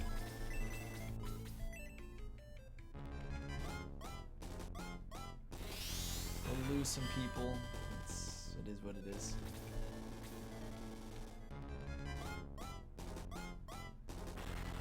Goodbye, everybody. This is what happens when Domingo outturns Kane. It's like, you silly jellyfish. Just don't outturn the bosses. Just, no. Oh, thank goodness. I was like, okay, Pele, you need to not get outturned by the Dulons. That is not acceptable. Why is Max outturning... fine, but just really weird. So we can bolt him to death here. Halberd cracked.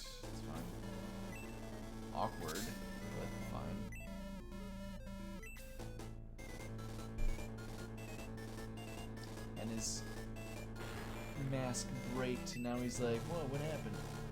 It's like, oh, he's clueless now. Interesting.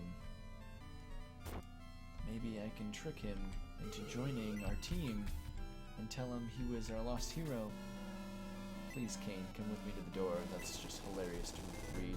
It's like the manual that Dark Soul is looking for that is also needed to awaken Dark Dragon is over here in this chest. Oh. Feeling more like yourself, are you? Ah, indeed. Dark Soul's now like, I have no need for you anymore. It's like, oh, a puppet was he? Big collides happen, and you go over there, and there's just a giant hole in the wall, and you don't see what happened. It's like, what happened? Kane just went ham.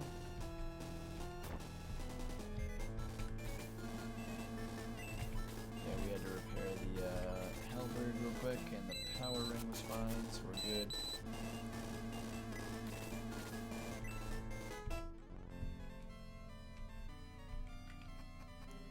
And now we're about to deal with the longest battle in the game, or at least it's up there. We need the mobility ring on Pele, healing on Domingo, which I believe we already have, and then we're pretty much good to go. But I will make my bathroom break probably as soon as I enter this battle. Be nice and quick, but the dues. That's okay, I'll just talk while you're gone. I was gonna say, it'd be a good time to talk about the marathon and what's going on and why we're here. This is the perfect time for it. Did you get the manual? Nah, not really. It's like they kind of like fought over the top of it. But nah, Dark Soul technically did get it. He grabbed it, Kane tried to stop him, but as far as we know, Dark Soul still has it. It's like, well crap, he has one of the pieces. One of the two pieces to awaken Dark Dragon. And now he just needs the key. And then he's got everything he needs. Oh, I forgot everyone died. I almost went to the next battle and just like, yeah, we're good. It's like, no, we literally don't have a force anymore. He's really unlucky.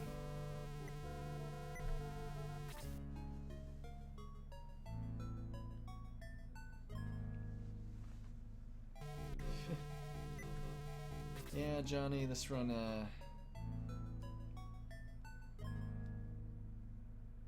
is gonna be, has already been hurting big on the time. I mean, we're, pretty sure we're guaranteed over our estimate. I think that can be safe to say.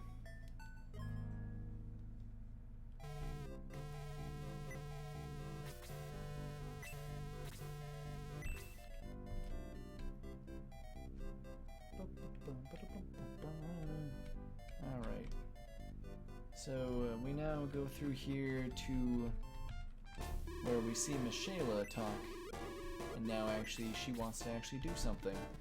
So she wants to fight, we have to get to her castle, that is the goal. But I am going to go to the bathroom real quick, so RPGC, if you want to take it away and talk about the marathon, I will be back in like 30 seconds. Sounds good. So, hi everybody. Again, just a reminder, this is RPGs We Love 2, a fundraiser to get our Valkyries over to RPG Limit Break in May. We do have 2 Valkyries with guaranteed runs, and that is Sparkover and Silverfire doing Dragon Warrior Randomizer, which is going to be super awesome. Myself and Keishora also have games on backup. So yeah, any help is greatly appreciated. Our goal of 3,000 is just enough to cover the 2 hotel rooms that we do need to fit all of us. And anything over that will be put towards incidentals and airfare. And if we happen to meet that as well, anything extra will be donated directly to NAMI, which is the organization that RPG Limit Break works with. The National Alliance for Mental Illness, and they are a fantastic organization, so you know we always like to donate towards them if we can. Any subs and bits, unfortunately, cannot be put towards a donation goal, but they will be given to our partner, Take This. You all were super generous last marathon, so we were able to give them quite a large amount. We would like to keep helping them do what they do. And there's a whole bunch of incentives coming up, so if you just hit ! incentives, there's stuff coming up for the next run, there's stuff coming up later tonight, anime cutscenes, singing incentives, the works. So I suggest you have a look, but in the meantime, sit back, relax, and enjoy the awesome. All of the awesome. Welcome back, Ty. Thank you.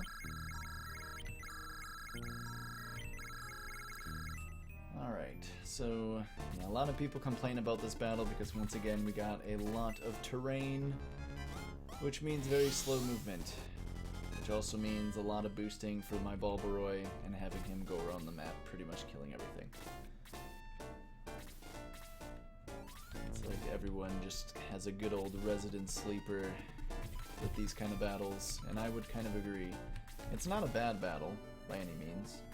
It's just one that's kind of annoying, a bit irritating, and just long.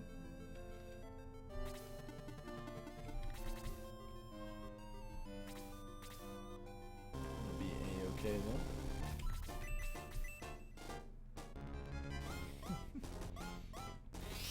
Guns has never been used by me. I've always refused to use that trash can. It's actually not that bad, but I was never really a fan.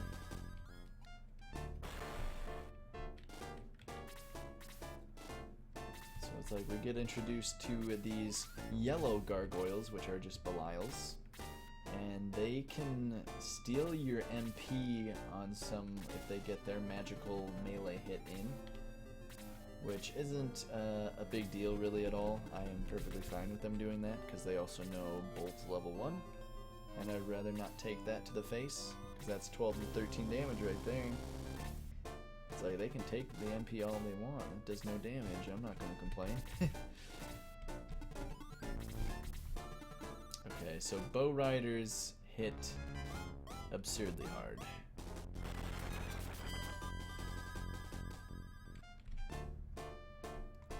So let's avoid dying to them at all costs.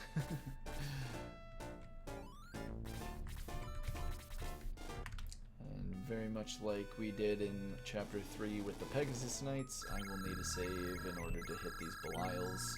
Because as soon as I miss, then I very likely lose boost on my Balbaroy, and that's just bad news bears.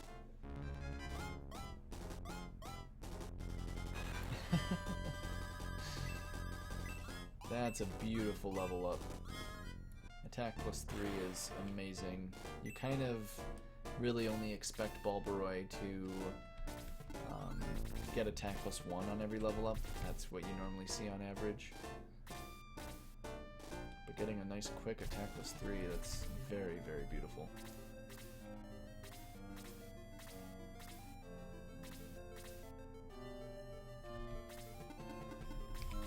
I can't be mad at that.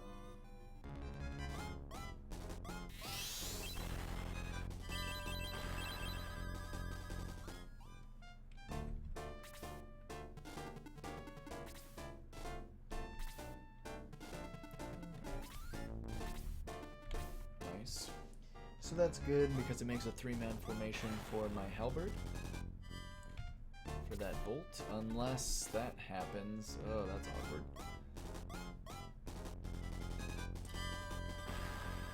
Another silly thing is gargoyles can actually put you to sleep.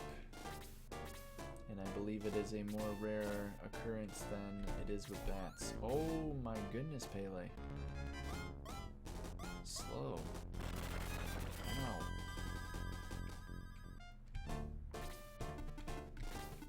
I'll save for this one as well.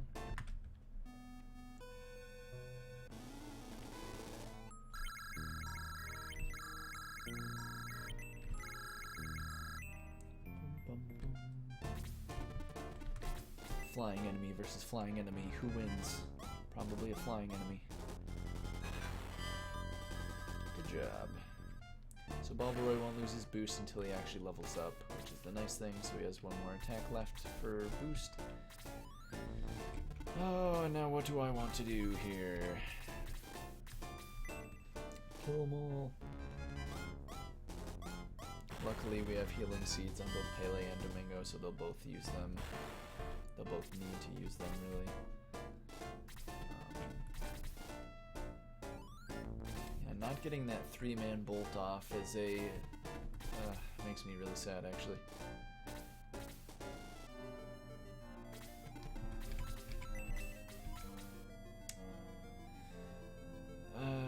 We'll just get rid of the gargoyle. I didn't need to use a freeze 3, but it doesn't really matter. We're not going to be moving much further than this anyway.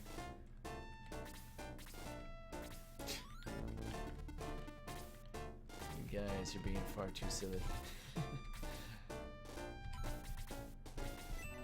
I'll just heal Domingo here so that actually my mages can reach the golem next turn.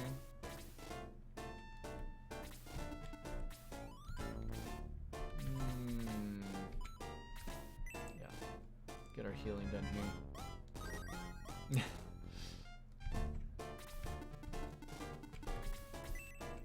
No death fighting.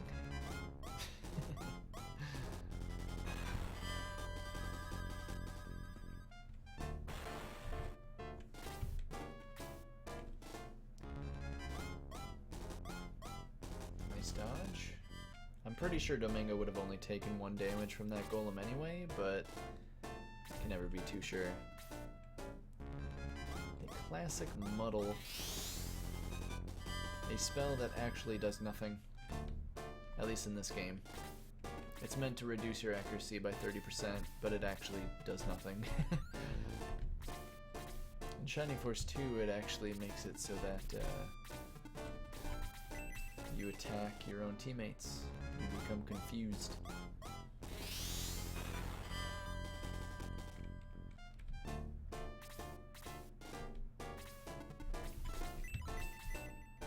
Henri's getting so many kills here.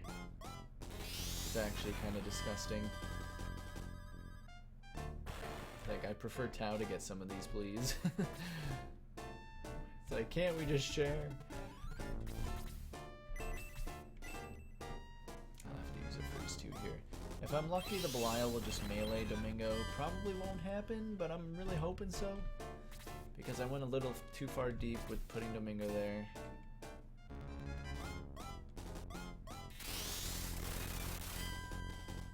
Gets bolted for it. And that really wants to go for Henri instead of Domingo? Oh, now Pele's muddled. Okay. We're all muddled. It's the end of the world.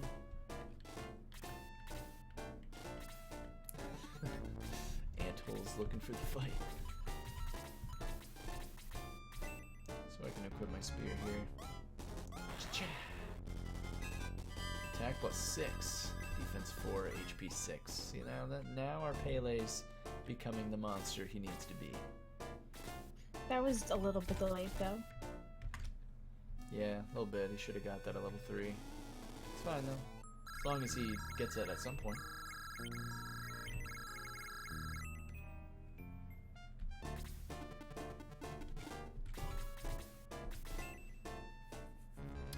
Boost Balbaroy again so that he can clear the enemies on the bottom. And then he goes to the right to clear the ones on the right side. He clears everything. He's got to do like all the work. The sad thing though is these high priests in the yellow, they are mages or priests, just healers, and yet they actually hit harder than anyone else on the map, which is terrifying. So Balbaroy actually gets one-shotted to damn healer. Call over the medic slaps you, insta-die. Like, how does that make any sense? I'm gonna actually use a freeze 2 here, because I really want this Belial dead. Oh, that's so awkward. Okay, that was a poor choice then. Ooh. Ooh, it hurts.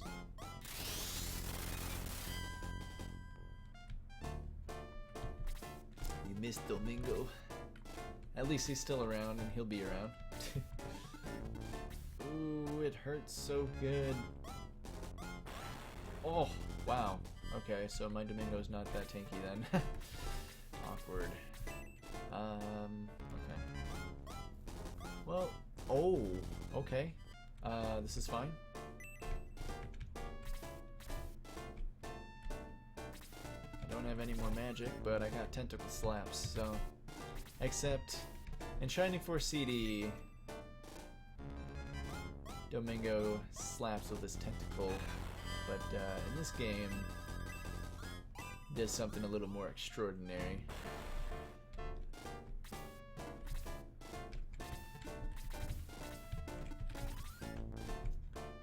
Go, Domingo, go! Go! Sit on him! Yeah. Ah, yes.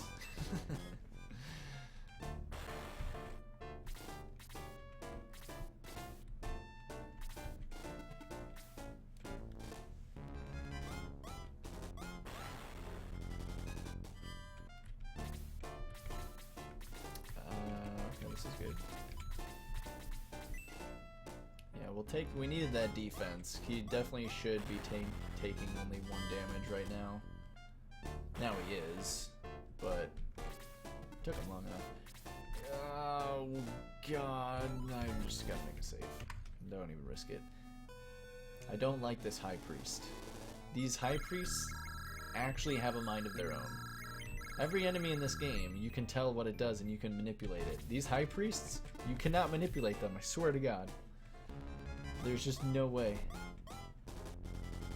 They either want to attack you or they want to just go for a stroll and will just continue to move to the right. Much like that one. That one's moving way too far to the right. That needs to stop moving. It just needs to stand still and get what's coming to him. Come here. Oh, oh nice. Outturned. Cool. That works too. I didn't even need to save then. Uh-oh. Okay. Maybe it was a good thing that I saved. Hopefully this priest doesn't want to attack me. You don't want to attack me, right? See, that priest wants to run, which means this one wants to run, right? No? That's not good. He's probably dead then. Oh, he survived that. Holy moly. The Balboroy's tanky.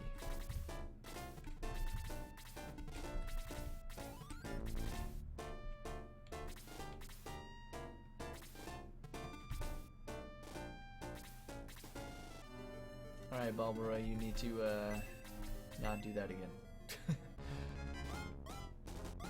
Like, you must hit. Oh, no. That's just all sorts of awkward.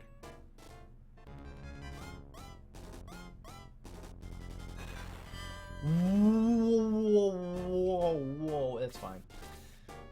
I've never seen this High Priest heal or not die to that hit, though. How did it survive? Do I have the speed ring equipped? There's no way. I have the power ring equipped, right?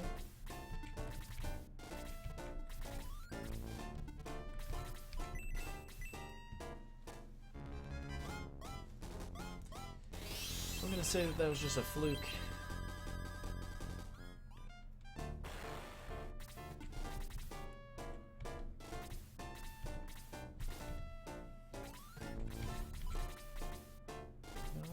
Power ring equipped. That was just an insanely low damage roll. Attack +1 again at level 5, very nice. It's like Balboroy's level ups after promotion are actually quite poor, but they're good enough. They get the job done. Also, this High Priest is not helping me at all. Get over here!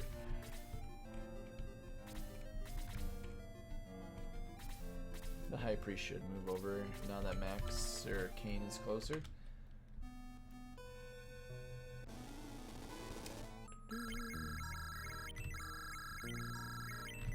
It's beautiful. I mean, I could agree. Depends on exactly what you mean is beautiful. I'm sure it's the game, but I was hoping...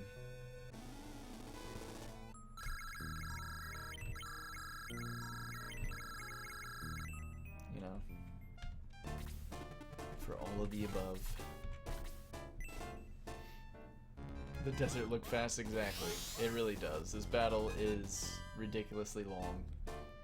It is not an enjoyable time. It is a lot of waiting around. She's like, alright, Balboroy, finish the battle already. But, again, with these high priests, you can't do anything about them either. It's like if this high priest wants to run all the way to the corner, it's going to run all the way to the corner, and there's nothing you can really do. Just sad. At least Domingo didn't die, because it would have sucked having to revive before going to do this battle. Or the next battle, rather. No way! It's... Yeah, that's actually... Wow.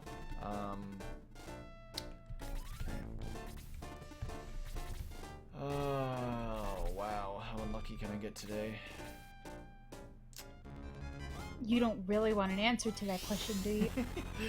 It can't possibly get worse. No, don't say that because I said that and it got worse. It can't possibly get worse.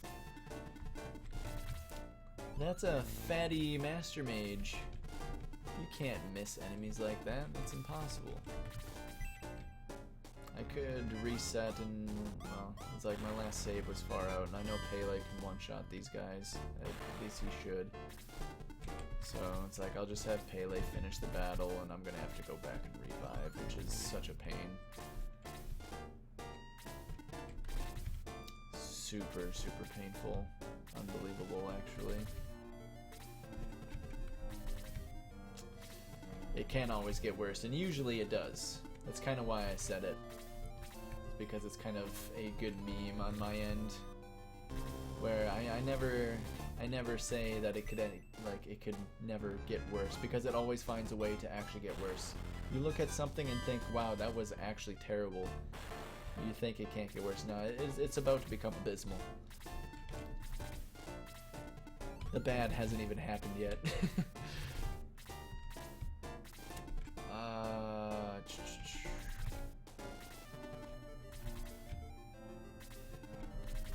I don't need to be moving her at all. So Pele will finish this up.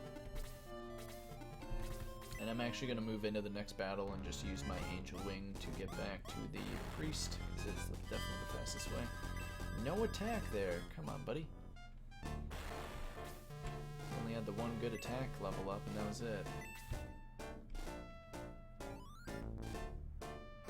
Nah, it's like, I know what you're thinking, but this is actually going to be faster. Because I could walk all the way to the town, or I could just go into this battle and be like...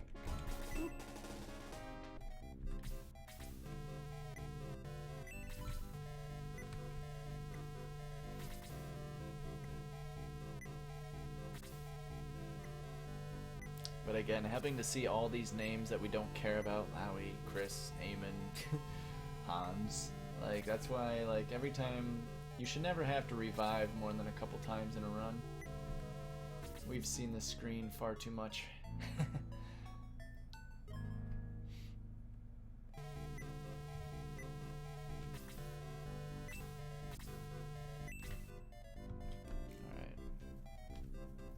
The good news is the halberd didn't crack.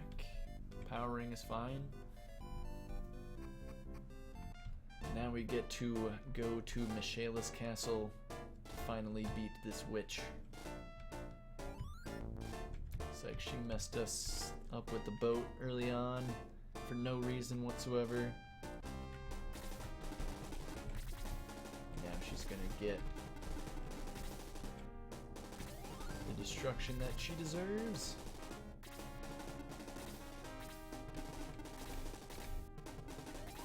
Now this is actually a very, very, very, very, very difficult fight casually. This is actually like my least favorite fight casually. It's really not a fun one in the speedrun either. But it'll hopefully be okay. I just really want the second, the middle gargoyle to go instead of the one on the right. Preferred. Oh no. That's not good. I need the gargoyles to outturn Pele.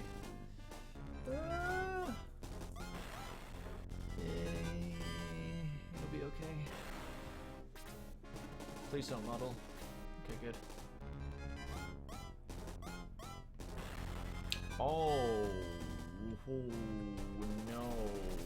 You gotta be kidding me. You don't see gargoyles put to sleep very often, I'll tell you that right now.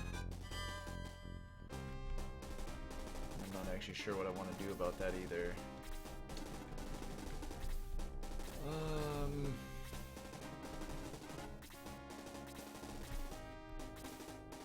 It'd be easier to redo the battle. I'm not even joking.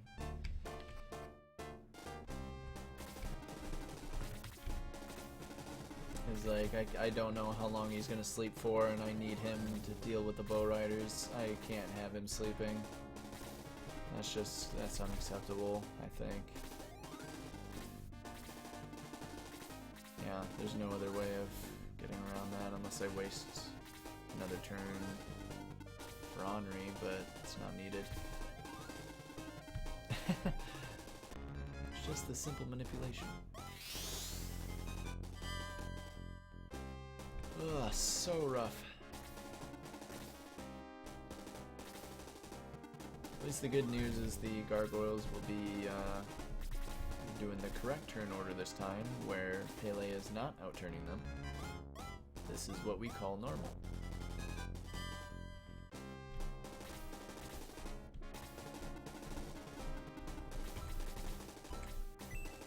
Or as normal as Shining Force could possibly be.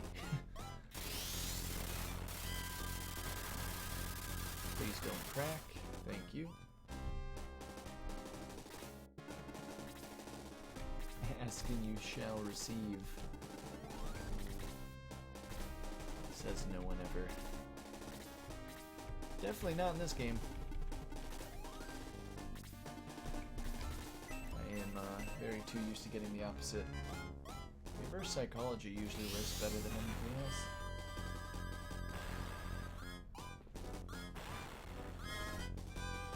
Yeah, I was gonna say, it's like she should be level 9 by now. And she is. So at level 10 for Tau, she learns Blaze 4, which is where the spells kind of stop. It's like the end result is we want Blaze 4 on Tau, we want Freeze 4 on Henri, and it'll happen. That first bow rider got crit, but that crit was only for an additional 2 damage. It was weak.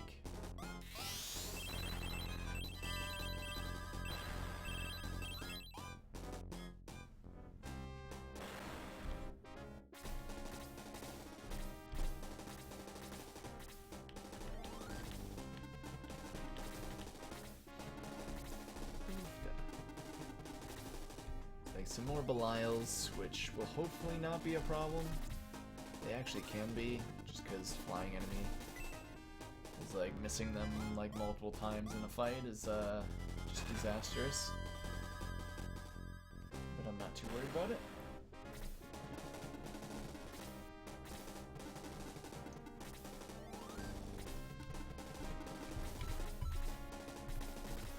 Drop our longsword. There's a lot of chests in this battle, and I need to pick up a lot of them.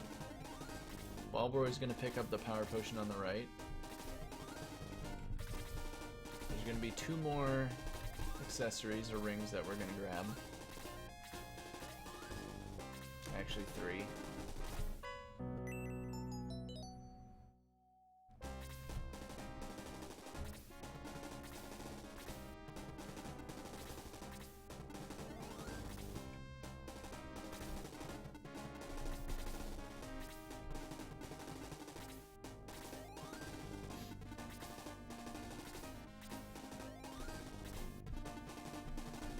The 27 HP on Kane ourselves with those is actually really nice.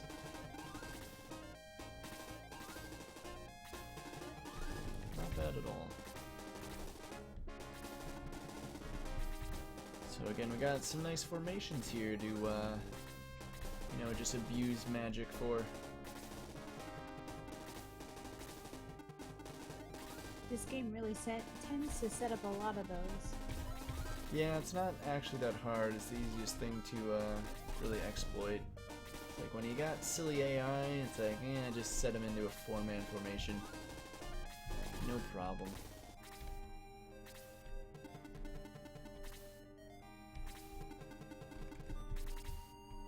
I believe that will bring the Belial down.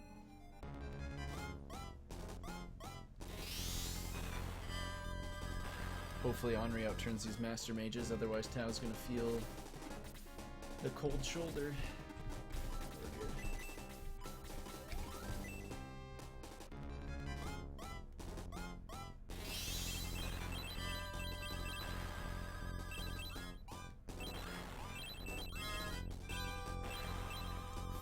Freeze for days, and there's her level 10. She gets freeze 4 at level 13. So she's still a ways off from that yet, but it's coming. Get rid of the High Priest because that is the one with the crazy heals. I'm never happy about taking this damage, but it is acceptable.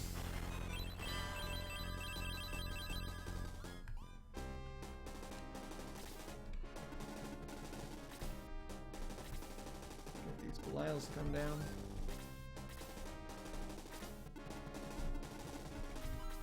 And now we just gotta kill them all. Very important that we hit these damn things. Yeah, just kidding. Pele was just trolling. Very tanky level up.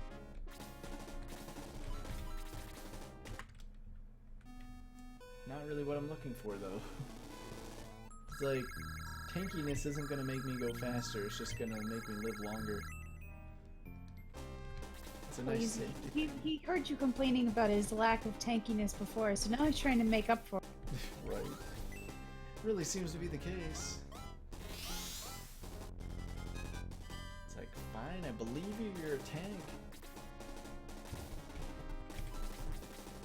Oh, right. I got really confused there. Kinda need to grab this evil ring first.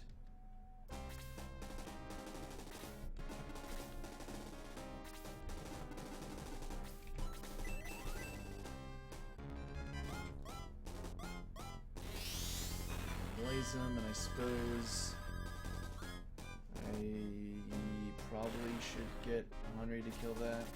I'm not happy about that, but I think that's the best thing to do.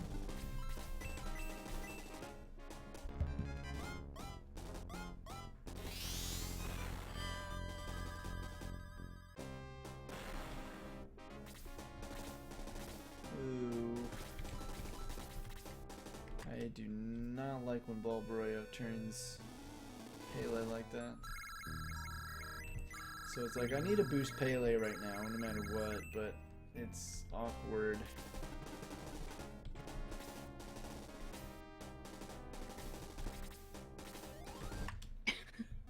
So, we just got a $30 donation from Murdoch. Claude is an RPG jerkbird. Prove me wrong, RPG jerk. Oh lord. I mean, in all honesty today though, Claude was not the jerk, Nick was, so... Right? and since that money goes to my choice, I'm gonna put that towards some anime later on. Nice. Tis the good choice.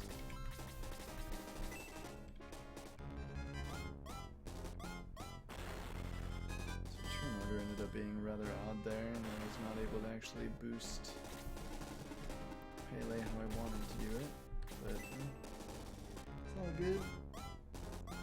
So now we get to use the Evil Ring, which actually just insta-kills any enemy. That's not actually true, it's just Bolt 3. But still, it's Bolt 3. Pretty much will kill any enemy on spot. Damn near.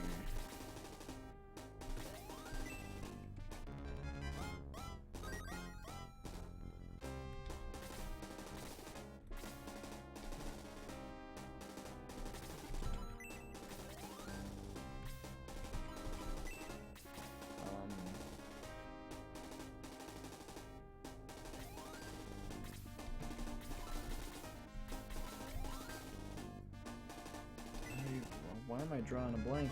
Oh, my mind is shutting off.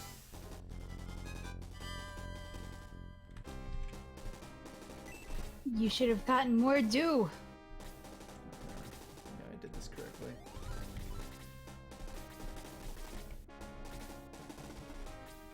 I did have the opportunity to get more dew, and I definitely should have. Okay, Domingo's actually not bad. As far as his tankiness goes. It's only taking 9 damage. Oh! Unless that happens. That was cute. Not a fan.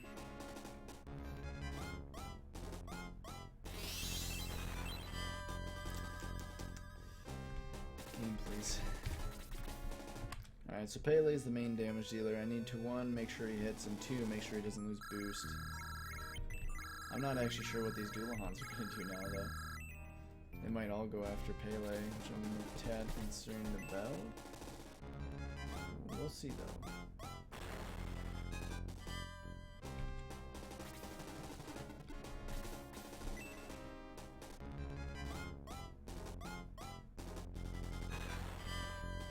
Okay. Nice. Okay, that's what I was hoping for. But you can kill Bulbaroy all you want. It's like, as long as Pele lives, that's all that matters. Pele will finish the job.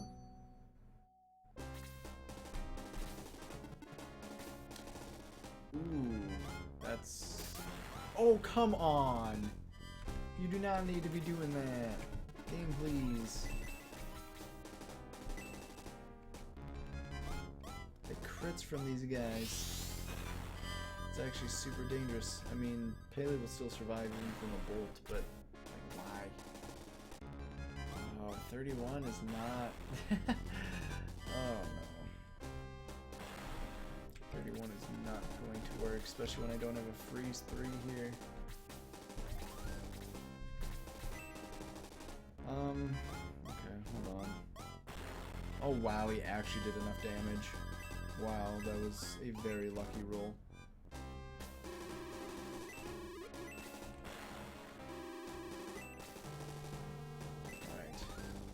Shayla was holding on to the Sword of Light. He's like, oh. How lovely. What is the Sword of Light, you might ask? Well, Cain, bad Cain, had the Sword of Darkness and realized that he needed to use both the Sword of Darkness and the Sword of Light in order to make the key that he's looking for to go with his manual to summon Dark Dragon. So it's like, aha. I see. Well, at least we have one of the swords. Officially. It's like the bad Cain, or I don't know what we want to call him now. The not mummified or zombified Cain is now, don't know where he is. He was fighting Dark Soul when we left, so it's like, I don't know what happened. The RNG manip. I don't believe anything cracked or smoked, so we're good to go for one of my least favorite battles ever. It's like sad things happen in this next battle.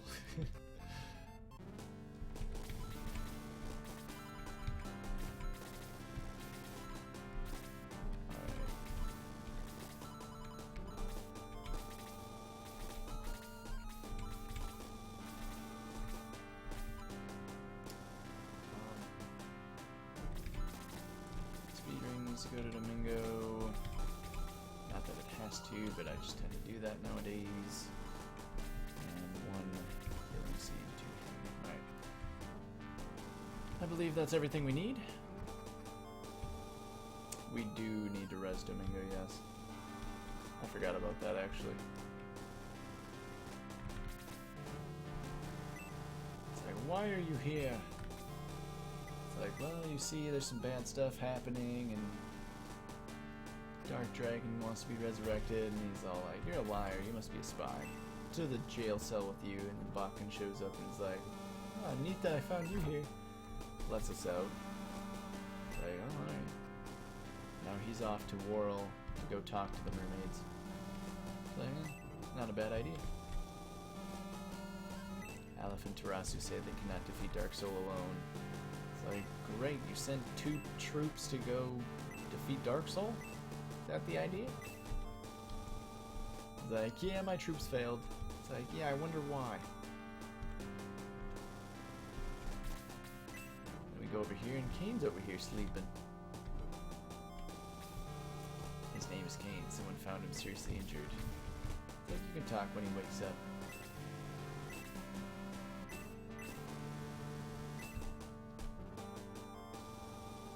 And now this king is like, ah, you're free to go to the Tower of the Ancients.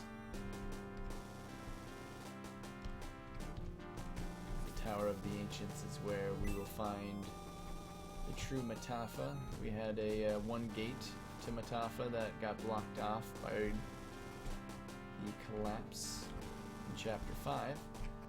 And there's another gate in the Tower of the Ancients, where we're gonna head to right now. Domingo. Forgot about him. Forget about the little poof ball. Actually, I can grab Musashi while I'm here.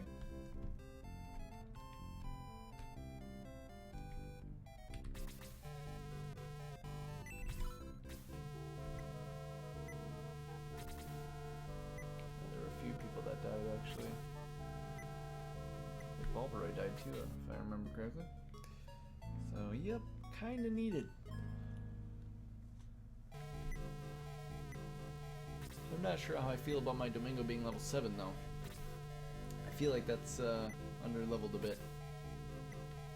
But we'll see how he is. It's like I'll pop some defense potions and Bread of Life on Domingo, because this is the battle where he's just meant to just survive. That's all he's here to do.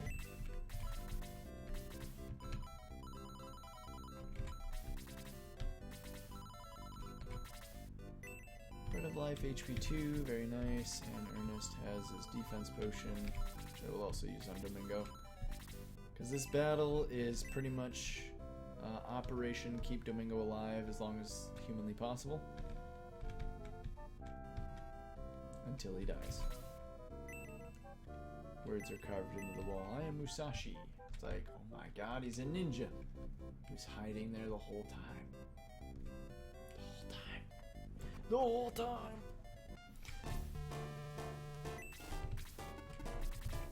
Alright, so this battle is another battle where we have to use the ring constantly. However, it's not the power ring that we're using constantly. It is going to be the evil ring.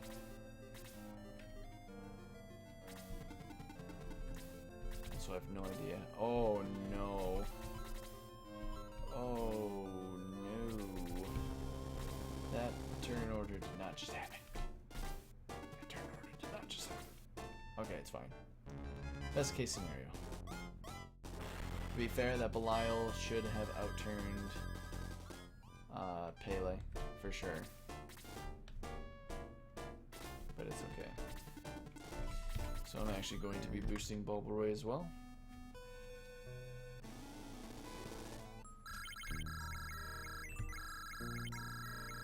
Just to give myself some little safety, I'm going to power boost him.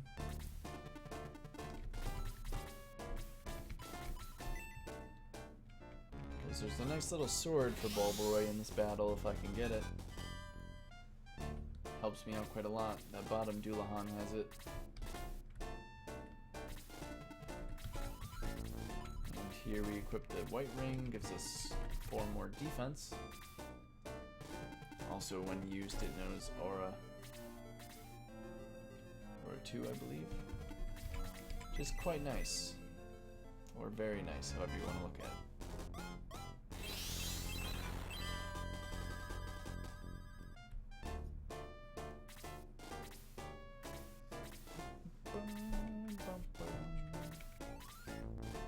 Domingo? Good boy.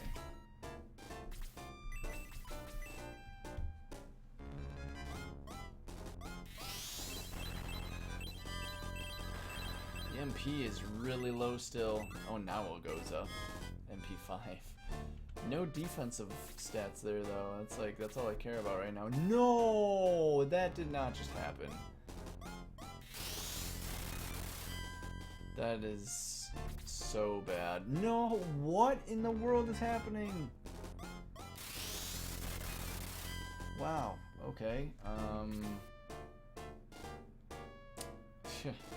Wow.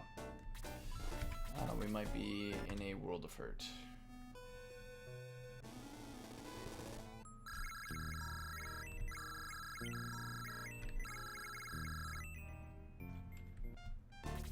We're gonna be hurting bad.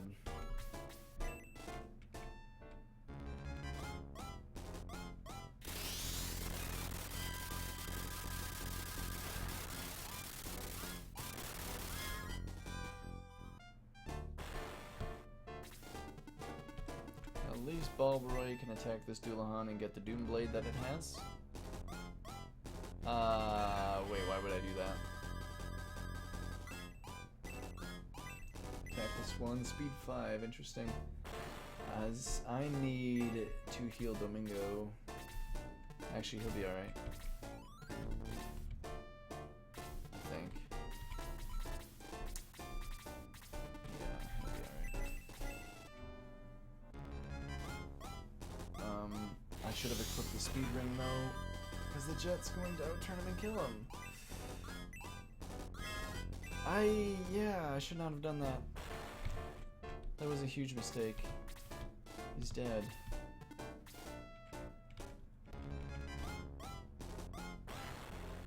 Yeah, I needed to heal him, not... That was way too greedy. Okay, I'll try to get through this regardless. I don't need him, it's just, it makes it a lot easier when he's around.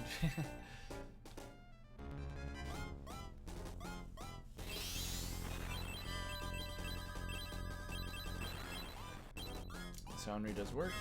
That's 4. Maybe 3. Now it's decision time. Alright, we need to equip the Doom. Oh, I lost my boost. What am I doing? I forgot. That's awkward. Let's, good god, I don't even know. Pele can't even reach.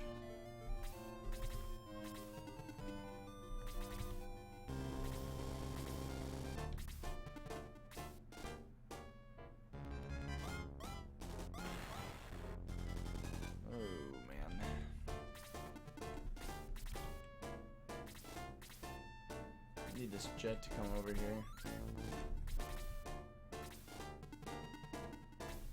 Do not go for Balbaroy. That's the last person you need to go. Okay. I can't have that. Oh no. There's good news and bad news. The good news is I get to resave Domingo, I guess. Bad news, I just lost like an easy 2 to 3 minutes again. I believe.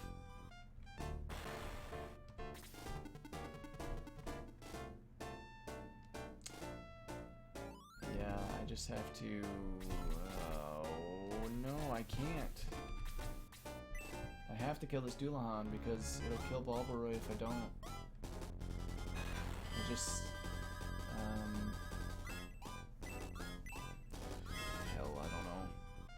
This is really awkward. This Belial bullcrap really just made it so awkward.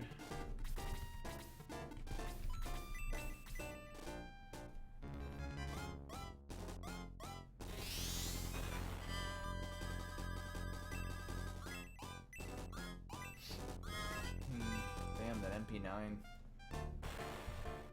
Okay. I see you.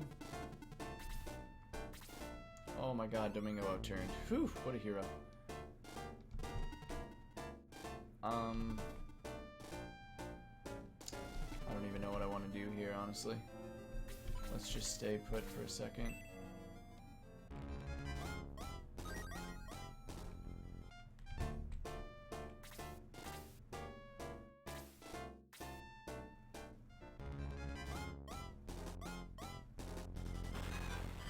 Wow. Okay, it's a good thing I dodged that first one. Because that was kind of unfair.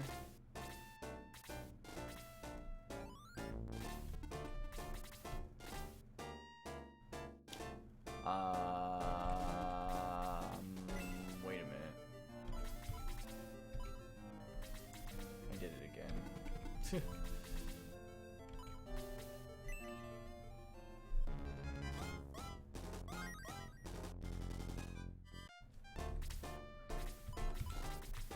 Alright, use the evil ring on these three guys here.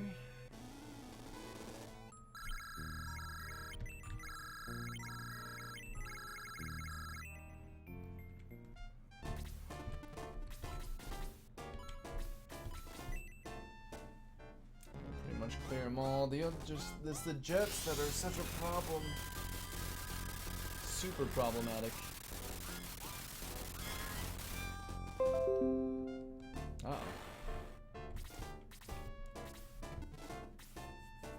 Update? At least he doesn't hit hard. I'm okay with this. I could have healed him, couldn't I? Possibly.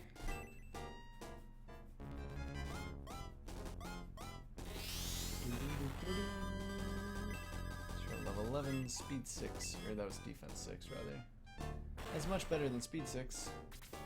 Now, what is this jet gonna do is the problem. Oh, beautiful. Actually beautiful.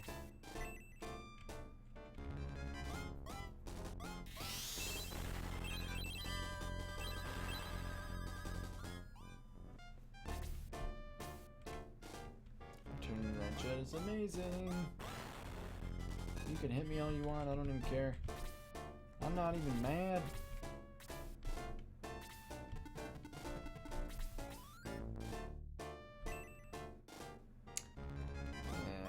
Wait, I thought I had my Doomblade equipped.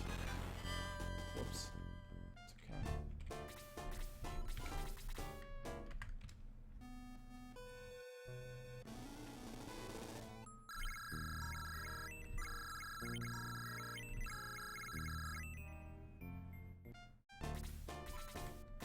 Oh my god, what?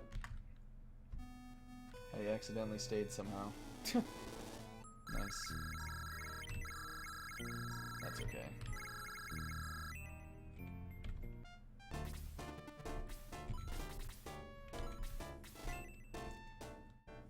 Kind of what happens when you just have a heavy finger, I suppose.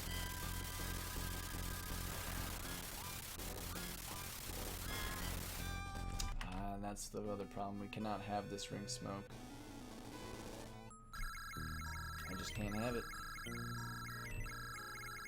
Like, I'll YOLO the ring after this one use, but like the first 4 uses, I believe, or the first 3 uses, you need to save for. Gotta be saving for it. It's too useful, considering that it's doing like 21 damage to everybody. It's usually doing hundreds of damage. Speed 3, I'll take it.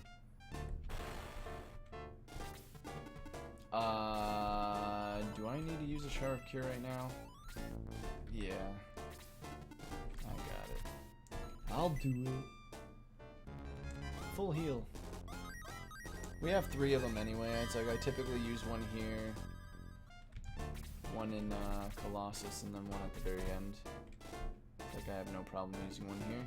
Especially if Domingo can outturn the Torch Eye there. It would be amazing. Probably won't, but I'll be hopeful. Why did you get that close? See, now Torch Eyes are scary because they do guaranteed 18 to 22 damage. It's like a piercing damage.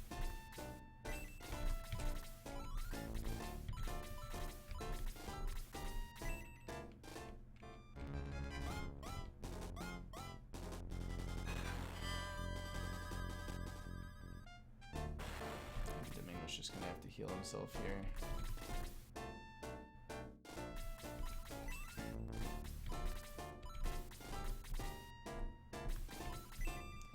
Trying to play this smart. Keyword trying. I'm using my halberd Bird on him, and then I'll use my Evil Ring next turn. The Minotaur hurts a lot, though. But at least Henri's here, too. Got additional backup.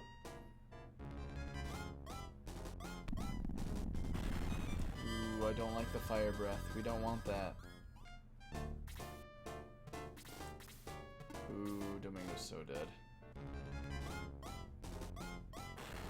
Damn. Because there is a Valkyrie that I wanted to grab, but I need Domingo alive in order to do that, so... RIP.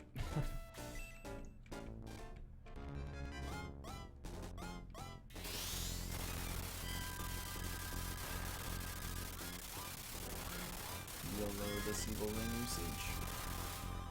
Successful. No smoke.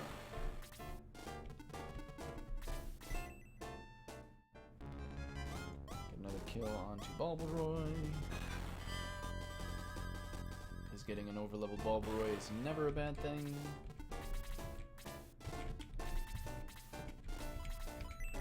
And Henri to finish it off. It's like Domingo was close to surviving, but couldn't quite make it. But the next battle is a snipe with just Balboroy anyway, so Domingo's not needed. It's just if he was around, I could have him grab a weapon for my Pele, but we are not going to take it. Maybe a different time. So Turbo Pepper actually increases your movement permanently. It's quite late in the game for it, but easily understandable, and it was a +2, which is fantastic. We just need the speed ring. And we're good. We no longer need a mobility ring to move 2 spaces. Turbo Pepper gave us a +2 already for movement.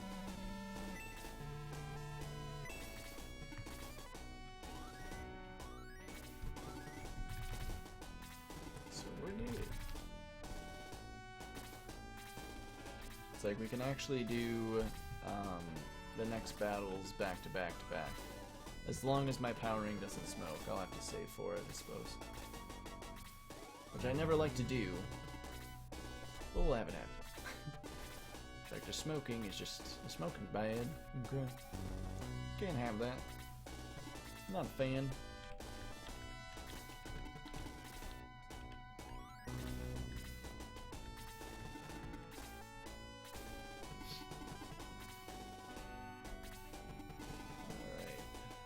So it's kind of a slow battle, so I know if RPGC is still around, it might not be a bad idea to talk a bit about the event and the events going on in a little bit. I can definitely do that. So, hi everybody that's come in the last 30-40 minutes or so. This is RPGs We Love 2, and as last year we are raising money to get a good bunch of our Valkyries to RPG Limit Break in May. We do have 2 Valkyries, Silverfire and Sparkover, that have runs in the marathon, so we definitely need to make sure that that they're covered, and myself and Keishura also have backup runs. But we all, you know, a good portion of us would like to go. So this $3,000 is going to be extremely helpful to pay for the hotel rooms, which is one of the most expensive parts of the trip, unfortunately. Anything past that will go towards airfares and incidentals, such as food, because we do need to eat. And anything past that will likely go directly to NAMI, which is the organization that RPG Limit Break works with. Any subs and bits, unfortunately, cannot count towards donation total, but when we do get the money for those, they will be donated directly towards Take This, our partner organization. So for sure, keep those coming, because we always like to help out Take This in getting into conventions to have a quiet room. There are a whole bunch of incentives coming up. It would help if I click on the right tab. So, coming up next, after this run, we do have Tales of Xillia by Transquina. There is a costume bid war, which no costume is winning right now. So like even for $1, you could totally pick the costumes for Jude and for Milia. There is also an incentive to defeat all 6 Devil Beasts, which is only $10 out of $120 net. Coming up later tonight, we do have Magic Knight Ray Earth being run by Shenta. And that donation to beat the bonus boss and watch the anime cutscenes is $30 out of $100. And then later tonight, run by our own Valkyrie Silverfire and his friend Demarine, we do have Final Fantasy I Randomizer, and there is an incentive to defeat Warmech that is $20 out of $100. But, you know, we're going to be here all week, all the way through Saturday evening. And there are a whole bunch of incentives that you can donate towards, including a duck racing minigame, names that if you want to pick names, you can have High Spirits sing for you, like he did last year at Limit Break. You can have us sing for you at the end of the marathon with Rhapsody. So there's a whole bunch of really awesome stuff in here. If any of it sounds good, definitely let us know what you'd like to donate towards, and we'll be more than happy to put it towards that. Excellent. High Spirit singing. What did he Yeah, sing last year? So it was me, him, Riku Player, and Meta Sigma that sang the opening song to Lunar for Sega CD. Oh, That rap song. right. Quote unquote rap song. That was pretty amusing, especially because High Spirits started on the wrong part.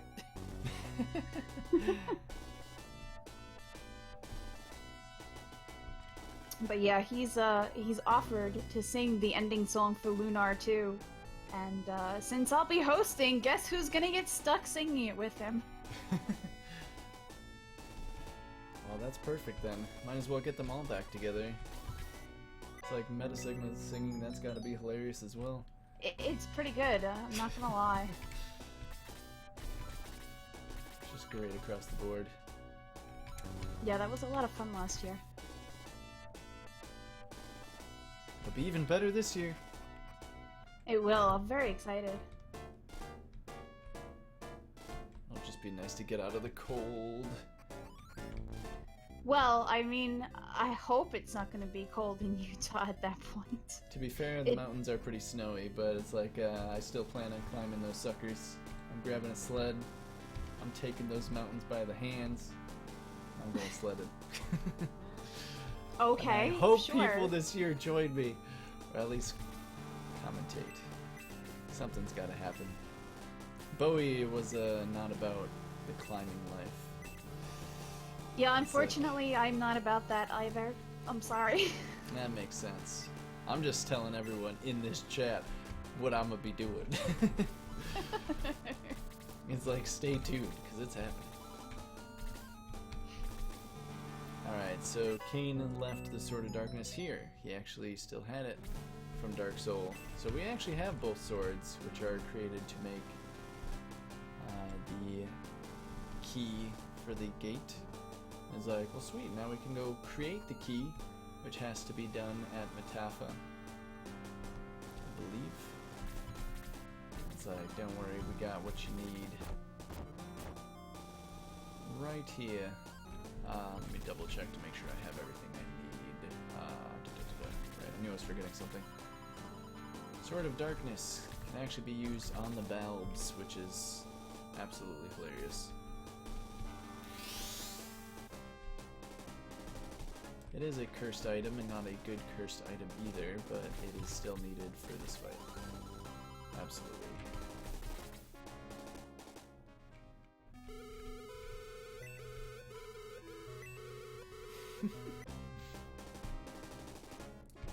Supposedly not.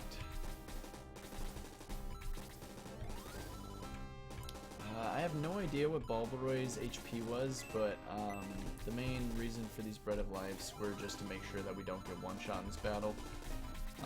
Because between myself and Balboroy, we're actually going to be tanking some hits. And that also means I would prefer to have a healing seed.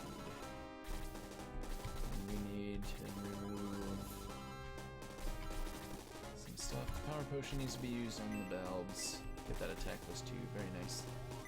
My Bulbaroy is still kind of lacking in attack right now, but hopefully that'll change.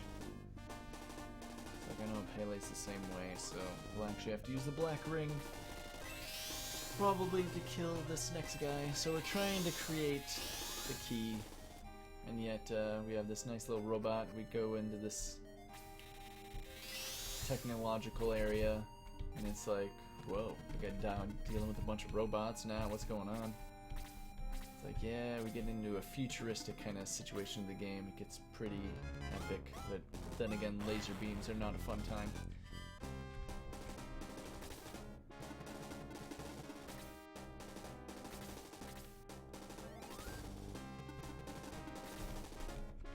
But it shouldn't be a problem. Should be able to kill this Chaos robot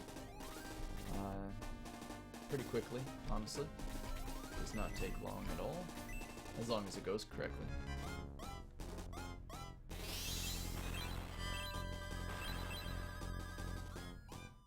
Henri is so close to that Freeze 4. Tau already has Blaze 4, which is amazing.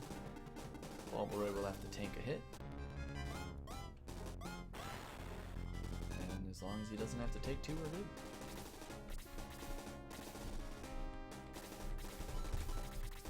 And I'll save to make sure that my Power Ring doesn't crack here, because I'd rather not go back to grab it. Or to repair it, rather.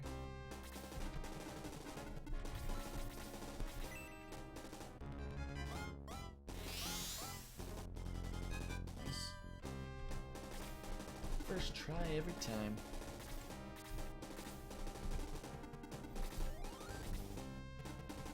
I don't know. It's like, I don't get to see mountains too often, so I know when I first went there and saw it, and my whole main plan was just getting to the top of some of those mountains.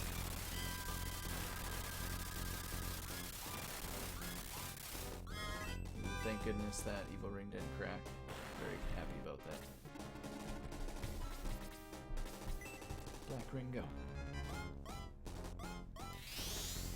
Oh wow, I didn't kill that. That's awkward. It'll be okay. Actually, that's not okay. Ooh, that's a problem. That's a big problem. Which, it'll be fine. Yeah, it'll be fine. Tau has 22 HP. Tau's gonna get attacked. That's the only thing that I worry. It's like, oh, Tau's gonna take some damage, but it's okay. Ooh, Henri took 10 instead of 9. Yeah, she'll be fine. It's what I say every time. Yeah, I'll be fine.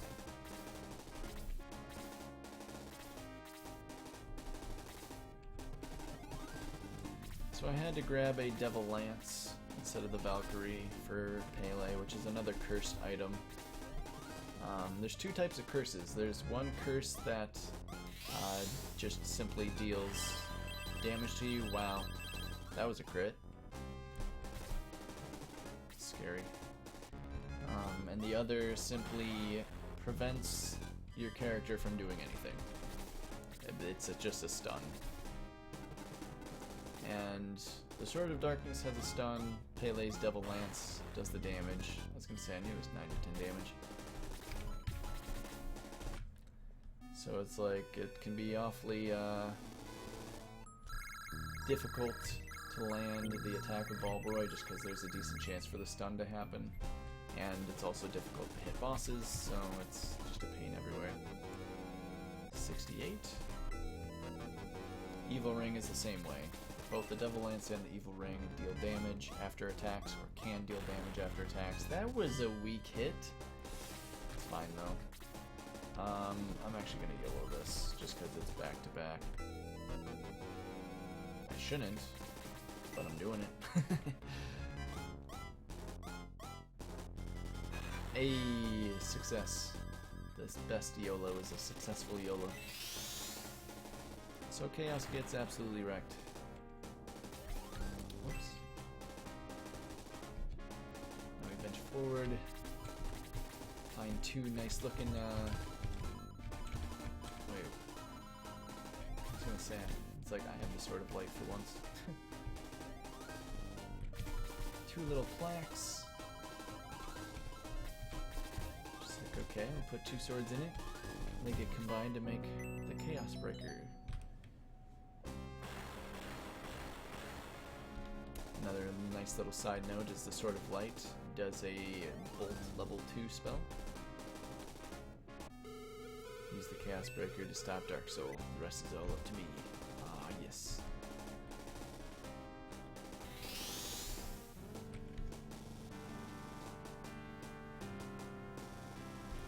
Can do. Will do. Whoops.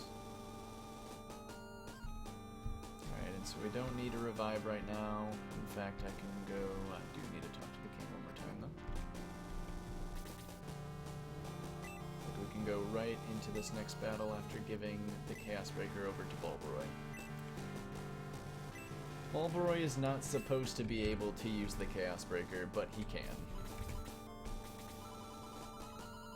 He is supposed to be able to use the Sword of Darkness. He cannot use the Sword of Light. Oops. There we go. Which is oddly, just very odd in many places.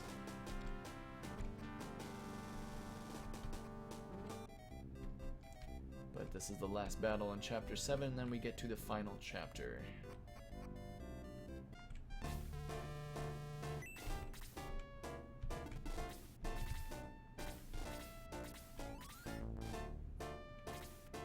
This is another pretty easy snipe. Thank God, because it's another huge terrain area. It's like just a one-armed skeleton on the bottom. These skeletons with Gatling guns. It's like, what is this, Castlevania 64?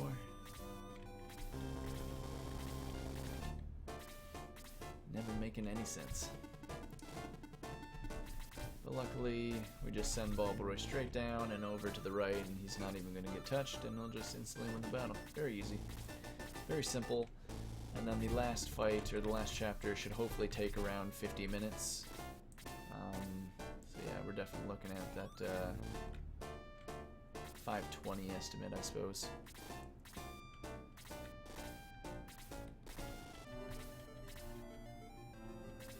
Like, luckily, Chapter 8 is pretty simple, pretty straightforward, as long as I don't goof.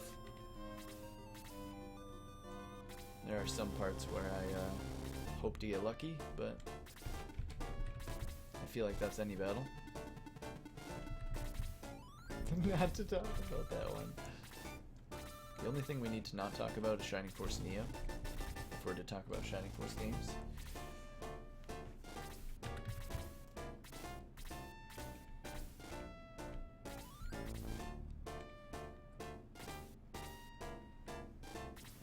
Was going to bash on Shining Force 2 a little more during this run, but Bowie's not around to hear it, so it's not quite as worth it.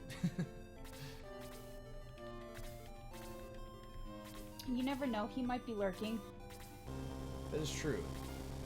That is the case. We always give each other plenty of crap about our games that we run, and it's always hilarious. Powering, why do you smoke?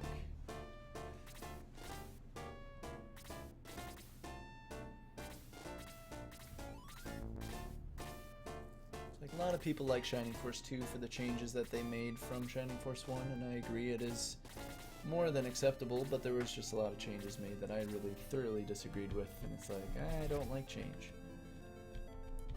Therefore, I look at Shining Force 2 as an embarrassment.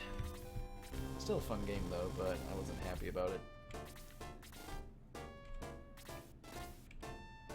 Shining Force CD did it so much better.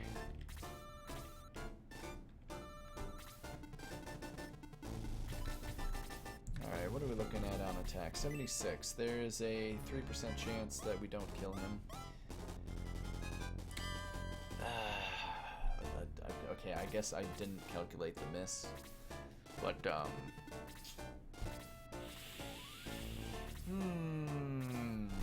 you know what? Make that a 525 estimate. Jesus!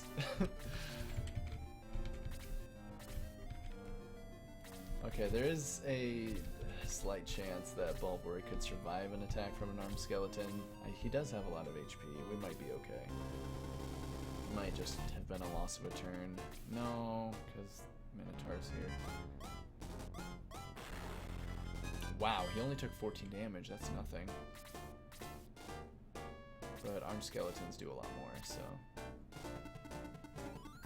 Shining in the darkness. Yeah, that's an abomination in itself as well, I'm sorry. Not a fan of dungeon crawlers, they're just not my cup of tea, but at the same time, I feel like that's just...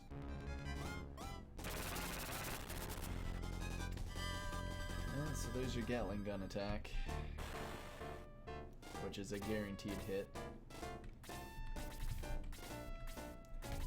Come on, game.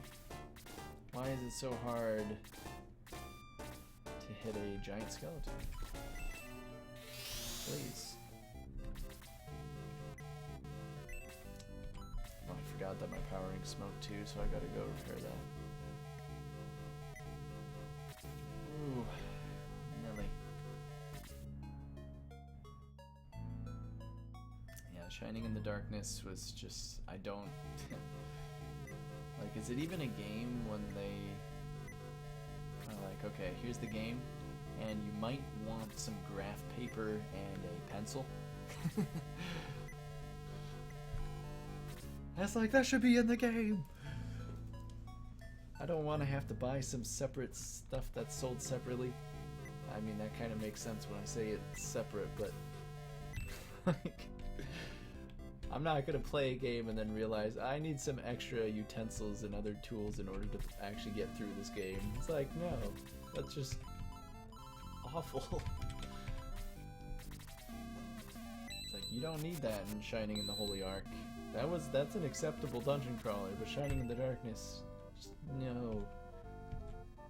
Literally, I rage quit that so fast.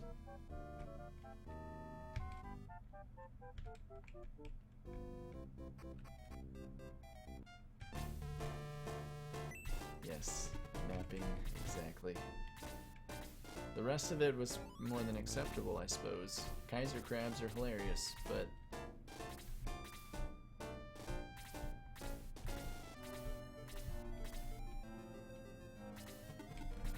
It's like, the mapping is not fun, and all it is work and extra money that needs to be spent.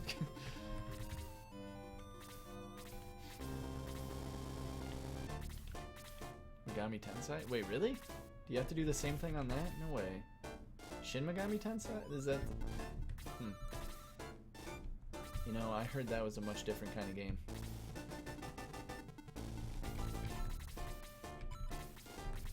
Alright, trying this again. Round 2.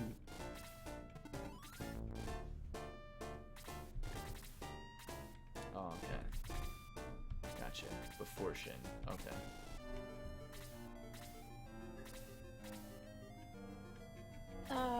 Quick time for donation.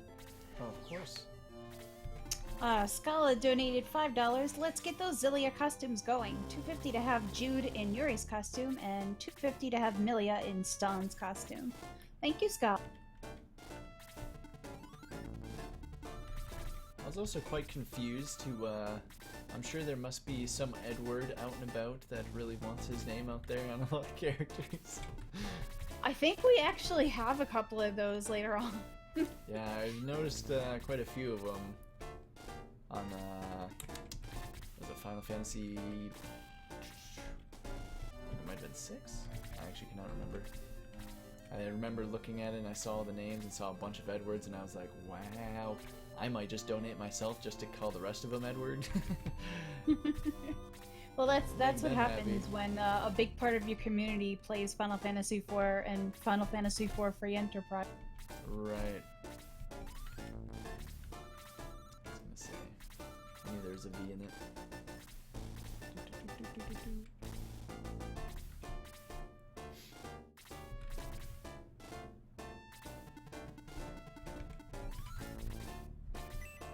Alright, Bulbaroy, please don't disappoint me. I like how he leveled off that, but it's smoked again, unfortunately.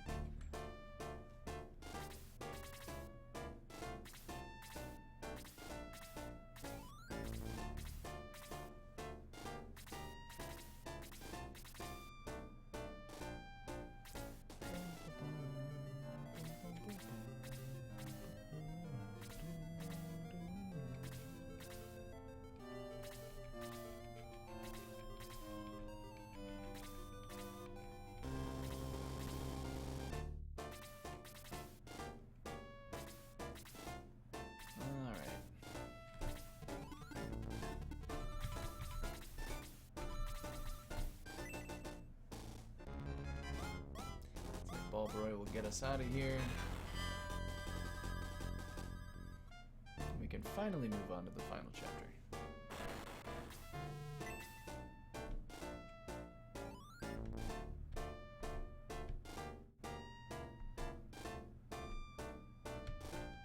Shucks.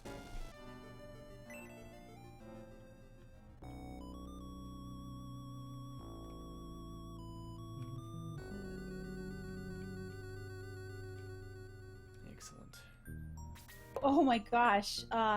Another donation from Ancient75. $50. RPGC's choice. No cheesecake. But I like Nice. cheesecake, Ancient. Who doesn't? Actually, there's some people that do, but I don't. I'm not gonna say them.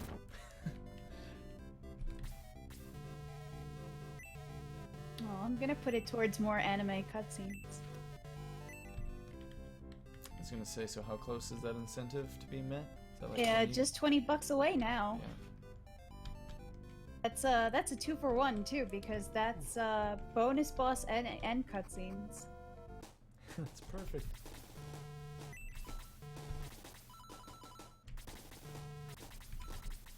Alright, so now the Musashi comes in, one of the hidden characters in the game. Hanza, we just passed him a second ago. But we'll be only using Musashi for this. Can I repair, please? There we go. We'll just be using Musashi since it'll be a much safer route anyway.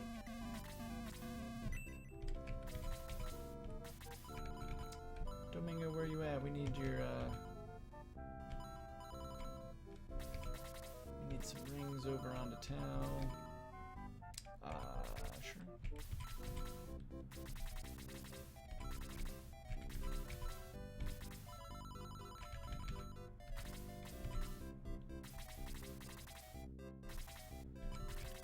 Speed ring back onto Bulbaroy, and we are good to go for this next fight.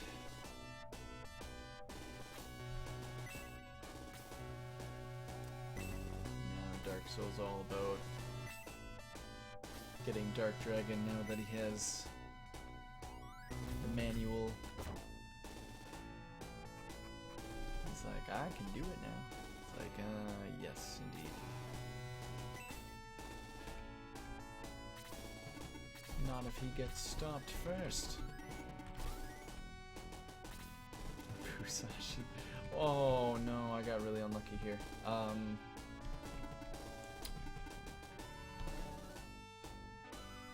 believe it was here.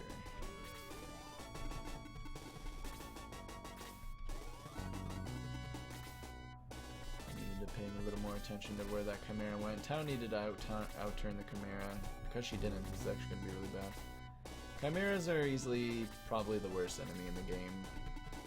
Probably worse than giant bats. They don't put you to sleep or anything, but their evasiveness is no different than a ghoul's. It is very high, at like that 60% or so. And they do massive damage. They can one-shot the majority of my team. But they are weak to freeze magic, so you just get the freeze on. So the Chaos Breaker also does freeze 3. Hunter hits level 12, so she's one level up away from hitting that freeze 4, which she'll get in this battle, which is needed in this battle. And then the damage that we can do will be massive.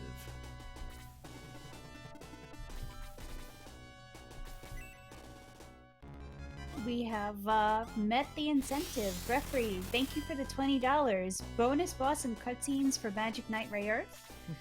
Bonus boss and cutscenes for Magic Knight Ray Earth. Huzzah! You get the anime.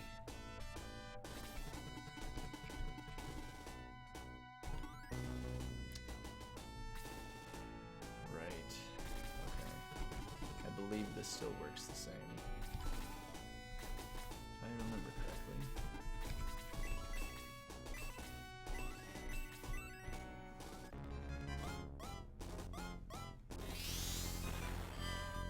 Yes, I hope so.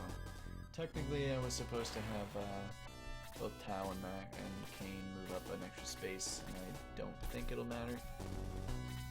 They should still aggro onto me, because I usually get too worried about Tau dying, but yeah, they want to go after me. So it's all good. I was worried about that. My Domingo has no HP. Bye, Domingo.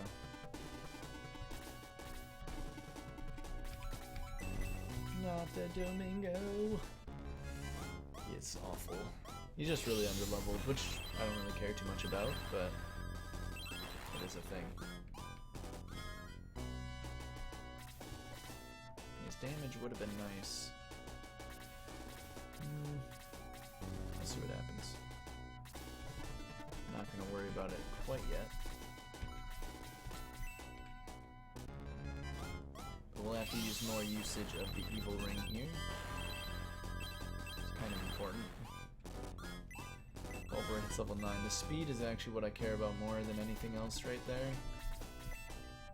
It's like, 'cause the next battle after this is terrifying. Good job, Musashi, doing the classic swing and a miss.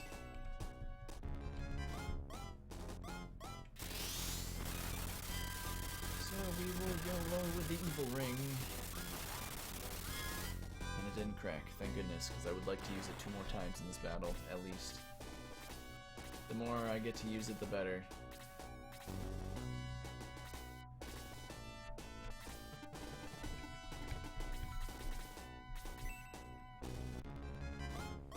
This is very minimal damage, but it will actually add quite a bit. Because Musashi does around 25 damage.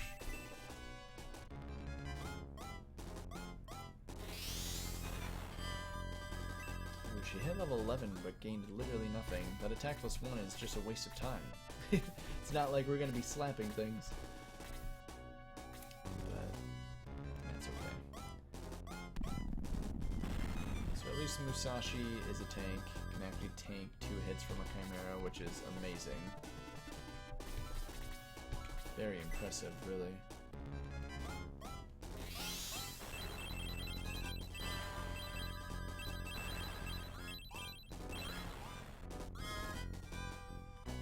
But I would prefer to get 48 MP on Tau so that she can have 6 Blaze 4s. It's a hefty amount of Blaze 4s. She crit that Bow Rider in the back but did not kill it, unfortunately. It's a good try though. It's close. She almost did it, but you know, almost isn't doing it. Alright, Musashi, you can hit this thing. Probably not, but you can. Garbage. See, now this is why I like Hanzo better than Musashi. Hanzo actually does the job. Now I'm probably gonna have to send Tao down to help him. Because someone has to. Attack plus 1. But the good news, the evil ring didn't crack, so that's really good.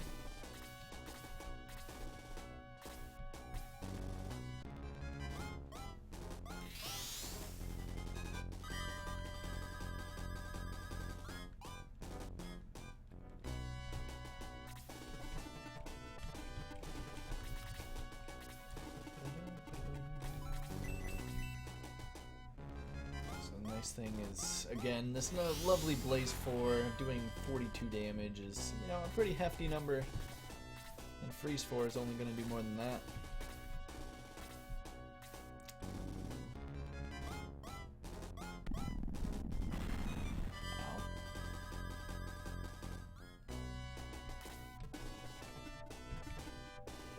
I only have... You know what, I can slap this.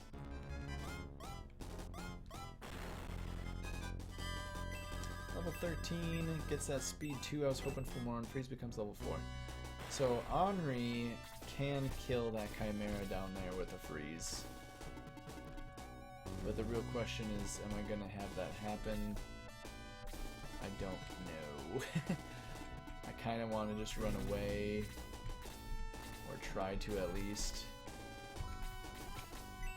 try to get the heck out of here and maybe have it go after Kane instead. Like, hopefully it'll just ignore my team and go after me. It won't be able to reach me anyway, so it'd be fine.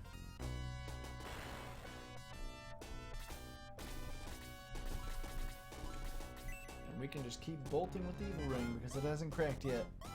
We just melt everything. Because in total, pretty much doing 21 damage. Still not cracked. I'm usually doing almost 100 plus damage with an Evil Ring on uses like that. You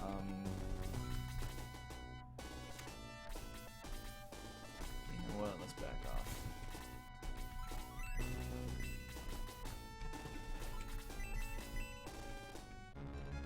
Hopefully Henri just outturns that Chimera anyway. We'll be fine. Hey, that's what I'm talking about. That's a good Henri. And deleted. And hopefully Henri can get to 50 MP so she can have 5 freeze 4s by the end. And the nice thing about these legendary swords like the Chaos Breaker, it does not crack ever. Attack +1, that's a weak attack. That's speed, I'll take it. The speed's all I care about. Like, for real. I can use the Evil Ring again.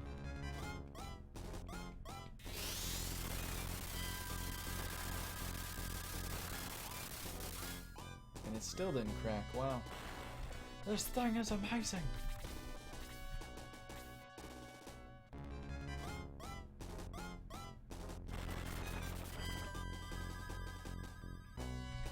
Indeed.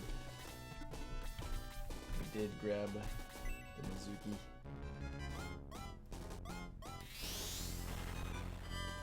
Because why not? We made an incentive for it, we made it happen. The Chaos fight was perfect. The Colossus fight will be coming up here very shortly.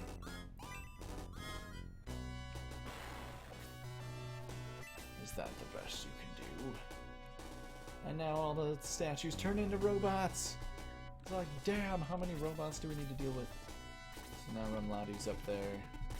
It's like, alright, I'm on it. Let's go get him. But again, every single one of these robots has a laser attack, which is guaranteed piercing 18 to 22 damage, which pretty much just means someone's dying in 2 lasers if they laser. At least the Steel Claws can slap, and the slaps are fine. I am completely fine with slaps. I have no problem with that.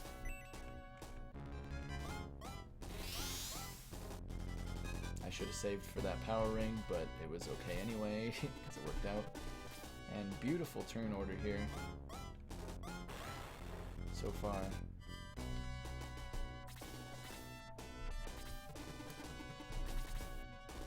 Yeah. That's great. Hopefully Pele can go before he dies. I wish Pele had more than 37 HP, because he's gonna die in one more laser. And that is a... Oh, we went. Wow. Nice. I'll take this laser. I'm fine with that. I got 29 HP. I ain't scared. I ain't scared.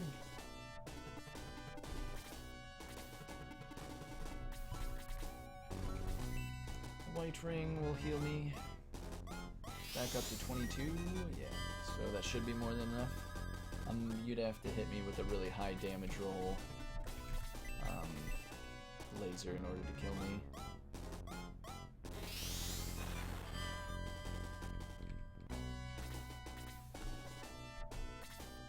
Alright, Mamladu just sits here and does nothing like a good guy.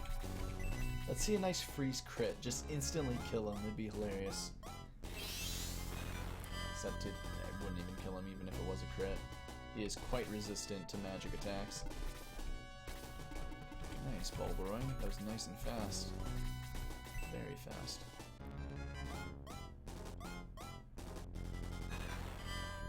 is super terrified of a double attack, and then Musashi can go and we'll be done. This is actually an insanely fast fight if Musashi can go and kill him. No, Musashi, you can't hit Jack. No. You just can't hit anything. I hate Musashi. Now So why do you use him again? I don't know.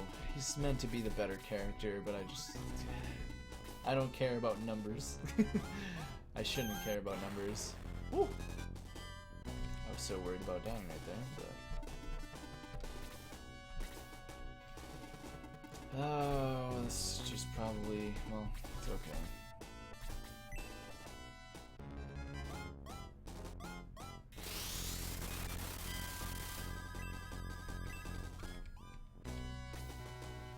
The nice thing is we still have everyone that we care about, so we can actually go into Colossus from here and do it very quickly before making final preparations, because we're dealing with our last 3 battles here.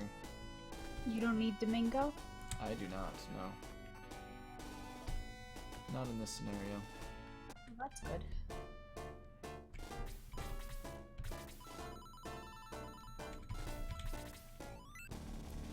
We can use our Chaos Breaker to bring in the Great Ancient Tower. Look at it in all of its electronical glory. It's just like, how the hell is that even possible? You know, electrical underwater. It's really that high tech. Now we go into the portal that brings us into that area.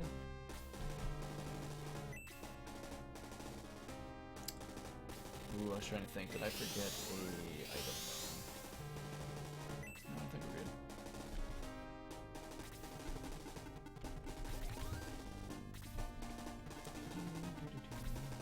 The other thing, I do not like how that Chimera and Tau are like at the same speed.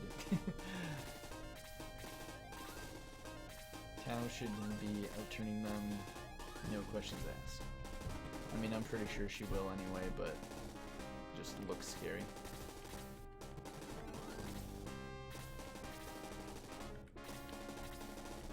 It is like Musashi. I pretty much call him that all the time. It's like all he's good for is just standing there and looking pretty. Okay, so we need a tank with 2 members, and the best ones to do it are Henri and Musashi. Is gonna go on a little journey here. Yeah.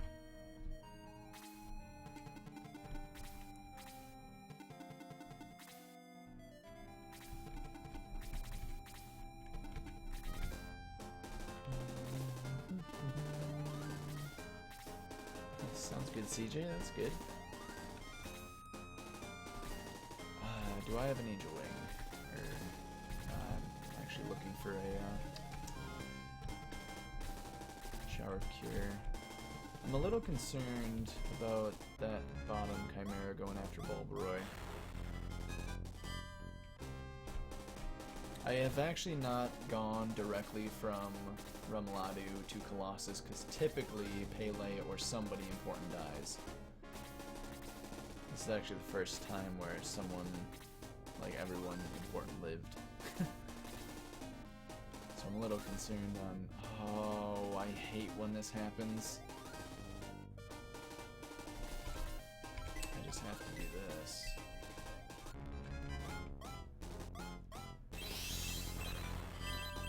Yeah, it's been a lot of bad all over the place. Shining Force does not want to happen today.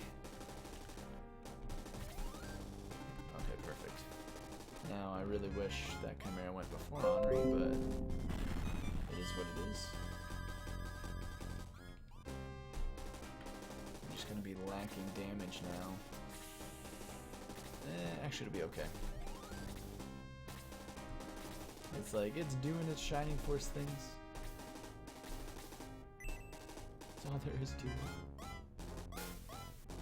That alert was on my end. Just blame Windows 10.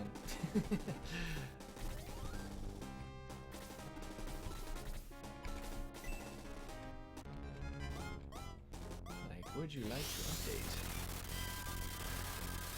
Funny thing is, it was that earlier, and now this one's actually just a YouTube video. But you know.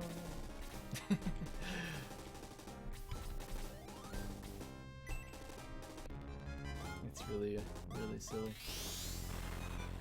Okay, so this is fine. Yeah, this is more than fine.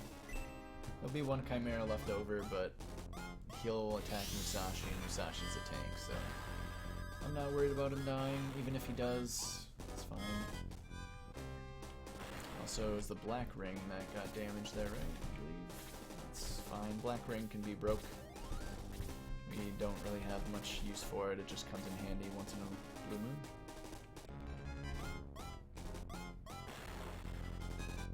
Alright.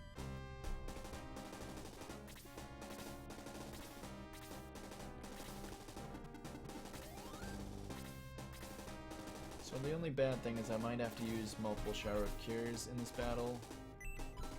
I would hope not, but it is a possibility.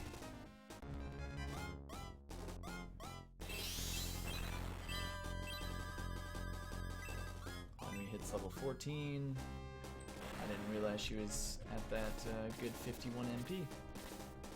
That works.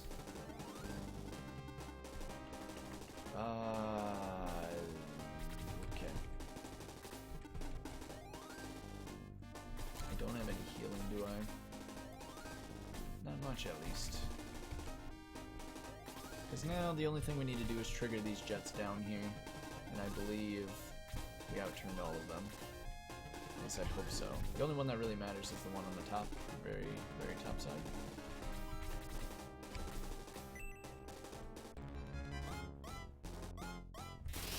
Then again, we have to revive after this battle anyway, so we can go a little ham here.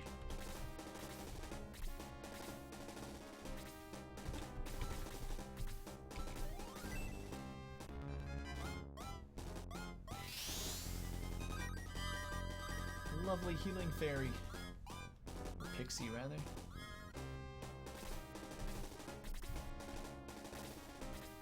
Oh, I forgot I'm gonna trigger this blue dragon on the bottom corner here.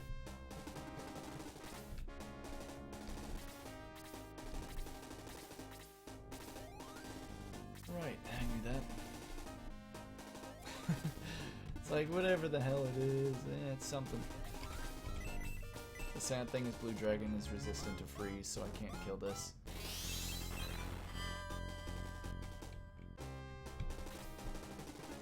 Is super resistant. Ow.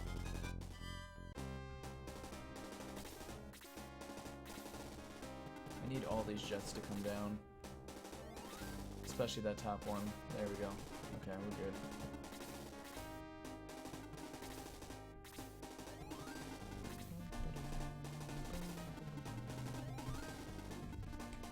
Colossus, what are you doing up there? I like don't even understand. What is he doing up here?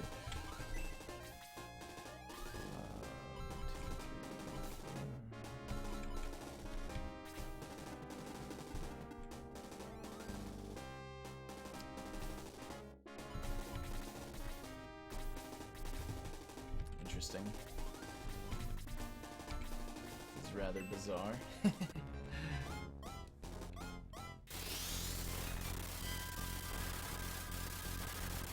We get off the major voltage. Oh, smoke rose from the evil ring. That's actually more than fine.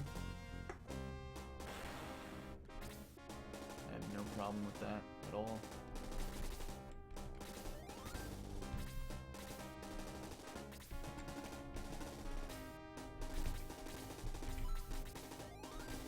Just gotta remember who has what around here. Because we're gonna probably have to use both Shower of Cures in order to have Bulbaroid do this. I'm actually not sure. I'm actually a little bit of a confuzzled pickle.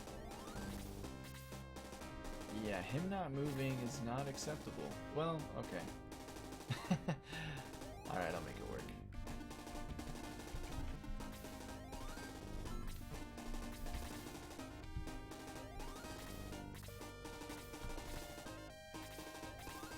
Musashi will probably die. It's more of Balbaroy's time to shine now. Like, I made sure that Balbaroy wouldn't get attacked by that guy. But I still need to move forward. I was just expecting that Colossus head to move down, and it didn't.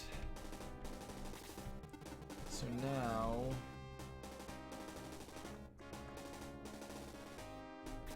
Alright, I'm gonna have to make my save here, actually. And I need to not change it. I think I legitimately need... I don't know, this is actually interesting.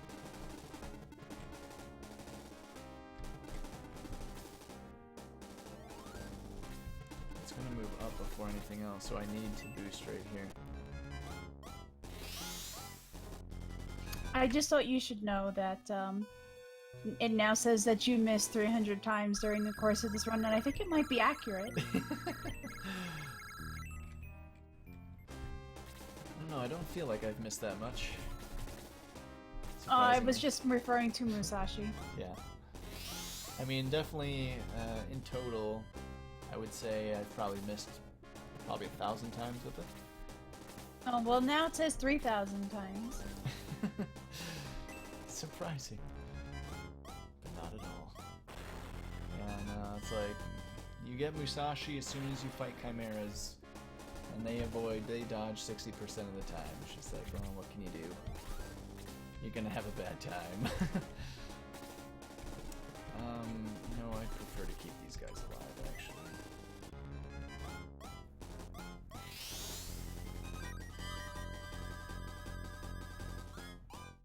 I very well might end up saving for a double attack or a crit, which no one is ever happy when I do that, but it very well might be the outcome. It wouldn't necessarily be a bad thing here either.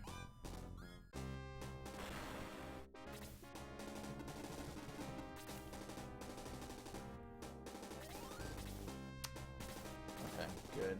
So hopefully the Chimera, or the Colossus head on the left, just moves down and melee attacks me. Probably won't happen. But I also don't think he can reach, even if I do go... Okay, that's great. Oh, and I missed. Oh. I can't complain. I'm not mad at that.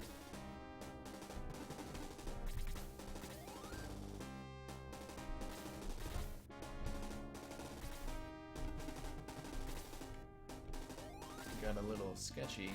I'm actually... There's no way Tau can survive this, can she? Oh, she's a beast! It's actually disgusting.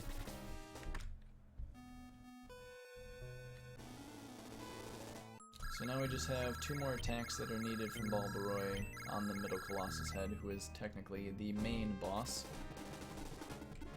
Ooh, that's not good. Okay. So I was hoping I could get to the right of this head, but I can't. Which means both of these heads can attack me. Which means I need... we might be looking at a double attack or a crit here. Quite possibly.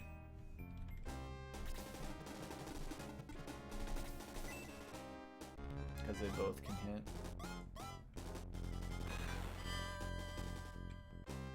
But we'll have to see.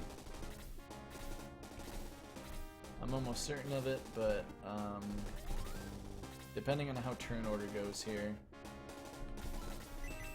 Because if Henri has a Shower of Cure, so if one of the Colossus goes and attacks, and then Henri goes, I can use my Shower of Cure to make sure that,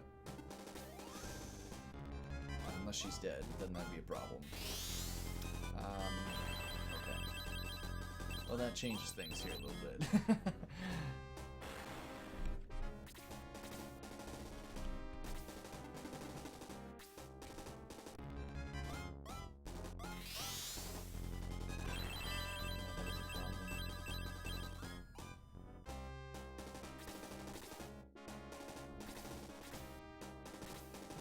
And that's death. Just what I thought. You know, I feel like I'd just be better off going for a double or a crit here. I wouldn't be happy to do that, and it's actually insane time loss more than likely. Especially when we can't hit him to begin with. But the funny thing... Actually... how much damage do I have? 77? Oh god, that's awful. Okay, I can't equip the speed ring. I thought I could do something, but I can't. Can you please hit him?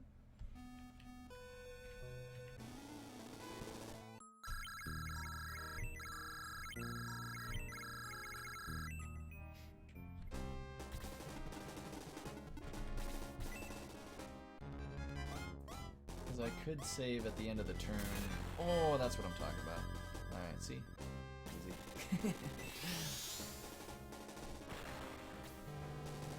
See, that wasn't so hard, was it?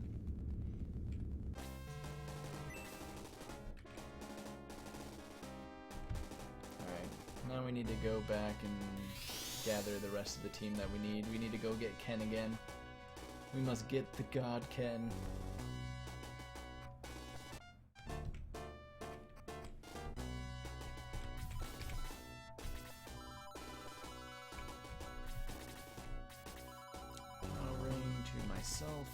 Speed ring needs to go to Musashanri.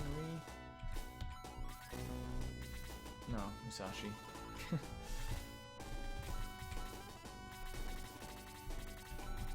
Rain be a tired. So we're good. Then we're on the last two fights.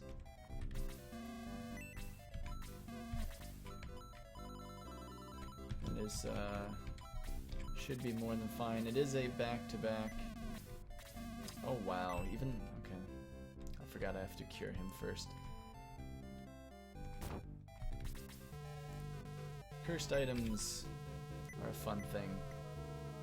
When your cursed item is equipped, you cannot actually repair it until you are uncursed. Because you can't actually remove it from your finger. Because it is cursed. So therefore, how are you able to repair it? You can't. Unless it's off your finger. So you gotta remove the curse so that you can actually get the damn ring off before you can actually repair it. So, we got it. It's all good. And now we'll also be getting into my favorite jam. Instant miss counter. Well, the nice thing is that Ken isn't going to be doing any damage, I don't think. I should have just brought in Yogurt just for the heck of it. But, we don't need to be wasting any more time here.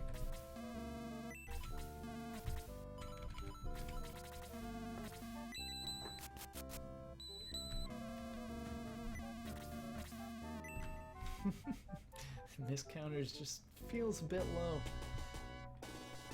Yeah, that is the thing. We could miss a little bit more here, possibly, but the nice thing is the final fight, it's actually impossible to miss. At least I say that, and then next thing you know, we'll somehow miss, but the game says that it's impossible to miss.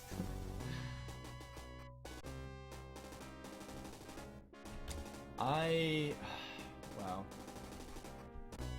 I actually did not grab Ken, Aleph, or Tarasu.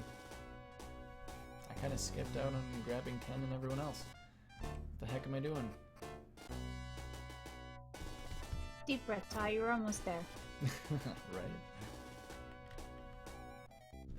It's like I'm so used to having them in my party at this point, because I never have to do Colossus like that.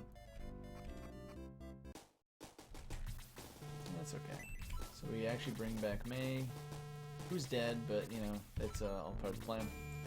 She's useful that way. Ken and Tarasu.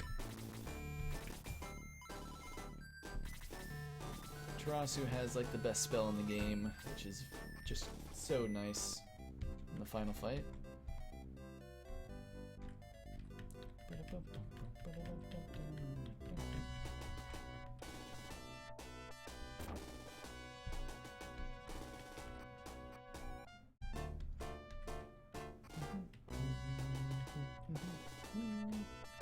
I just am ready to hear my jam.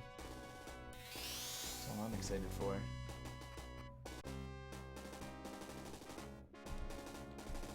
It's a little bit on the heavier side of things.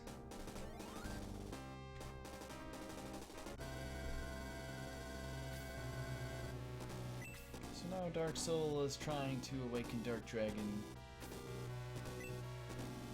Can't quite do it. We show up just in time. How was 1-3? 1-3 was actually perfect.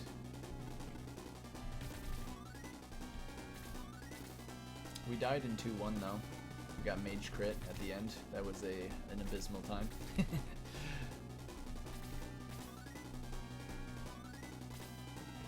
We also had a really odd double attack death to a shellfish in 5-1.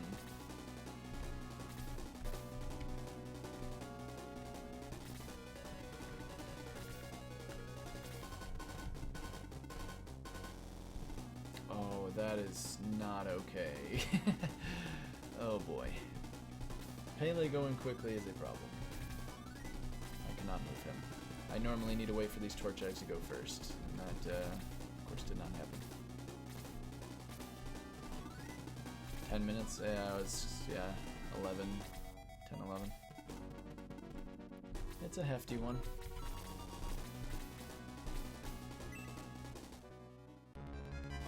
We had to redo actually quite a few battles.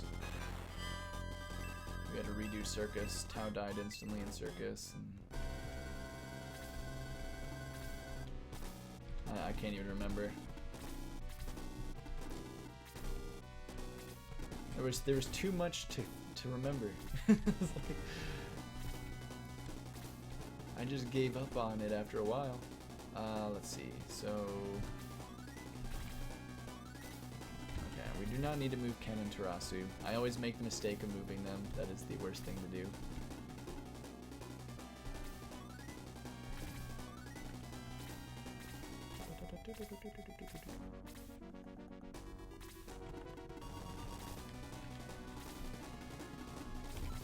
For a reason.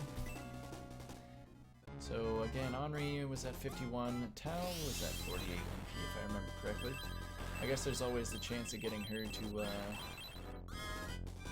56, which is very, very rare, but could happen in this sense.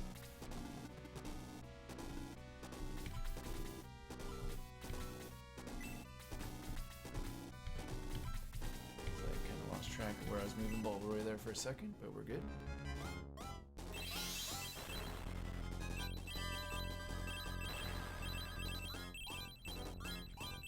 I'm actually quite surprised Bulbaroy was able to one-shot Colossus with a crit. Being at 77 attack is pretty awful, I'm not gonna lie. Don't know. Okay, that's fine.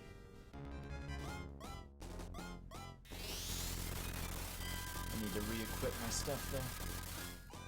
It's like, Pele would die to 2 laser beams here. Which is why it's like, Domingo, you need to go. Domingo, Domingo. No! Domingo, what are you doing? Oh god. Oh god. Please do 18 or 19. Domingo, just what are you doing? I don't understand.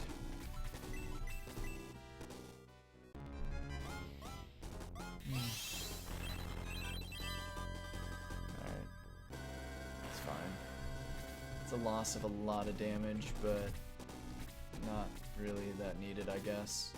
Our mages are gonna win the game for us anyway. We can't have another person like Musashi or Bulbaroi die, though. I think that would be just too much lost.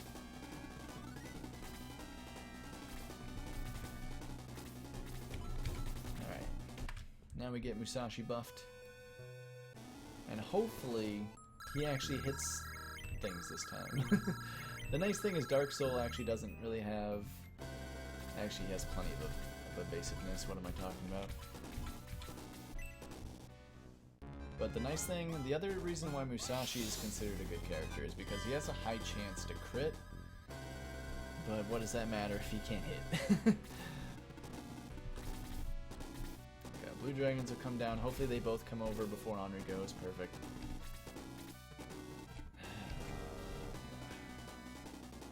Get this freeze 4 in. Get the freeze 4 action going. His HP is question mark because he is sitting at a lovely 150. I'll save on Musashi's hit since he is the boosted guy. His attack is going to do a lot. The reason why I like Hanzao is because he has a high chance to double attack. And I feel like he crits a lot as well. Like the first time I had a double crit was with Hanzao. Very nice. Normal hit though. But at least we're hitting. That's all I care about. That's all I ever ask for. Oh, you gotta be kidding me. Slappy, you're not slapping. Well... Okay.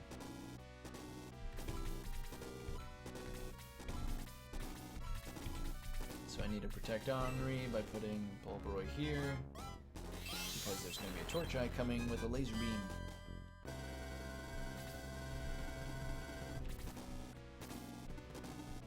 And Domingo will gladly take it.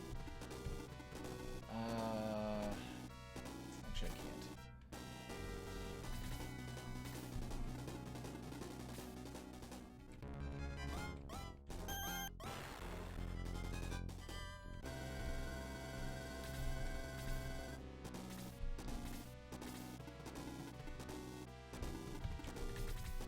Where's Ken? 53, that's not gonna be enough. I was thinking of, you know, a simple black ring on top of a Blaze 4 from Tau would maybe do the job, but that would not. So, I should have saved there. Turn order's now set. Which means I really hope Henri goes after Tau. Indeed. No. That could be a dead Tau. Oh, thank God.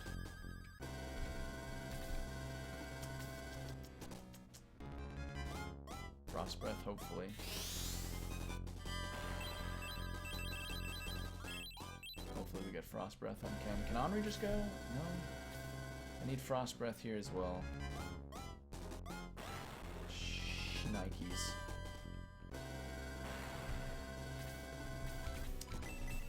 Oh, Henri, how you fail to disappoint me on every occasion. That's okay though. So now, with Dark Souls' last dying breath, he summons Dark Dragon. Pulls it out of his pocket with his power. It's like, oh no! I ain't scared.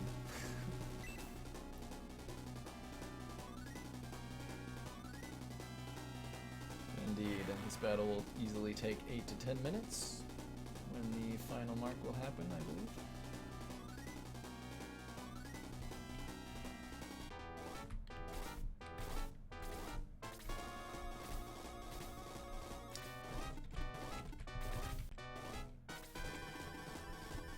Okay, now this is where things get slightly awkward. I need to have Tau tank that, which is not going to be a fun time.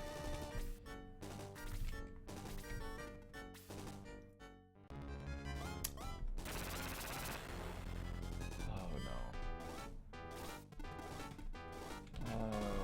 Okay. We just need to wait.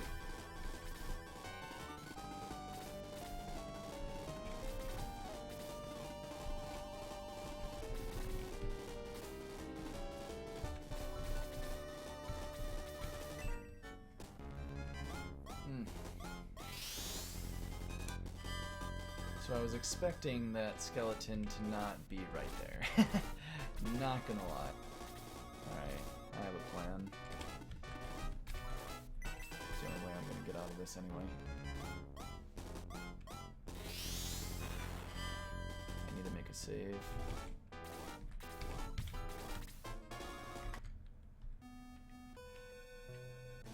It really can be. I just had some unlucky moments. I had to redo like a couple battles due to missing and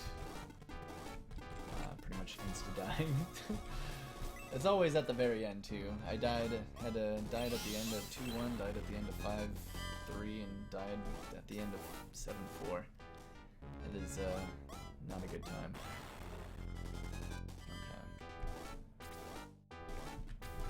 Okay. We need to heal, and I'm not sure who has the...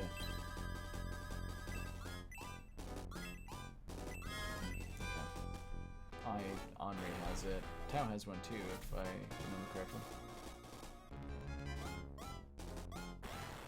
What am I... Okay. What am I doing?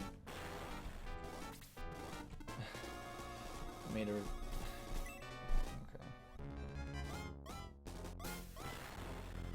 What am I doing? Problems are made. It'll be okay. Maybe.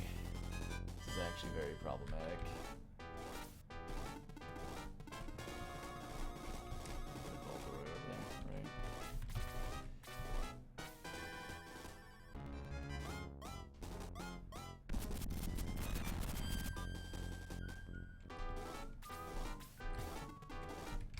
I kind of needed to kill the skeleton, and I don't know why I didn't.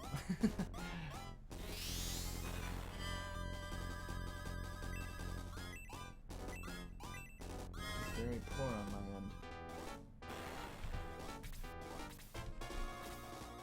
Okay. That's fine.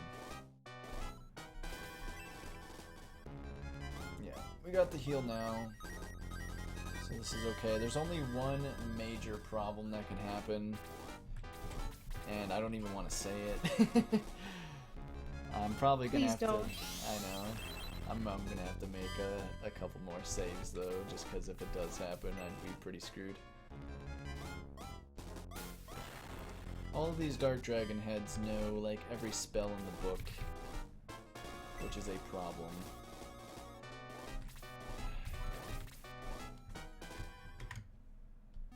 Four-man diesel. Maybe. It's more like Bolt 4 is what we're a little worried about.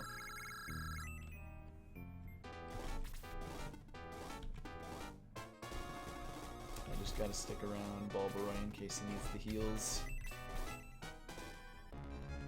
Because he'll more than likely just get Bolt 2'd. That's what you'll normally see. But we really need to take out this middle head. It gives out the demon breaths. Not a nice guy. 26 on the dot. Exactly 50% HP. Ow. Of course, as soon as Tarasu's shield run off, it was a one-turn shield. Okay, like I said, Bolt 4 is a thing. Yay.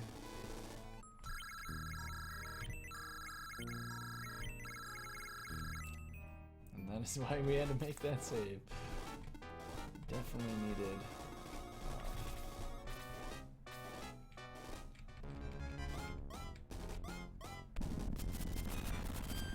Right? It's like he could give me a freeze too, or do nothing. Like they do that a lot actually.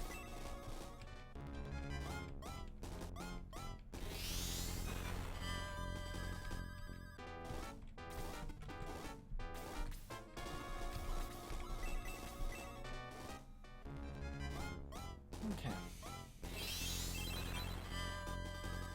This is literally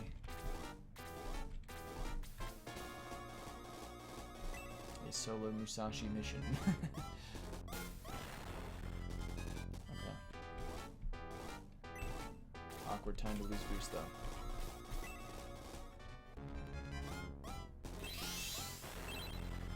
Yeah, I'm actually just gonna have to save every turn in order for the Bolt 4 not to happen, because unfortunately these last two battles go back to back. So if I were to lose this one, I'd have to do the last two fights all over again.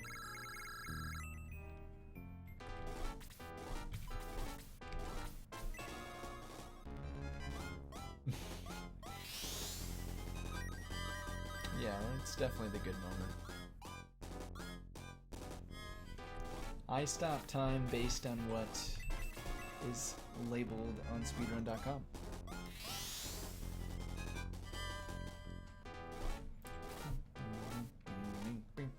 Now the only thing I can say is the middle head always does Demon Breath, which is terrifying at the same time, but it's fine. Oh, it's a damn good thing I got that shield off. Can't touch this. Bolt 4's got nothing on me. Famous last words.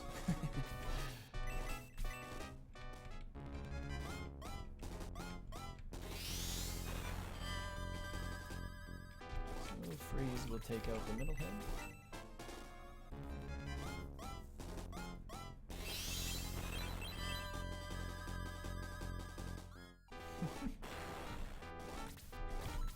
The nice thing is Bulbaroid has been doing very minimal damage, doing 16 damage per cast breaker use here. So it's like, this head's been going down significantly.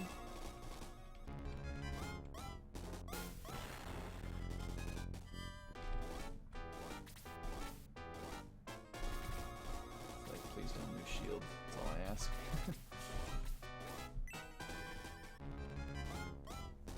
Keep using the White Ring for small heals. Even if Dark Dragon is to melee attack Musashi, I'm not really too worried about it. I gotta stick pretty close though. Got multiple heads left. Musashi's the only one that matters here though. Is like he's just going to he's ooh, this is gonna hurt though. He's soloing Dark Dragon himself. It's fine though.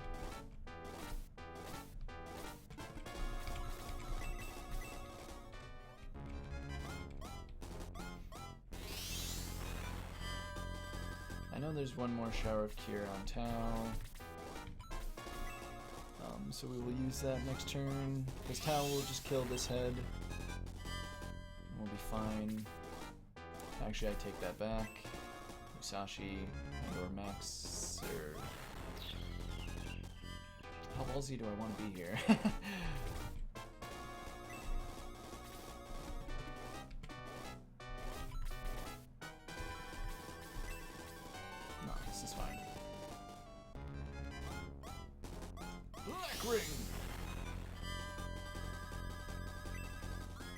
What about attack plus 3 on the cane? The true cane.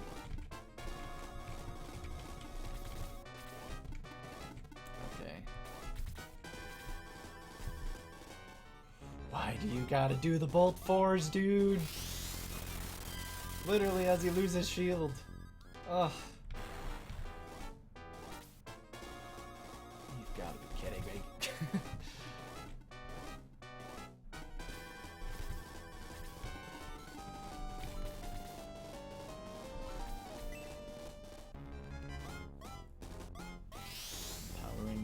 Musashi once more. The funny thing is this Shower of Cure is not even going to fully heal Musashi.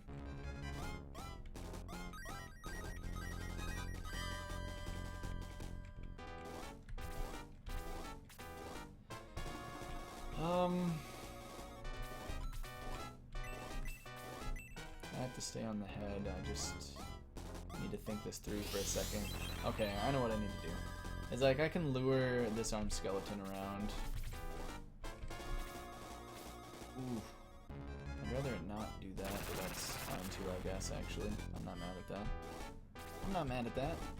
That's fine. Can we get a double attack from Musashi or something, please, though? Is that like too much to ask for? Gonna give a power ring boost to me Bulbaroid real quick as well, because that might be needed. And I'm just gonna have to make another save just in case. It'll be the final one. Just for safety reasons. Moved up.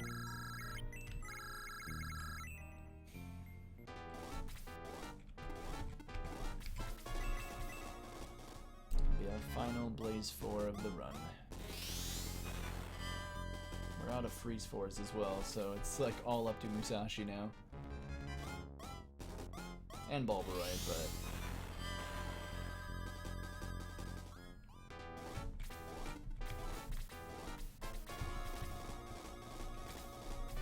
like we'll move Musashi or Bulbaroid next turn.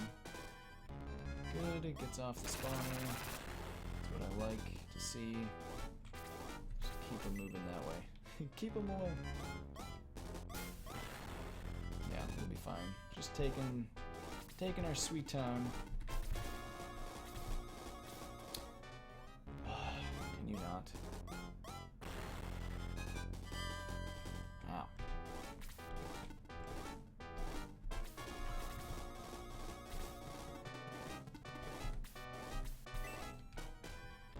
Bulbaroid can get in on the action now.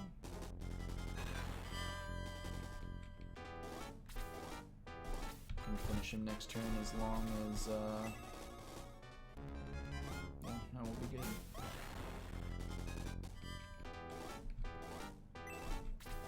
So of course he'd go for Bulbaroid, the guy that's planning on killing him.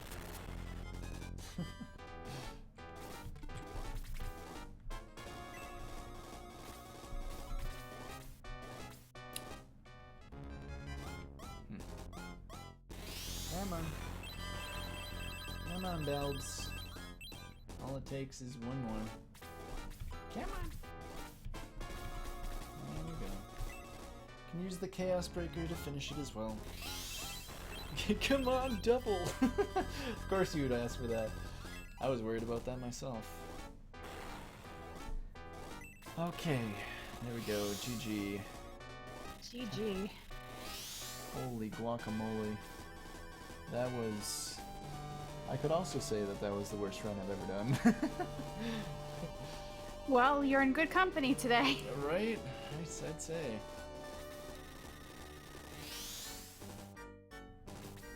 That is okay. Two very hard fought Shining Forest runs. Yeah, ones that are hard to swallow, that's for sure. Oh well. It'll be all good. It just gets the next runs just up and ready. Give them some extra time. I'm sure they're ready by now. Hopefully, but I do appreciate having me around. I do apologize for the unfortunate event, but it will be like that sometimes. Yeah, unfortunately, Shining Force is that way. But I do really appreciate it. I hope everything else goes amazingly well. Many It's like thank you. I'll definitely be sticking around. We can try to get more of those incentives met. But I That know would there's a be bit more of a fabulous. cutscene, but I'm not going to keep that going, so we'll get off of this and get right into the next run.